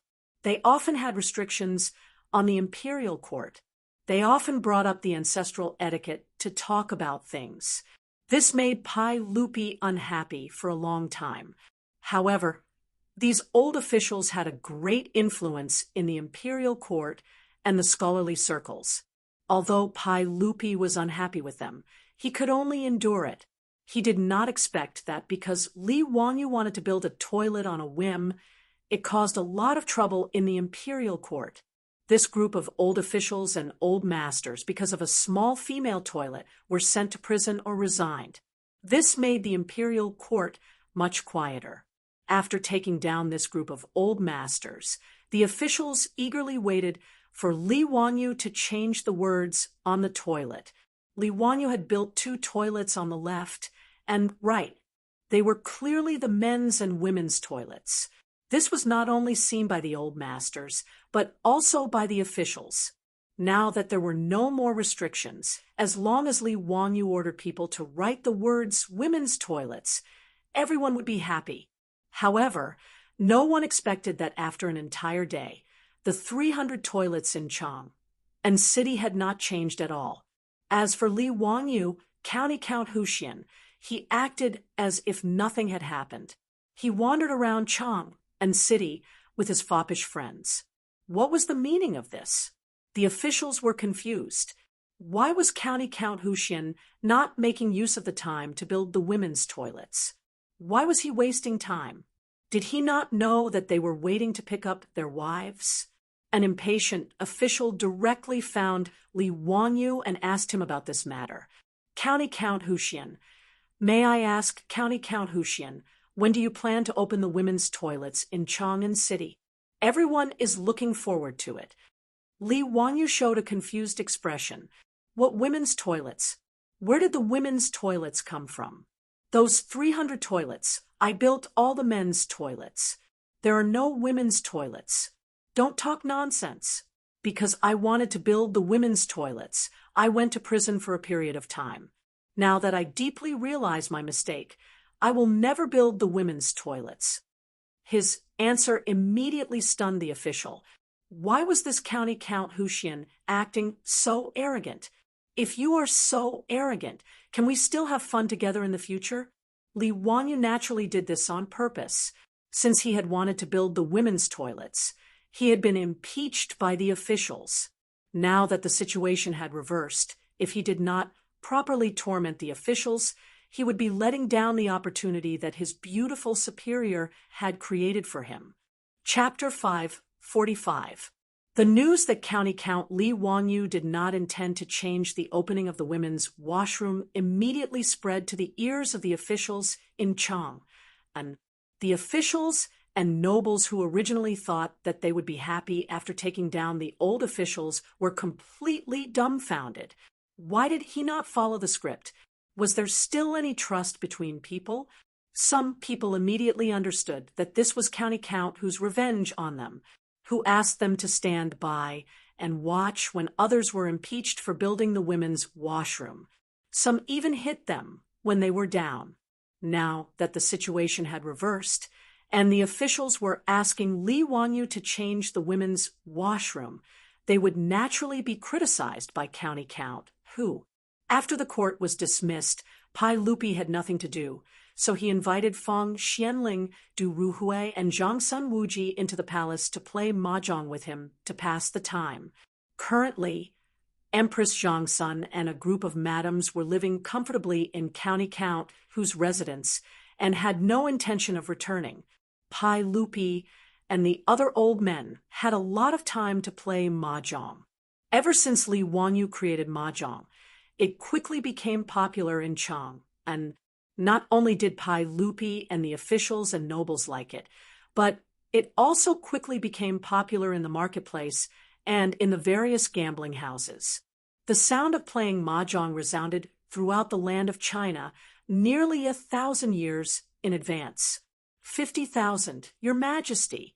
Now, that Ziyu is provoking the officials like this, I'm afraid he will cause a lot of trouble. Feng Xianling casually threw out a card. Pai Lupi hurriedly shouted, "Bang! 9 of them. Feng Xianling, it's okay. This kid must have some complaints in his heart. Let him vent his anger." Zhangsun Wuji looked at Pai Lupi and reached out to take the 9 of them. "Win. All of them. Your Majesty, you are very kind. In my opinion, it would be good to let County Count Huxin go and stir things up a bit. Although the Tang dynasty was established for less than 10 years, we inherited too many officials from the Sui dynasty and became depressed. Now that His Majesty was in the prime of his life, it was time for him to work hard. How could he allow these officials to hold His Majesty back? There was nothing wrong with Count Huxin building a toilet, but there were people in the court who stirred up trouble out of nothing and stirred up a lot of trouble. This is still a small matter. If Your Majesty wants to reform the old practices, I'm afraid it will be even more troublesome." Feng Xianling and Du Ruhui both nodded their heads in agreement. "Your Majesty, you really can't blame County Count Hu for this. Even though the old officials in the court who strongly opposed it are no longer here, there are still many people who have opinions about the women's washroom because of their instigation.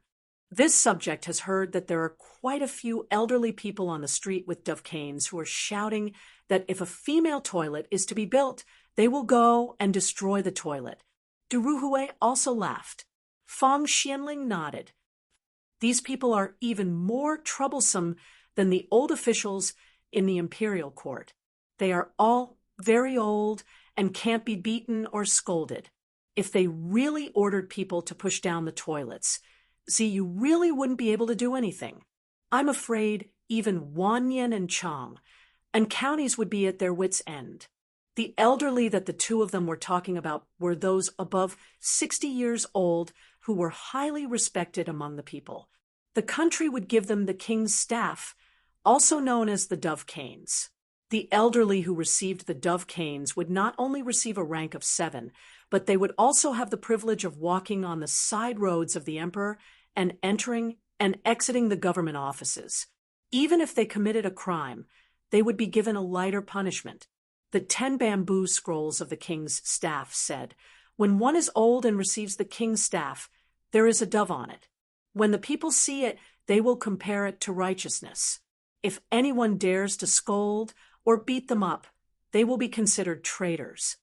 This meant that the elderly who held the dove canes were like envoys. Anyone who dared to scold or beat them up would be heavily punished. These elderly were already very famous among the people, and with the dove canes given to them by the government, they were even more respected. These elderly also had the duty to help the government educate the people and promote filial piety. As for the construction of the women's washroom, apart from the old officials in the imperial court, the ones who opposed it the most were the elderly. Zhangsun Wuji also smiled. "I think that county earl who knows about this matter, which is why he didn't make a move. He wants to use the wolf to swallow the tiger strategy. I'm really curious what the situation will be like when the officials and generals of the imperial court face off against these elderly." Li Er clapped his hands and laughed heartily. He threw a few chips to Zhangsun Wuji and said, "That makes sense. I want to see what Zio can do. Come, let's continue. Since the madams of the various manors aren't here, we will light up the lanterns and fight. No one is allowed to leave." While the 4 of them were leisurely playing around in the governance hall, the officials couldn't sit still anymore. Many officials who were familiar with each other all invited them to discuss how to solve this matter. Some of the more impulsive officials complained, "In my opinion, we shouldn't wait for the county earl to make a move. We should find someone to change the toilet. Wouldn't that be the end of it? This county earl is obviously trying to make things difficult for us." Brother's words make sense. Anyways, the toilets have already been built. Rather than asking the county earl, why don't we change the toilets ourselves? I don't believe that the county earl will fall out with us. Okay, then let's do that. We'll immediately find blacksmiths to do it. What's done can't be undone. Then the county earl won't be able to do anything to us. Great, let's go together. Ha ha. Let's wait until the 300 toilets are changed. Let's see what the county earl can do. The officials all felt that this method was feasible. As they said, it was better to rely on oneself than to rely on others. Rather than sitting there and worrying, why not do it themselves? They just needed to find some blacksmiths to change the names of the toilets. It wasn't much of a problem. As soon as they said they would do it, they immediately ordered someone to find a craftsman. Carrying the paint bucket and brushes, they went to the nearest toilet. The toilets in Chang'an City were all of the same design. They were split into left and right, with a thick brick wall in the middle. The officials all knew that these were the men's left and women's right toilets. However, the toilets on both sides of the road were painted in red, with the words men's room written on them. Go, erase the words on the right side of the toilet and change them to women's toilet. The officials ordered the blacksmiths to change the logo of the toilets. The blacksmiths agreed and began to work. However, they saw a group of people rush out from the inner building. The ones in the lead were a few elders holding a dove staff. Stop! What are you doing? The officials looked at each other, not understanding what these elders were shouting about. However, even these fourth or fifth rank officials were very polite to the elders holding dove staffs. Greetings, elders. I'll have the blacksmiths change the words on the toilets and change the toilets on the right side to the women's toilet. What advice do you have for me? Preposterous. Truly preposterous. You are all officials of the imperial court and hold high positions. How can you do such a preposterous thing? How can this woman use the toilets outside? Do you still have any morals? That's right. It was wrong of County Count who to build a women's toilet. Fortunately, County Count who repented under the teachings of the saint. The toilets built today are all men's toilets. This is in line with the principles of yin and yang. As the saying goes, men should be outside and women should be inside. How can this woman use the toilets outside her home? The words of the elders made the officials look at each other in dismay. Why were there so many elders among the commoners who had such an attitude after defeating a group of old masters in the imperial court? The officials suddenly had an epiphany. F***CK. It seems like we've been tricked. We've been used as a tool by County Count, who, Chapter 546. In the face of the elders' criticism, the officials could only bite the bullet and try to persuade them. Esteemed elders, we are only doing this out of goodwill. You all have wives and daughters in your manors. Can you bear to see them embarrassed because they need to go to the toilet? As the saying goes, don't do unto others what you don't want done unto you. Why can't a woman go to the toilet? Speaking of which, these officials did not necessarily support women going to the toilet outside, as they saw it as indecent. However, the situation was beyond their control, and they had no choice. They could only stand on Li Wangyo's side and persuade the elders. However, their words had no effect at all. The elders opposite them looked at them with disdain. Tui, how can my wives and daughters be so unruly? If they dare to go to the toilet outside, I can't break their legs. No matter what, this toilet can't be changed to a female toilet.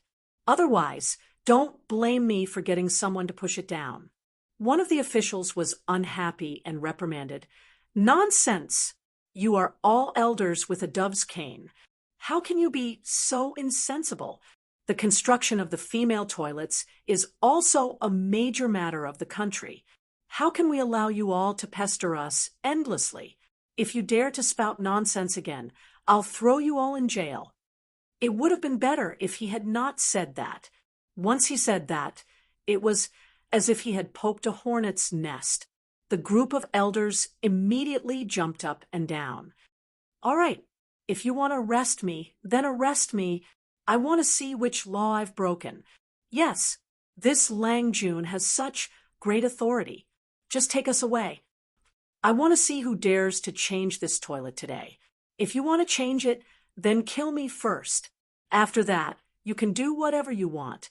The elders' words put the officials in a difficult position. These elders, with dove's cane, were not to be trifled with.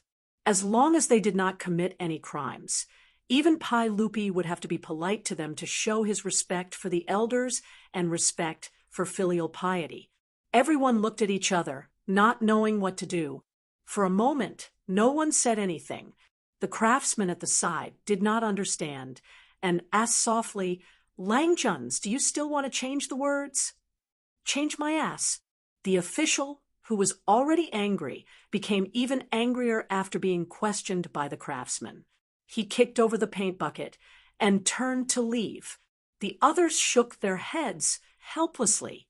They were truly at a loss when encountering this group of venerable elders. Everyone turned around and left, leaving behind the blacksmiths who were at a loss. In fact, the reason why Li Wanyu refused to show himself, other than deliberately making things difficult for those officials, was also because of this group of elders. After he came out of the prison, he found out that the merchants of the East and West cities, in order to support him, actually held a strike against those officials who slandered him. This made him very moved. No matter what the other party's intentions were, Li Wanyu should express his gratitude. After visiting Cho Yuanliang, shopkeeper Run, Milamon, and the others one by one, Li Wanyu suddenly realized that the biggest resistance to the construction of the female toilet was not only in the imperial court, but also among the people, whether it was the Cho family or shopkeeper Run. These merchants were the clearest about all kinds of things in Chang, and after figuring out why this group of elders was difficult to deal with, Li Wanyu immediately dispelled the idea of going head-to-head with them. He knew how difficult it was to deal with these elders. They could not be beaten or scolded. They were stubborn and stubborn. In the future, there were many conflicts caused by the noise caused by the square dancing ants and uncles. However, even if the police were called to persuade them, these ants and uncles were not afraid and did their own thing. The Tang dynasty advocated filial piety and respect for the elders. These elders, with dove sticks, were even more difficult to deal with.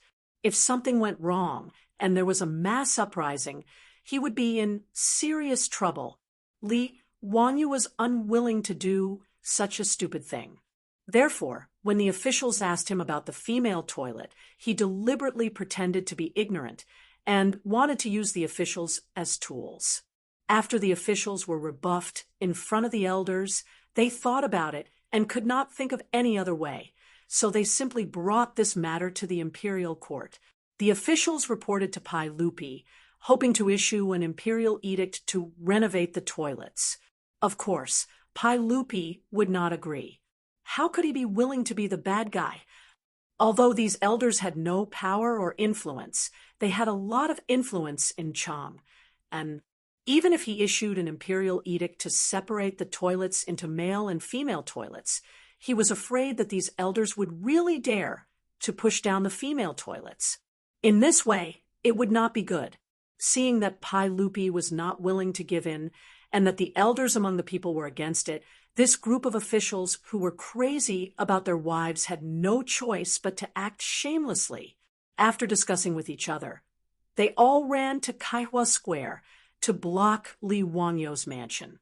The old housekeeper, Li Heng, was scared out of his wits when he saw nearly 100 court officials wearing dark red and light red official robes blocking the entrance to his house.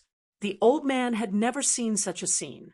He could only invite the officials into the mansion and ask Niu Yong and Niu Wu to invite Li Wanyu out to meet the guests. The mansion Li Wanyu bought was only for temporary accommodation. The area was not big. After 20 to 30 officials squeezed into the main room of the front yard, there was no place to stay. The others simply stood in the front yard. At this time, Li Wanyu was drinking cold drinks with the rich playboys in the backyard, leisurely playing do diju and mahjong. After hearing Niu Wu's report, he could not help but laugh. Ziyu, how can you still laugh? This time, you have caused a lot of trouble for these officials. Be careful not to provoke public anger. It won't be easy to clean up the mess. Wei Shuyu advised. Chai Lingwu also nodded and said, Yes, now that the madams in each mansion are not here, I heard that many people's homes are in a mess. If you don't get the female toilets out, Her Highness the Empress will lose face and refuse to come back. Be careful that the officials and saints will settle the score with you. Chung Chumo and the others also nodded. They all felt that Li Wanyu had gone too far this time. Li Wanyu elegantly took out a folding fan from his waist and opened it with a swish. He shook his head and said, No matter, I have my own plans. Wahaha, wait for me to go meet them. The rich playboys stopped playing mahjong and all clustered around Li Wanyu to the main room, wanting to see what he was up to. When Li Wanyu entered the main hall and saw so many people, he was shocked and quickly greeted the officials. County Count Hu, there is no need to be so polite. Quickly tell us, what are your plans now? Don't try to fool us with the nonsense from before. An impatient official did not wait for everyone to finish their greetings and impatiently asked. Li Wanyu, on the other hand, was neither hurried nor slow. After bowing to everyone, he opened his mouth and said, Everyone, it's not that I'm trying to fool all of you. It's just that I didn't think that I would do something bad with good intentions. It is not that I, Li Wanyu, am looking for trouble. It is just that when I saw how dirty Chong and was and found it intolerable, I became impulsive and wanted to use my own money to build toilets. But who would have thought that, for the sake of building toilets, I would be locked up in the prison by the saints? Everyone, I am also wrongly accused. No one could refute his words. This was indeed the case. Originally, building toilets was something that would benefit everyone. No one wanted to see such a situation happen. County Count Hu, we also know that we were in the wrong. If you have any complaints, this old man will apologize to you today. But this matter must be resolved. Otherwise, Her Highness the Empress will lose face, won't it? Yes, County Count Hu, we will apologize to you, but you have to think of a way. You were the one who built the toilets, so you can't just ignore it, right? County Count Hu, if you don't give me an explanation today, I will not leave. Yes, I will not leave. The officials were truly anxious. Some tried to soften their tone, while others tried to threaten him. In short, they all had the same goal, to make Li Wanyu resolve the matter of the toilets. Li Wanyu was overjoyed at this. He revealed his pearly white teeth and smiled at the crowd. Gentlemen, I have a plan. I wonder if you're interested. Chapter 547. Chong, En's morning drum, regardless of wind or rain, would always sound on time, waking people up from their dreams. Old Lu, who lived in Chinren Lane, got up and changed his clothes with the help of his servants. He wasn't in a hurry to eat breakfast. Instead, he picked up his extremely precious dove staff and walked out of his house with the help of his servants. This dove staff, which was bestowed by the government, was old Lu's favorite. Even his eldest son couldn't touch it.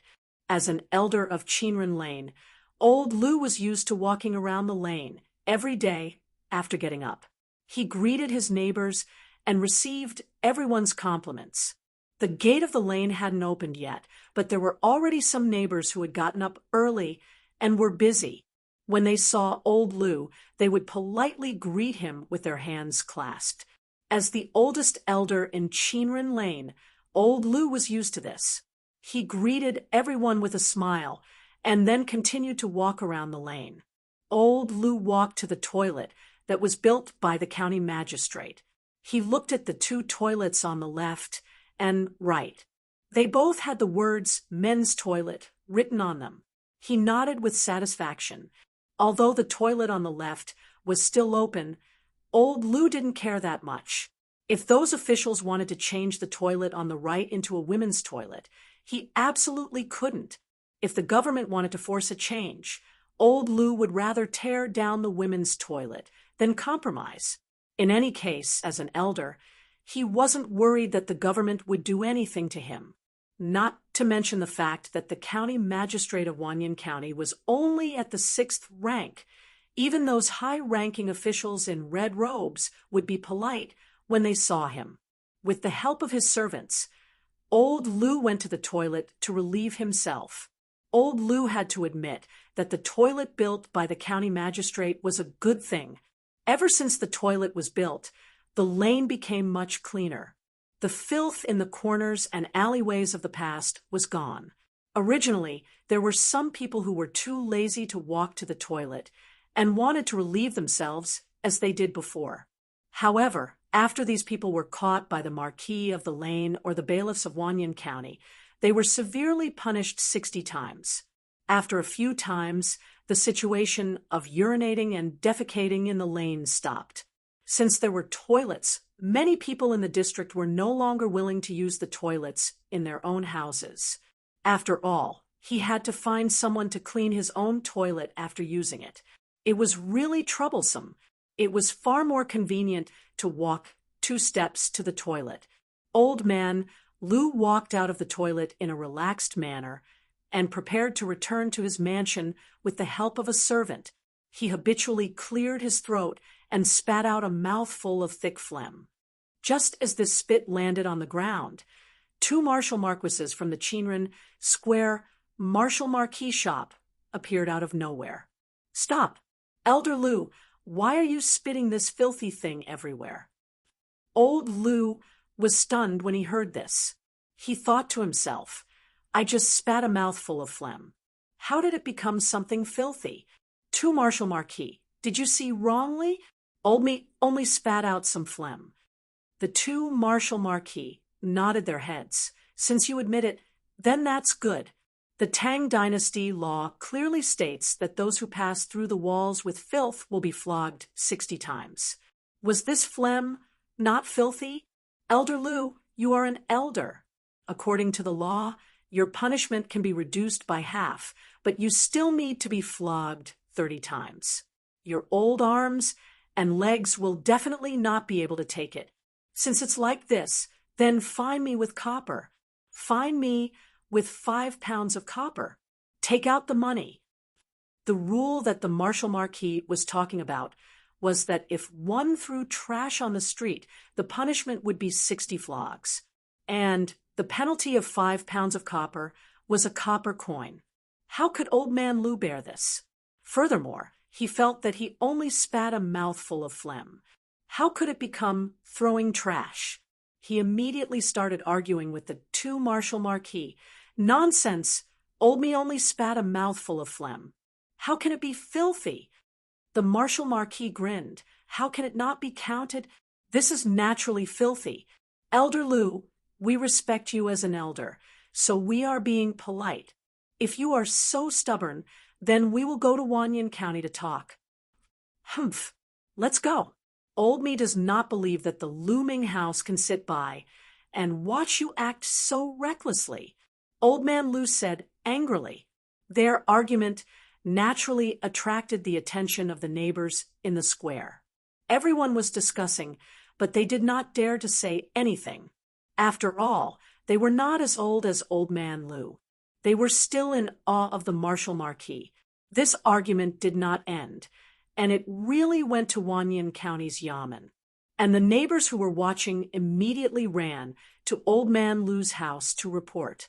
This scared Old man Lou's few sons. They quickly followed the neighbors and rushed to the Yamen. Chinran Lane and Wanyan County's Shenyang Lane were only separated by a large street. By the time Old Lou's several sons arrived, Wanyan County's county magistrate Lu Dehang had already begun the trial.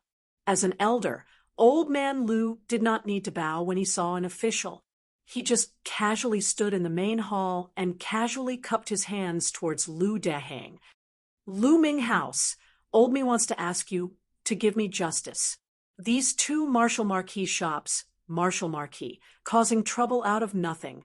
They said that Old Me spat out a mouthful of phlegm, and that Old Me should be beaten 30 times or punished with 5 pounds of copper.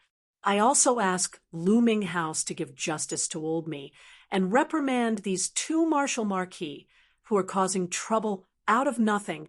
After he finished speaking, Lu Dehang, who was sitting behind the high table, laughed. Old Man Lu, your words are wrong.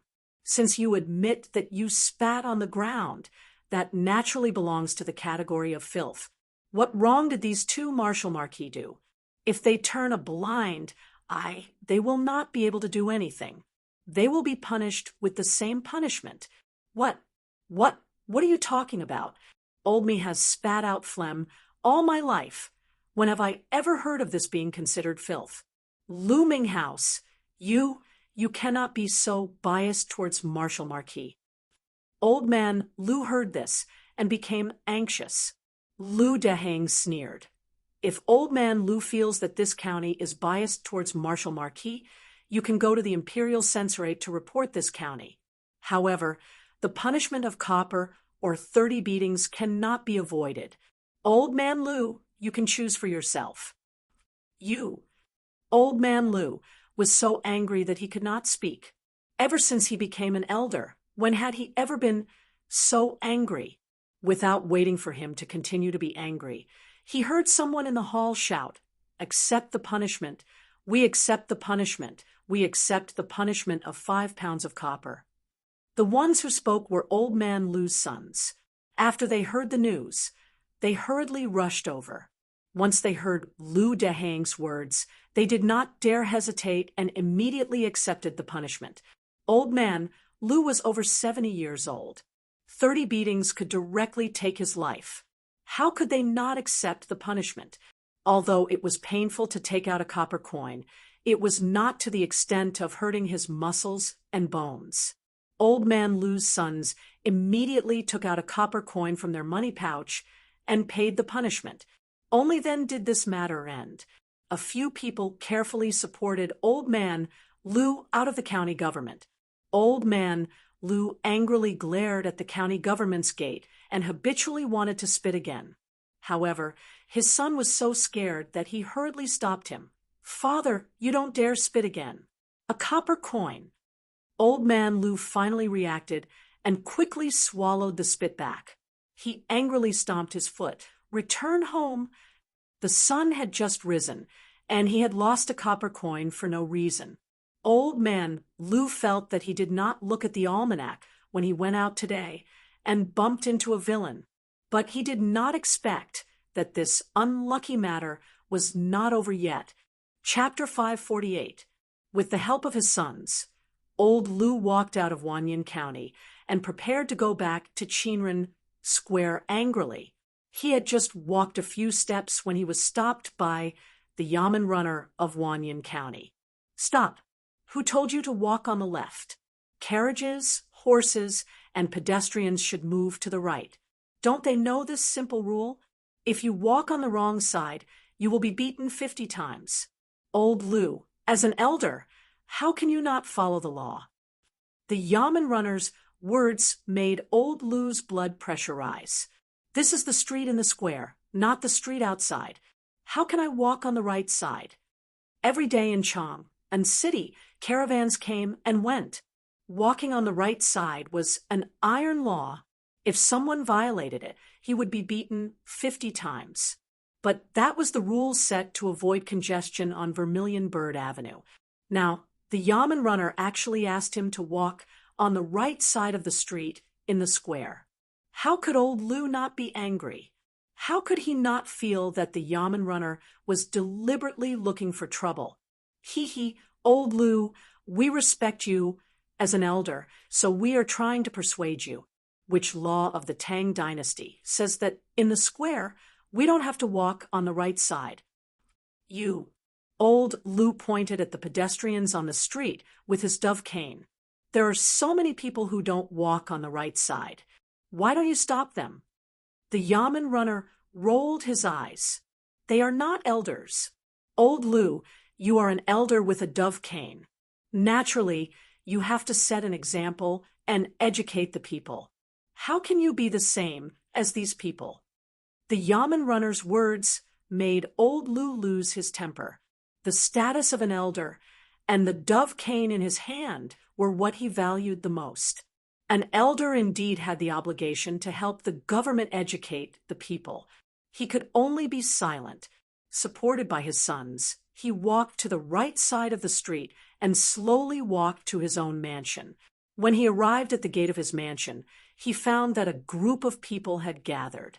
Seeing that Old Lou had returned, they hurriedly made way. What's the commotion now? Old Lou was already fuming with anger and questioned in an unfriendly tone. Blocking his door were a few martial marquises from Chinran Square. After seeing Elder Lou, the few martial marquises did not lack etiquette. After bowing to him, they replied, "Elder Lou, the horses and mules in your residence defecated on the street, producing filth. And the dog in your residence, peeing at the corner of the wall and spitting filth. Just now, when he spat out a mouthful of phlegm, he caused a ruckus in the county magistrate's office for 10,000 years. In the end, he was fined 1 copper coin, which made Old Lou extremely depressed. Now that he heard that even his own family's horses and dogs would be caught and punished by Wu Ho for peeing outside, he immediately exploded. What do you want? Weren't all the dogs and horses in Chang and the same? Are you blind? Why are you pestering the old me?" The Marshal Marquis were not angry and laughed. "Elder Lou, how can others compare to you? You are an elder, holding the dove staff in your hand to educate the common people, to be a role model for the common people." Before he could finish, Old Lou felt a little dizzy, and his body couldn't help but sway a little. If it weren't for the support of his sons, he would have fallen to the ground. Old Lou struggled to stand up straight. "Old me accepts the punishment. Return to the residence. Today, no one is allowed to take a step out of the residence." His sons were in a flurry, supporting their father back to the residence, and with a bang, they closed the door. This movement caused the surrounding neighbors to discuss spiritedly. No one knew what was wrong with the Marshal Marquis and the bailiffs of 10,000 Years County. Even a small matter like this was related to Old Lou. They didn't know that the same thing as Old Lou was happening all over Chang and city today. Those elders, as long as they left their own residences, their every move would be closely watched by the Marshal Marquis and bailiffs. As long as there was the slightest mistake, someone would come forward to stop them. If it wasn't a copper penalty, it would be a beating, causing these elders to be furious, but they couldn't do anything about it. Not to mention spitting or the residence's dog peeing outside. Even if they walked on the road and saw a pit on the side of the road and ignored it, there would immediately be Marshal Marquis who would come forward and point at the pit, asking the elders to fill it up. "Elder, the officials have already given strict orders. No one is allowed to go through the pits in the streets. The streets and markets were fixed and repaired. How can you turn a blind eye to these pits? What if someone falls? Hurry up and flatten these pits." "Nonsense! How can this be done by old me?" "Why not? You are an elder holding a dove staff. You should educate the people. Seeing these pits, why is it unfair?" These words made the elders speechless, and they could only obediently lower their heads. In less than half a day, the elders who usually liked to walk around with their dove staffs pointing and pointing were all gone. They all retreated back to their residences, afraid that the Marshal Marquis and bailiffs would find trouble. This was actually the bad idea that Li Wanyu gave to the officials. Weren't those elders willing to stand on the moral high ground and criticize others? Then let's mold them into moral saints. Not only can they not make the slightest mistake, but they also have to immediately fix the road when they see injustice. They have to help the poor, comfort the crying children, and help the women when they are in trouble. In short, in Li Wanyo's words, he wanted these venerable elders to have the highest moral cultivation and perfect character. They should become people who know everything and do everything well. After listening to Li Wanyo's words, Chung Chumo couldn't help but click his tongue. My mother, if anyone can do this, I will cut off my head and let him kick it like a ball. This is a fucking saint in the world. Li Wanyu laughed and said, since these elders keep talking about rules, then let them become the most rule-abiding people in the Tang dynasty. This is also the virtue that they should have as elders. Li Wanyu didn't have the slightest sympathy for these moral saints. Just like Tolstoy, after he found an older and cheaper woman and ended his virginity, he cursed in his diary and cursed women. Who is the source of our licentiousness and indulgence? Isn't it women? Li Wanyu despised this method of attributing all the mistakes to others. These elders could go to the toilet themselves, but they couldn't bear to see women use it. Forcing some bullshit morality on people was also shameless. After listening to Li Wanyo's words, the officials were also a little stunned. This county count, who was really too sinister, he didn't beat or scold people, but he could drive people crazy. The officials thought to themselves that if this matter were to fall on their heads, it would be a fate worse than death. Regarding this county count, who everyone was secretly vigilant, if there was no need in the future, they must not offend this person. He was too ruthless. This way of killing people with a soft knife was really sinister. However, the officials didn't object. Regarding this group of stubborn elders, they thought that perhaps this was the only way to deal with them. Therefore, with the cooperation of the officials, a vigorous God creation movement was carried out in every square in Chang and city. Chapter 549. It wasn't hard for a person to do good deeds. What was hard was to do good deeds for the rest of their lives and never do bad deeds. They had always benefited the masses. Currently, all the marquises and bailiffs in Chang and were keeping an eye on the elders and supervising them to do good deeds. How could the elders stand being targeted by the government? As a result, they all closed their doors in fear of trouble. The elders could stay inside, but their children and grandchildren couldn't stay inside, right? Moreover, they had to go out to buy daily necessities like oil, salt, soy sauce, vinegar, and tea.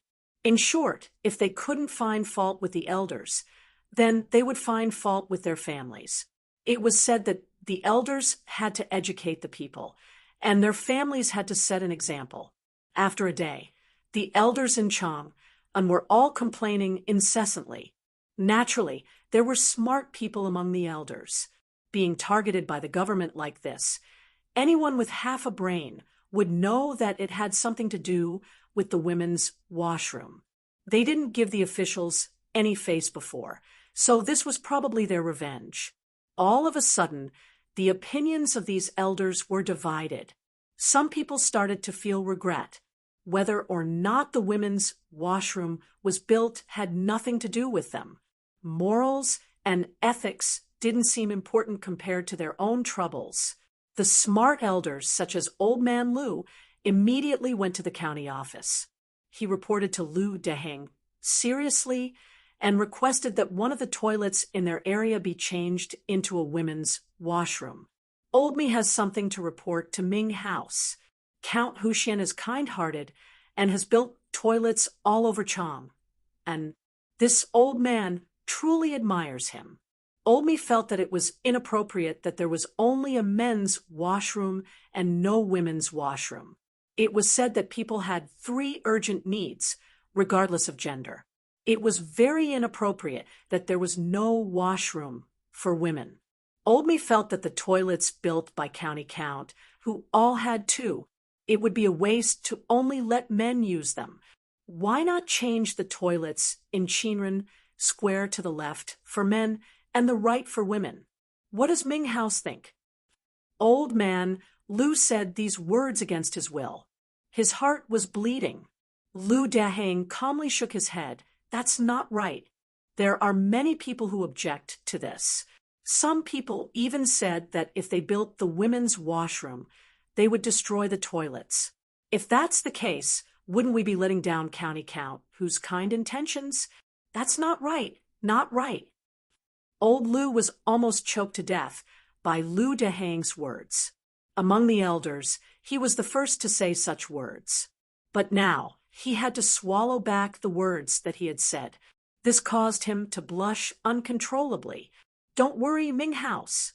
When Old Me goes back, I won't let anyone destroy the toilet.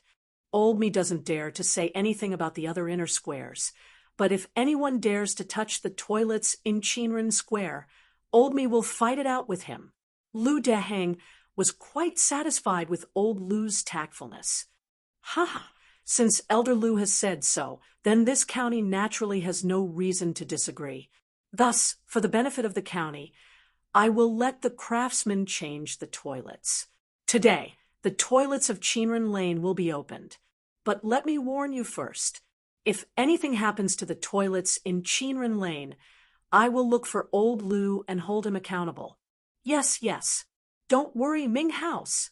Old Me's words still have some effect in Chinren Lane. At this point, Old Lu had completely thrown caution to the wind. He really couldn't stand being watched by a group of officials at any time.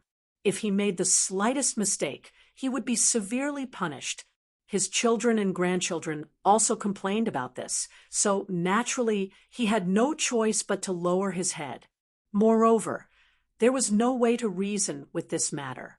If Wanyan County's yamen or bailiffs deliberately bullied him, Old Lu would dare to take his dove cane to the censorate to complain. But others wanted him to set an example and do good deeds. How could he complain? Could he tell the censorate that he didn't want to do good deeds and didn't want to educate the people? Wouldn't that be asking for a snub? Therefore, Old Lu tactfully lowered his head and admitted defeat. Chong, and the first toilets for women in the entire Tang dynasty, appeared in Chinren Lane after Old Lu lowered his head. Seeing the craftsman erase the words men's on the right side of the toilet and write the words women's in big letters, Old Lu felt very uncomfortable. But not only could he not show it, but he also had to rack his brains for the sake of the officials. Old Lu cupped his hands toward Lu Daheng, who came to watch, and said, "In Lu Ming House, most of the people are illiterate. I'm afraid it's not appropriate to just write men's and women's. If they go the wrong way, wouldn't it be a disgrace to the women's reputation? Old Me thinks that it's better to let the craftsmen draw the portraits of men and women next to the doors of the men's and women's toilets to avoid mistakes." Lu Daheng nodded repeatedly. Old Lu's words are very good. This is the words of an old man.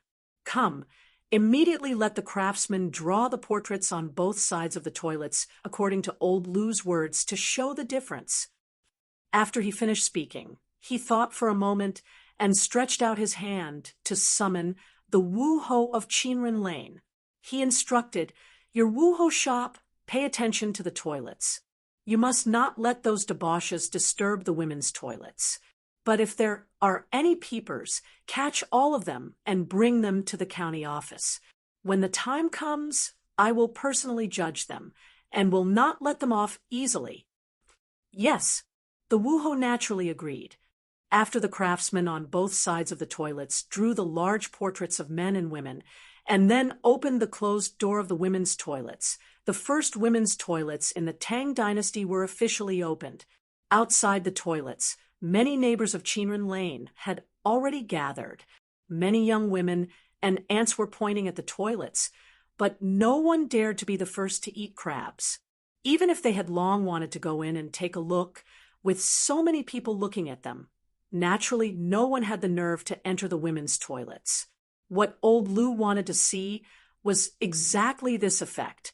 He couldn't help but sneer in his heart. So what if the women's toilets are open? I can let people keep an eye on them every day. I want to see which family's daughter-in-law and young lady can pull their skin to go to the toilet. Just as he was feeling proud in his heart, he saw a middle-aged woman with a big waist. She didn't care about the gazes of the people around her. She snorted coldly and swayed her fat waist as she walked into the women's toilets. Old Lou's eyelids twitched when he saw this, but he could only sigh silently in his heart. He couldn't help but clench the dove cane in his hand a little tighter. This woman was famous for her toughness in Chinrin Lane. No one dared to quarrel with her. Even an old man like old Lou wouldn't provoke her, for no reason. With this woman taking the lead, naturally, there would be others following. One after another, several women walked into the women's toilets, which made old Lou very melancholy. He kept saying in his heart that the etiquette was broken, the etiquette was broken, the etiquette was broken. No matter how sullen and depressed old Lou was, the first women's toilets in Chang and city were finally opened. With his precedent, the other old men were not stupid. They all ran to the county government and asked to change the toilets in their shops into women's toilets. And those stubborn old men could only swallow their anger and pretend they didn't see it at this time. The appearance of the women's toilets was naturally unstoppable.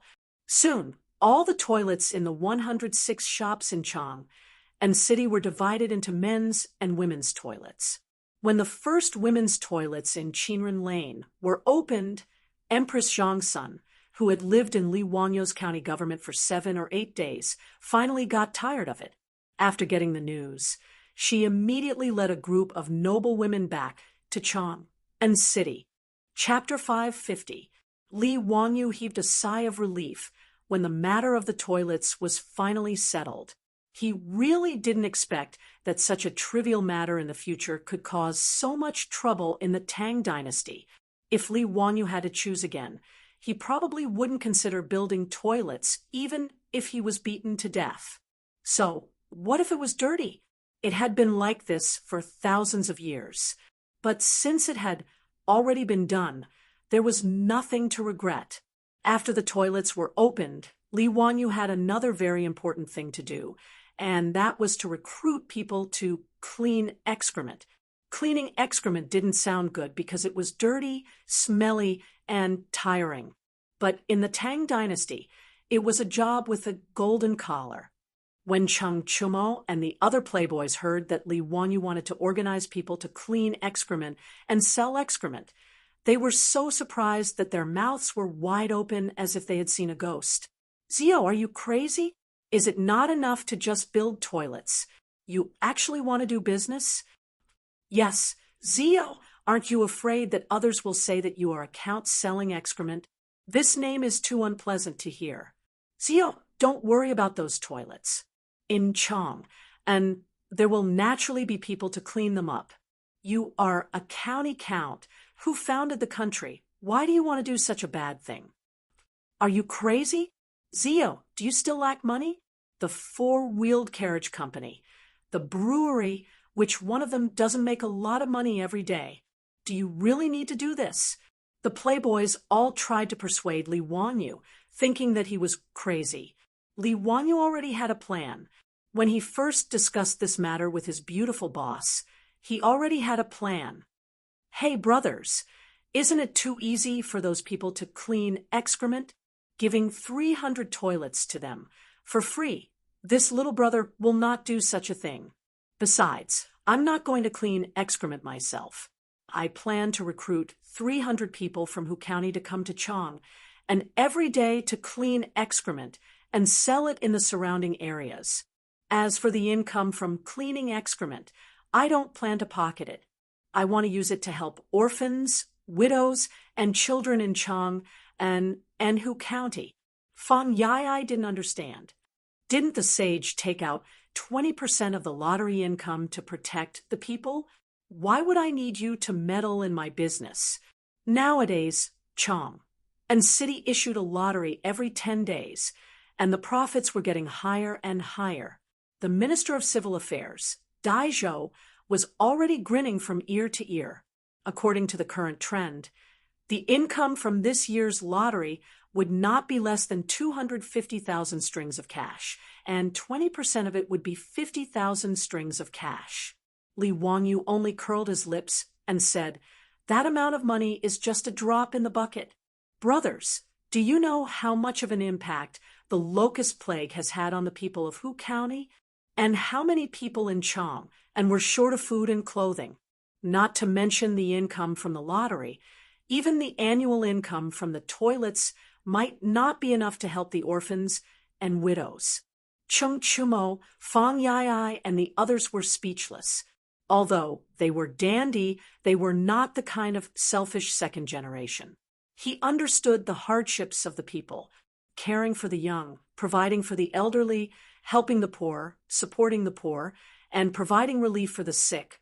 All of these required a huge amount of copper coins, and the annual revenue generated by these 300 toilets could save countless lives. Ziyu, you don't have to do this personally, do you?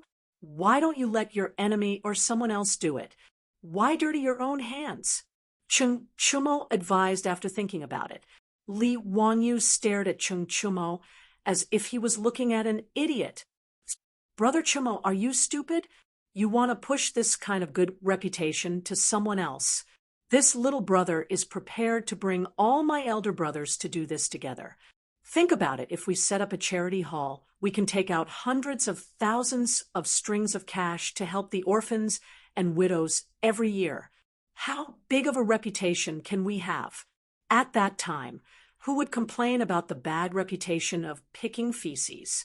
If all of you are not interested, then I will find someone else."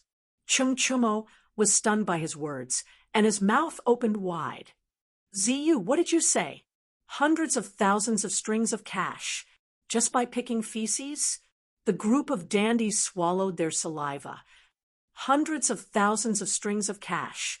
Ziyu, are you kidding? Picking feces can make so much money?"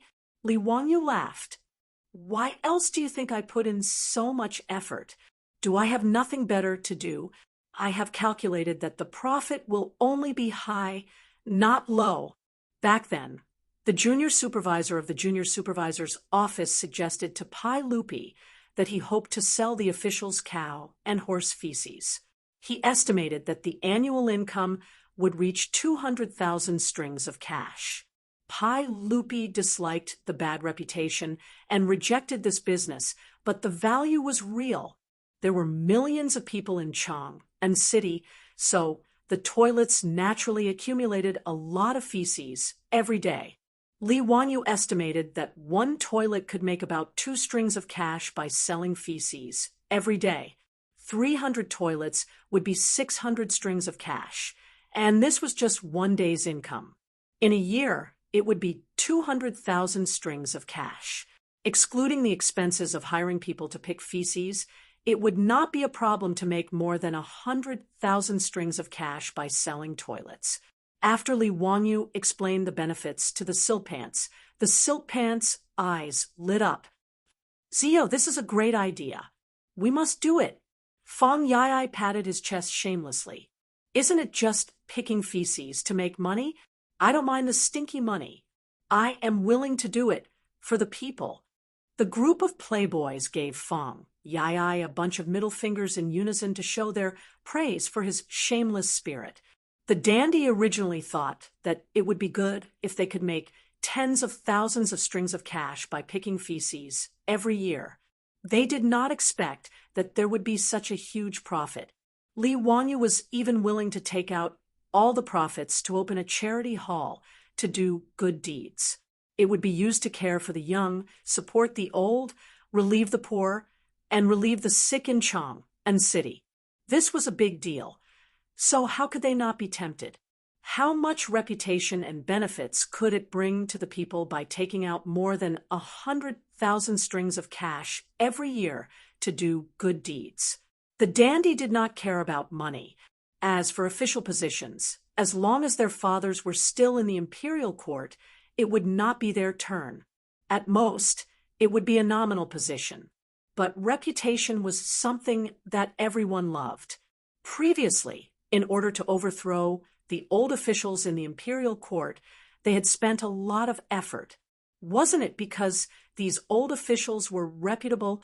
But when the charity hall was opened, wouldn't the dandy be worshipped by the people of Chang and city as living bodhisattvas, with more than 100,000 strings of cash? How could they not have any reputation? If they encountered such a situation again, they would not have to waste any effort. The people of Chang and city could drown those old officials with their saliva. However, Chai Lingwu poured cold water on them. Zio, everyone, I'm afraid this is not appropriate. Taking out such a large sum of money to relieve the orphans and widows is naturally a good thing. I'm afraid that we will be impeached by people with ulterior motives, saying that we are trying to buy people's hearts. That would not be good. Li Wangyu glanced at him with an exasperated look on his face. Of course, we can't just rely on us. Since the land to build the toilets was provided by the saint, the charity hall naturally has to be led by the royal family.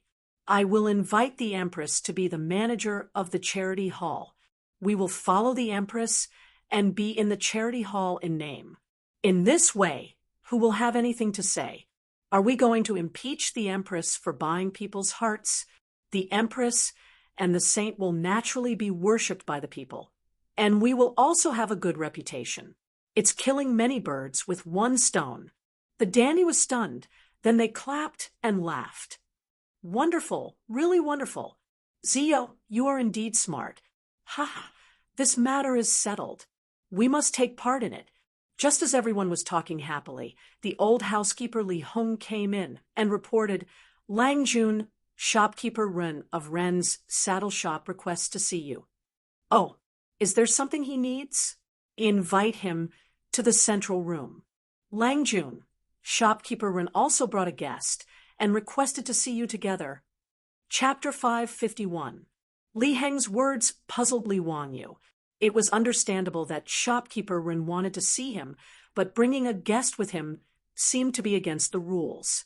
Li Wangyu did not care about status, nor did he have any prejudice or discrimination against merchants. But in the eyes of the Tangs, it was already very generous of a merchant like shopkeeper Ren to be able to enter his residence and meet him, the county count of Hu County. It was overstepping his authority to bring in an unfamiliar guest without informing him first. Li Wangyu thought for a while and felt that shopkeeper Ren was not someone who did not know the severity of the situation. So he nodded. Bring them to the central room. I will be there in a moment. Chung Chumo and the others laughed. Zio, you are too easy to talk to. For a merchant like him to be able to enter the residence of a county count like you, he must have burned incense in his past life. It is not a good thing that you are still indulging him like this. This is shopkeeper Ren. Last time when I entered the prison, he also helped me a lot, so we can be considered friends. Brothers, please take a seat. I will go and see what is going on. Li Wangyu smiled and walked to the central room in the front yard. Wait for me. I will go with you.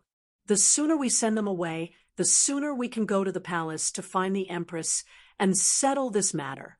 Hee hee. The rest of our lives depend on this charity hall of yours. Chung Chumo laughed and followed. In his eyes, nothing was more important than this charity hall. Let's go, let's go.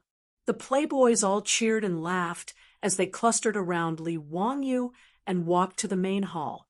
Li Wangyu was still in Chang and had not returned to Zhou village because he wanted to settle the matter of the charity hall. He naturally understood the playboys' anxious thoughts. This group of playboys usually ate, drank, and played. It was not as interesting as running a charity hall. When they arrived at the main hall, the guests had been waiting for a long time. When they saw Li Wangyu and the group of playboys coming out, they quickly stood up and bowed respectfully. The stranger said, "This one is here to see the county count of Hu County. Sorry for the intrusion. Greetings, County Count Huxian. This is a good friend of mine. Today, he would like to see County Count Huxian about something, and he asked me to introduce him." His surname is Luo, and his given name is Hui. He is also a wealthy merchant in Chang, and although shopkeeper Rin said that, he bowed deeply with an ashamed expression on his face. This made Li Wanyu feel a little strange. Li Wanyu felt that the name Luo Hui sounded familiar, but he couldn't remember where he had heard it before. There's no need to be so courteous. Please sit. Why do you want to see me today? Shopkeeper Ren knelt on the floor and opened his mouth, but he didn't know what to say. On the other hand, Luo Hui cupped his hands towards Li Wanyu and said, "County Count Hu, I asked Shopkeeper Ren to recommend me today because I have a business deal to discuss with you." "Oh, what kind of business? Tell me about it." Luo Hui's attitude was respectful. After bowing to Li Wanyu, he said, "County Count Hu has spent a large sum of money to build 300 toilets in Chang, and I admire you very much. However, these toilets also need someone to take care of them. Otherwise, after a long time, the filth will overflow, making them unsightly. That would be a waste of County Count Hu's painstaking efforts. I have many people under my command who are skilled in this field and can endure hardships. Thus, I would like to take the liberty of asking County Count Hu to let me take care of the 300 toilets." "Let him take care of the toilets?" Li Wanyu was stunned. Then he suddenly remembered who Luo Hui was in Chang, and this person called Luo Hui made a living by picking excrement and made a fortune from it. There were records of this person in the history books. Chang and is rich, and Luo Hui makes a living by picking excrement. In the history books, it is said that he made a lot of money by picking excrement. Luo Hui also makes a living, and his family is very rich. Not only did he make a lot of money by picking excrement, but he was also recorded by the Secretary of History. This Luo Hui could be considered a talent. After Li Wanyu's 300 toilets were put into use, the wealth they contained was something that others could not see. However, Luo Hui, who used to pick excrement, knew very well. Actually, Luo Hui had long wanted to build toilets in Chang, but he could not do it. Toilets were easy to build, but land was not. Every inch of land in Chang and was worth an inch of gold. Li Wanyu could build it because Pai Lupi waved his hand, and the government provided the land for free. How could Luo Hui have such ability? Although his family was rich, his status could not even compare to that of a merchant. Naturally, he could only dream about it. After the 300 toilets were built in Chang, and Luo Hui was very envious. The benefits involved were too great. Luo Hui was able to accumulate a lot of wealth by picking excrement, so he naturally had his own unique skills. Notice Chang, and had a population of 1 million. Among them, there were hundreds of people who picked excrement. Originally, in order to fight for territory, there were many fights. However, Luo Hui was very capable, and his methods were very clever. Through various methods such as roping in, suppressing, bribing the yamen runners and marquis, he was able to gather all the excrement pickers in Chang and under his command and formed a large force. Now, all the excrement pickers in Chang and had to pay Luo Hui a varying amount of copper coins according to their assigned area. In this way, he only needed to sit in his mansion, and he would have a large amount of copper coins every day. Moreover, he had gathered a team of hundreds of people. These excrement pickers were strong and listened to him. This made Luo Hui's ambition expand a lot. However, Chang was the heart of the Tang dynasty. There were nobles everywhere in Chang, and whether it was the princes and princesses, hundreds of officials and nobles, aristocratic families, eunuchs, imperial guards, or playboys, they were not people that Luo Hui, who used to pick excrement, could provoke. However, the ordinary merchants in Chang and became the target of his humiliation. He used excrement pickers as an excuse to collect high fees from them. Naturally, the merchants did not want to pay such a high price. As a result, Luo Hui did not allow anyone to pick excrement in the merchant's manors and shops. No one picked the excrement, and Luo Hui and the others did not allow excrement pickers to enter Chom. And in the end, the merchants had no choice but to bow their heads and admit defeat. They obediently handed over large amounts of copper coins and begged Luo Hui and the others to pick excrement. As a result, the ordinary merchants in Chom and were all polite to him and did not dare to offend him. Luo Hui was jealous of Li Wangyu's 300 toilets, but he did not have a way to get along with Li Wangyu, the county earl who founded the country. Later, he heard from somewhere that shopkeeper Ren of the Rinji saddle shop had a relationship with County Earl Hu. As a result, Luo Hui brought gifts to visit shopkeeper Ren and asked him to introduce him to County Earl Hu. He had a business deal to discuss with County Earl Hu. Shopkeeper Ren naturally did not agree. However, he was threatened by Luo Hui and had no choice but to give in. In shopkeeper Ren's opinion, no matter how unreasonable Luo Hui was, in front of Li Wangyu, he was nothing more than an appetizer and would not cause any trouble. He did not believe that a lowly person like Luo Hui could mess around in front of Li Wangyu, the county earl who founded the country. However, shopkeeper Ren still felt very guilty about bringing Luo Hui to County Earl Hu without permission. Hearing Luo Hui's words, he could not help but stand up and bow to Li Wangyu. County Earl Hu, I made a mistake. Actually, I am not familiar with this Luo Hui. Before he could finish, Li Wangyu smiled and waved his hand at him. No matter, shopkeeper Ren, I know your character very well. There is no need to say more. He turned his head to look at Luo Hui with a faint smile. How do you plan to cooperate with me? Tell me. Chapter 552. Li Wangyu's words stunned Luo Hui. He didn't seem to understand the meaning of Li Wangyu's words. After a while, he replied, Naturally, I will ask the county count for permission to help you take care of the toilets. That's all. And then, Li Wangyu's face was about to turn black. You don't plan on taking away my 300 toilets just because of this, do you? Did this Luo Hui really think he was an idiot? He actually wanted to take away the 200,000 strings of cash every year. In fact, it wasn't impossible to give these toilets to a professional like Luo Hui to take care of. In any case, the goal of Li Wangyu and the wastrels wasn't to remove excrement, but to make money from this business and use it to open a charity hall. As for whether to recruit people from Hu County or give them to Luo Hui, it didn't make much of a difference. If Luo Hui knew what was good for him, this person who delivered himself to his door could save him and the wastrels a lot of trouble. However, Luo Hui's words just now made Li Wangyu a bit angry. Did this Luo Hui think he was an idiot who didn't know anything? Even the wastrels on the side couldn't help but laugh when they heard this. Chung Chumo was rocking back and forth with laughter. Wahahaha, you scoundrel, you're quite good at scheming. Luo Hui originally had this idea. In his mind, how could a noble like Li Wangyu understand the benefits of removing excrement? Moreover, he shouldn't be interested in this stinky business.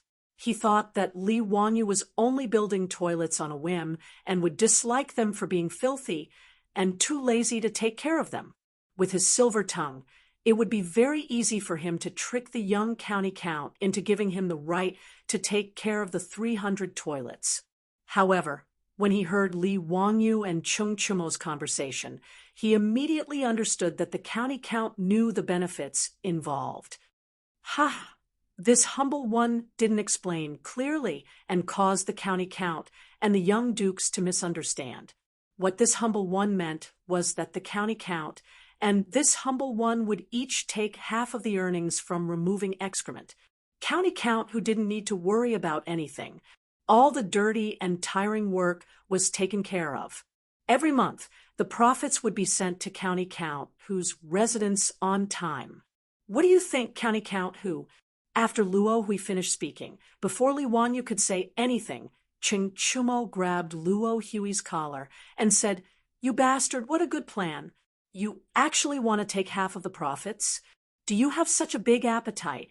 Lousy can answer you on behalf of County Count, who? Those toilets can be handed over to you, the Tian Shi knew, to take care of, but I will give you 10% of the profits, and the remaining 90% will be sent to County Count, whose mansion. What do you think? Are you going to do it or not?" Chung Chumo's words made Luo Hui's face turn ugly. How could 20,000 strings of cash a year be what he wanted? Even if he were to sit at home and do nothing, he would still earn tens of thousands of strings of cash a year. Naturally, he would not be interested in a mere 20,000 strings of cash. This young duke is making things difficult for me. Picking excrement was also money earned through labor. It was smelly and tiring. The young duke was kind-hearted. How could he bear to let those who worked hard suffer losses? This portion is really too little. Chung Chumo spat at him. Bah, you bastard, you really have a big appetite. 20,000 strings of cash a year. What kind of person can't ye invite to pick excrement? In short, are you going to do it or not? Luo Hui's face became uglier and uglier. Young Duke, forgive me for not being able to comply. He wanted to continue complaining, but he heard Chung Chumo directly ask Li Wanyu to leave. If you don't want to do it, then don't be long-winded. Get out. Niu Yong, Niu Wu, help your Lang Jun throw this guy out the door. Regarding Chung Chumo's decision, Li Wanyu did not even lift his eyelids, silently agreeing with his words. Niu Wu and Niu Yong naturally understood. They walked forward with a smile and patted Luo Hui's shoulder. Go, don't annoy the young duke. You won't have a good time. Luo Hui did not dare to say anything more. His face turned red, and he could only obediently stand up. He bowed to Li Wanyu and the others before turning to leave. However, before he left, he was still very unwilling. He turned to Li Wanyu and said, "County Count who, I am leaving sincerely and sincerely. I want to help County Count, who with your worries. Otherwise, those 300 toilets will not be cleaned and will be filthy. At that time, I'm afraid that County Count whose face will not look good. I ask County Count who to reconsider." Li Wanyu did not even raise his eyebrows, and he was too lazy to say anything more to Luo Hui. He could also see that Luo Hui's appetite was not small. He was surprised that he could not be satisfied with 20,000 strings of cash a year. Although he had read in the history books that Chang and was rich Luo Hui, and his family was very rich, he did not expect that this guy only relied on picking excrement. He did not even care for 20,000 strings of cash a year. After Luo Hui was driven away, Shopkeeper Run was very embarrassed. He stood up and bowed to Li Wanyu. "County Count who, I was rash today. I was forced by Luo Hui to the point that I had no choice but to bring him to my residence. I ask for County Count whose forgiveness." "Oh, is this Luo Hui very overbearing? Isn't he just a person who picks excrement?" "Feng," AI asked curiously after hearing Shopkeeper Ren's words. Shopkeeper Ren smiled bitterly and told them everything about the Luo Association. Li Wanyu and the group of Silpants shook their heads repeatedly when they heard this. Damn it, if I had known, I would have beaten him up to vent my anger. A person who picks excrement actually dares to bully others like this. Does he really think that Chang and city is his? Chung Chumo was furious. He slammed his fist on the table, causing the teacups to clatter. "Brother Chumo, he's just a local tyrant. What's there to be angry about?" Li Wanyu smiled.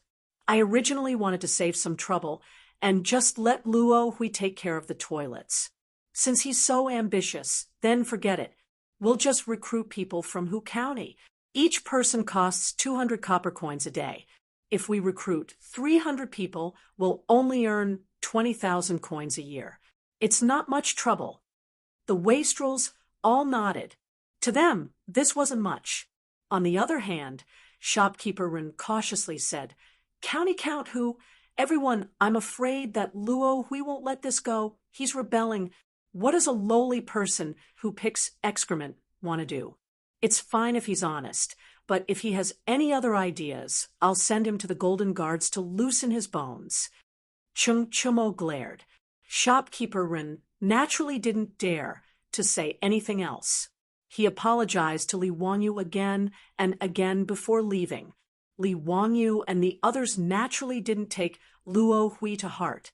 They discussed how to operate the charity hall again. Li Wanyu rode out on his horse and went to the East Market to find his beautiful superior. They went together to Li Jun Palace to meet Empress Zhongsun. Empress Zhongsun was full of praise for the matter they proposed and agreed without hesitation. Previously, she had cooperated with her beautiful superior to create a storm of Madam Abandoning Home. Originally, she just wanted to vent the anger of all the women in the world. She didn't expect that the toilets would contain such great benefits.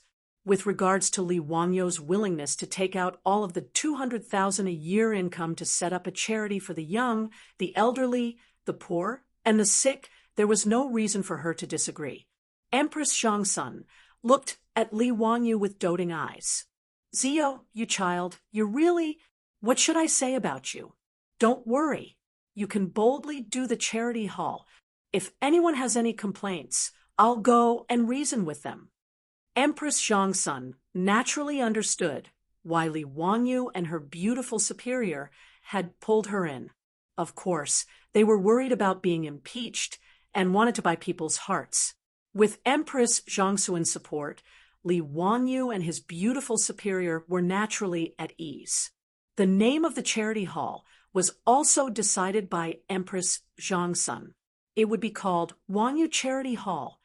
First, it was to let the lonely and distressed forget their worries.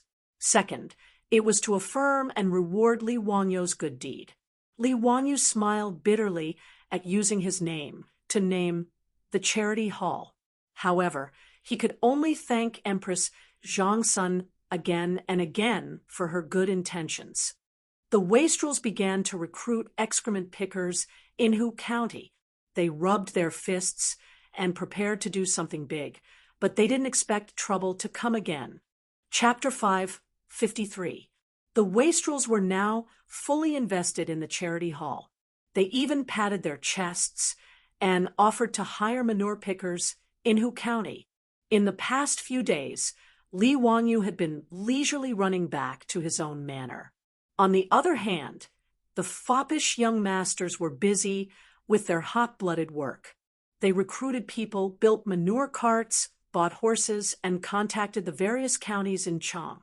And to sell jinkala, with the wastrels around, the surrounding counties naturally had to give them face. Not only were they in charge of purchasing the manure, but they also sold the manure to the various villages. Moreover, the price they offered was quite sincere.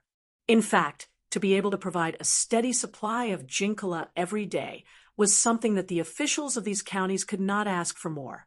In an era without fertilizers and pesticides, jinkala was an important resource that affected the yield of every moo.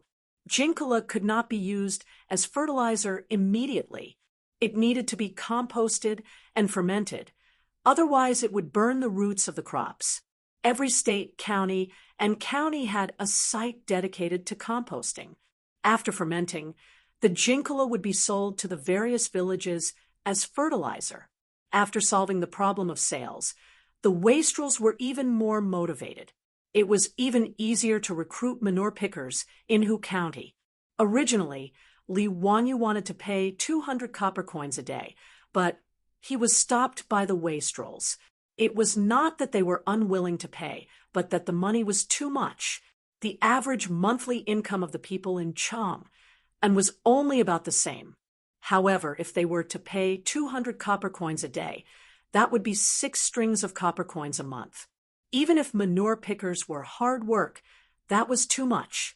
In the end, the salary for manure pickers was set at 100 copper coins a day.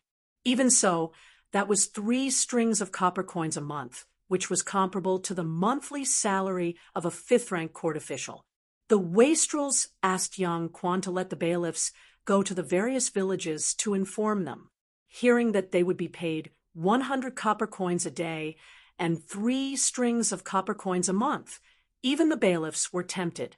They could not wait to take off their clothes and sign up themselves. This news shocked more than 100 villages in Hu County. On the day of registration, thousands of people rushed to the county office to sign up. If it weren't for the fact that Yangzhuo was prepared for this and told the bailiffs to only recruit middle-aged men with strong bodies who knew how to drive carriages, and that those who were poor would be given priority, there would be even more people signing up. After being busy for a few days, the arrangements were finally almost done. The first batch of nearly 100 farmers to remove manure was also arranged and ready to drive the manure cart into Chang and to remove manure. However, something happened to these farmers on their first day in Chang, and when they drove their dung carts into the city, on this day, Li Wanyu slept until he woke up, naturally. Since he had nothing to do, he simply called Niu Wu over. The two of them rowed a small boat and leisurely fished in the lake of his mansion to pass the time. As soon as he caught a lively red carp, he heard someone shouting for him from the shore. "Zio, something's happened. Don't fish anymore. Come back quickly. You brat. We're worried sick, and you're still in the mood to fish. Come back quickly. Something's happened." The ones jumping and shouting on the shore were precisely the group of Silpants. Li Wanyu was baffled. What had happened all of a sudden? Seeing how anxious the Silpants were, he didn't dare to delay. He threw the red carp back into the lake and called Niu Wu to quickly row the boat to the shore. As soon as the boat reached the shore, Cheng Chumo directly jumped on. "Zio, you're still in the mood to fish? Something's happened. Come with us to Chang." And Li Wanyu hadn't steadied himself on the boat yet. The boat immediately swayed left and right as Cheng Chumo jumped on. If it weren't for Niu Wu's quick reflexes, he would have fallen into the lake. "Brother Chumo, why are you panicking? The sky won't fall. Tell me what's going on." Li Wanyu rolled his eyes at Cheng Chumo. Cheng Chumo's face was full of anger, but before he could say anything, the group of dandy gathered around and began to explain to him what had happened that day. Li Wanyu's head started to swell as he finally understood what had happened to make the dandy so angry. Today was the first day the farmers from Hu County entered Chang, and to remove manure. More than 100 farmers drove 40 to 50 dung carts into Chang, and early in the morning. These dung carts were modified based on 4-wheeled carriages by the Silpants craftsmen. 2 farmers were assigned to each dung cart. Not only did they have to remove manure, but they also had to clean the toilets. Then they had to drive the dung carts to the counties around Chang and sell them to the farming officials. It wasn't complicated, so the farmers naturally didn't think it was a hard job. Compared to lying on the ground with one's back facing the sky and a drop of sweat falling into 8 pieces, it was a really easy job. Removing manure was smelly and tiring, but compared to their monthly salary, the farmers didn't dislike it at all. Instead, they enjoyed it, being selected to remove manure in Chang. And these farmers were envied by many people. There were even many who couldn't find a wife because of their poverty. After being selected to remove manure, for Hu County, there were many who took the initiative to propose marriage. This made the simple farmers of Hu County so happy that they couldn't close their mouths. Many farmers couldn't sleep last night because they had to drive into Chang and to start work, although Hu County was right next to Chang. And many farmers were nervous because it was their first time entering Chang. And 40 to 50 manure carts lined up for inspection and entered Chang and through the illustrious Virtue Gate. Then they dispersed according to the areas assigned to them by the rich playboys, preparing to remove manure from the toilets in the alleys and streets. But before the farmers could drive the dung carts to the toilets, something happened. Lu Shi was the 11th child in his family. He had 10 elder brothers and sisters above him, so he was named Lu Shi. Most commoners in the Tang dynasty were illiterate, so they gave their names like this. They gave their names casually. They even thought that the more lowly the name, the easier it was to raise them. Lu Shi was the youngest child in his family, but after the chaos at the end of the Sui dynasty, only his crippled elder brother and his 4 married sisters survived. His parents had passed away, leaving Lu Shi and his crippled elder brother to rely on each other. They were very poor. Although the 4 sisters often subsidized their younger brother, their own family's living conditions were also tight, so they couldn't help much. This time, Li Wanyu had asked the Silpants to recruit manure pickers in Hu County. Lu Shi had signed up with a fluke mentality, but he hadn't expected to actually be selected. This made his family overjoyed, and they felt that there was finally hope for their good days. Today was his first time entering Chang, and to remove manure. Lu Shi was excited and nervous. He was so focused on driving the dung cart that he didn't even dare to talk to his companions for fear of an accident. But the more he was afraid of accidents, the more accidents happened.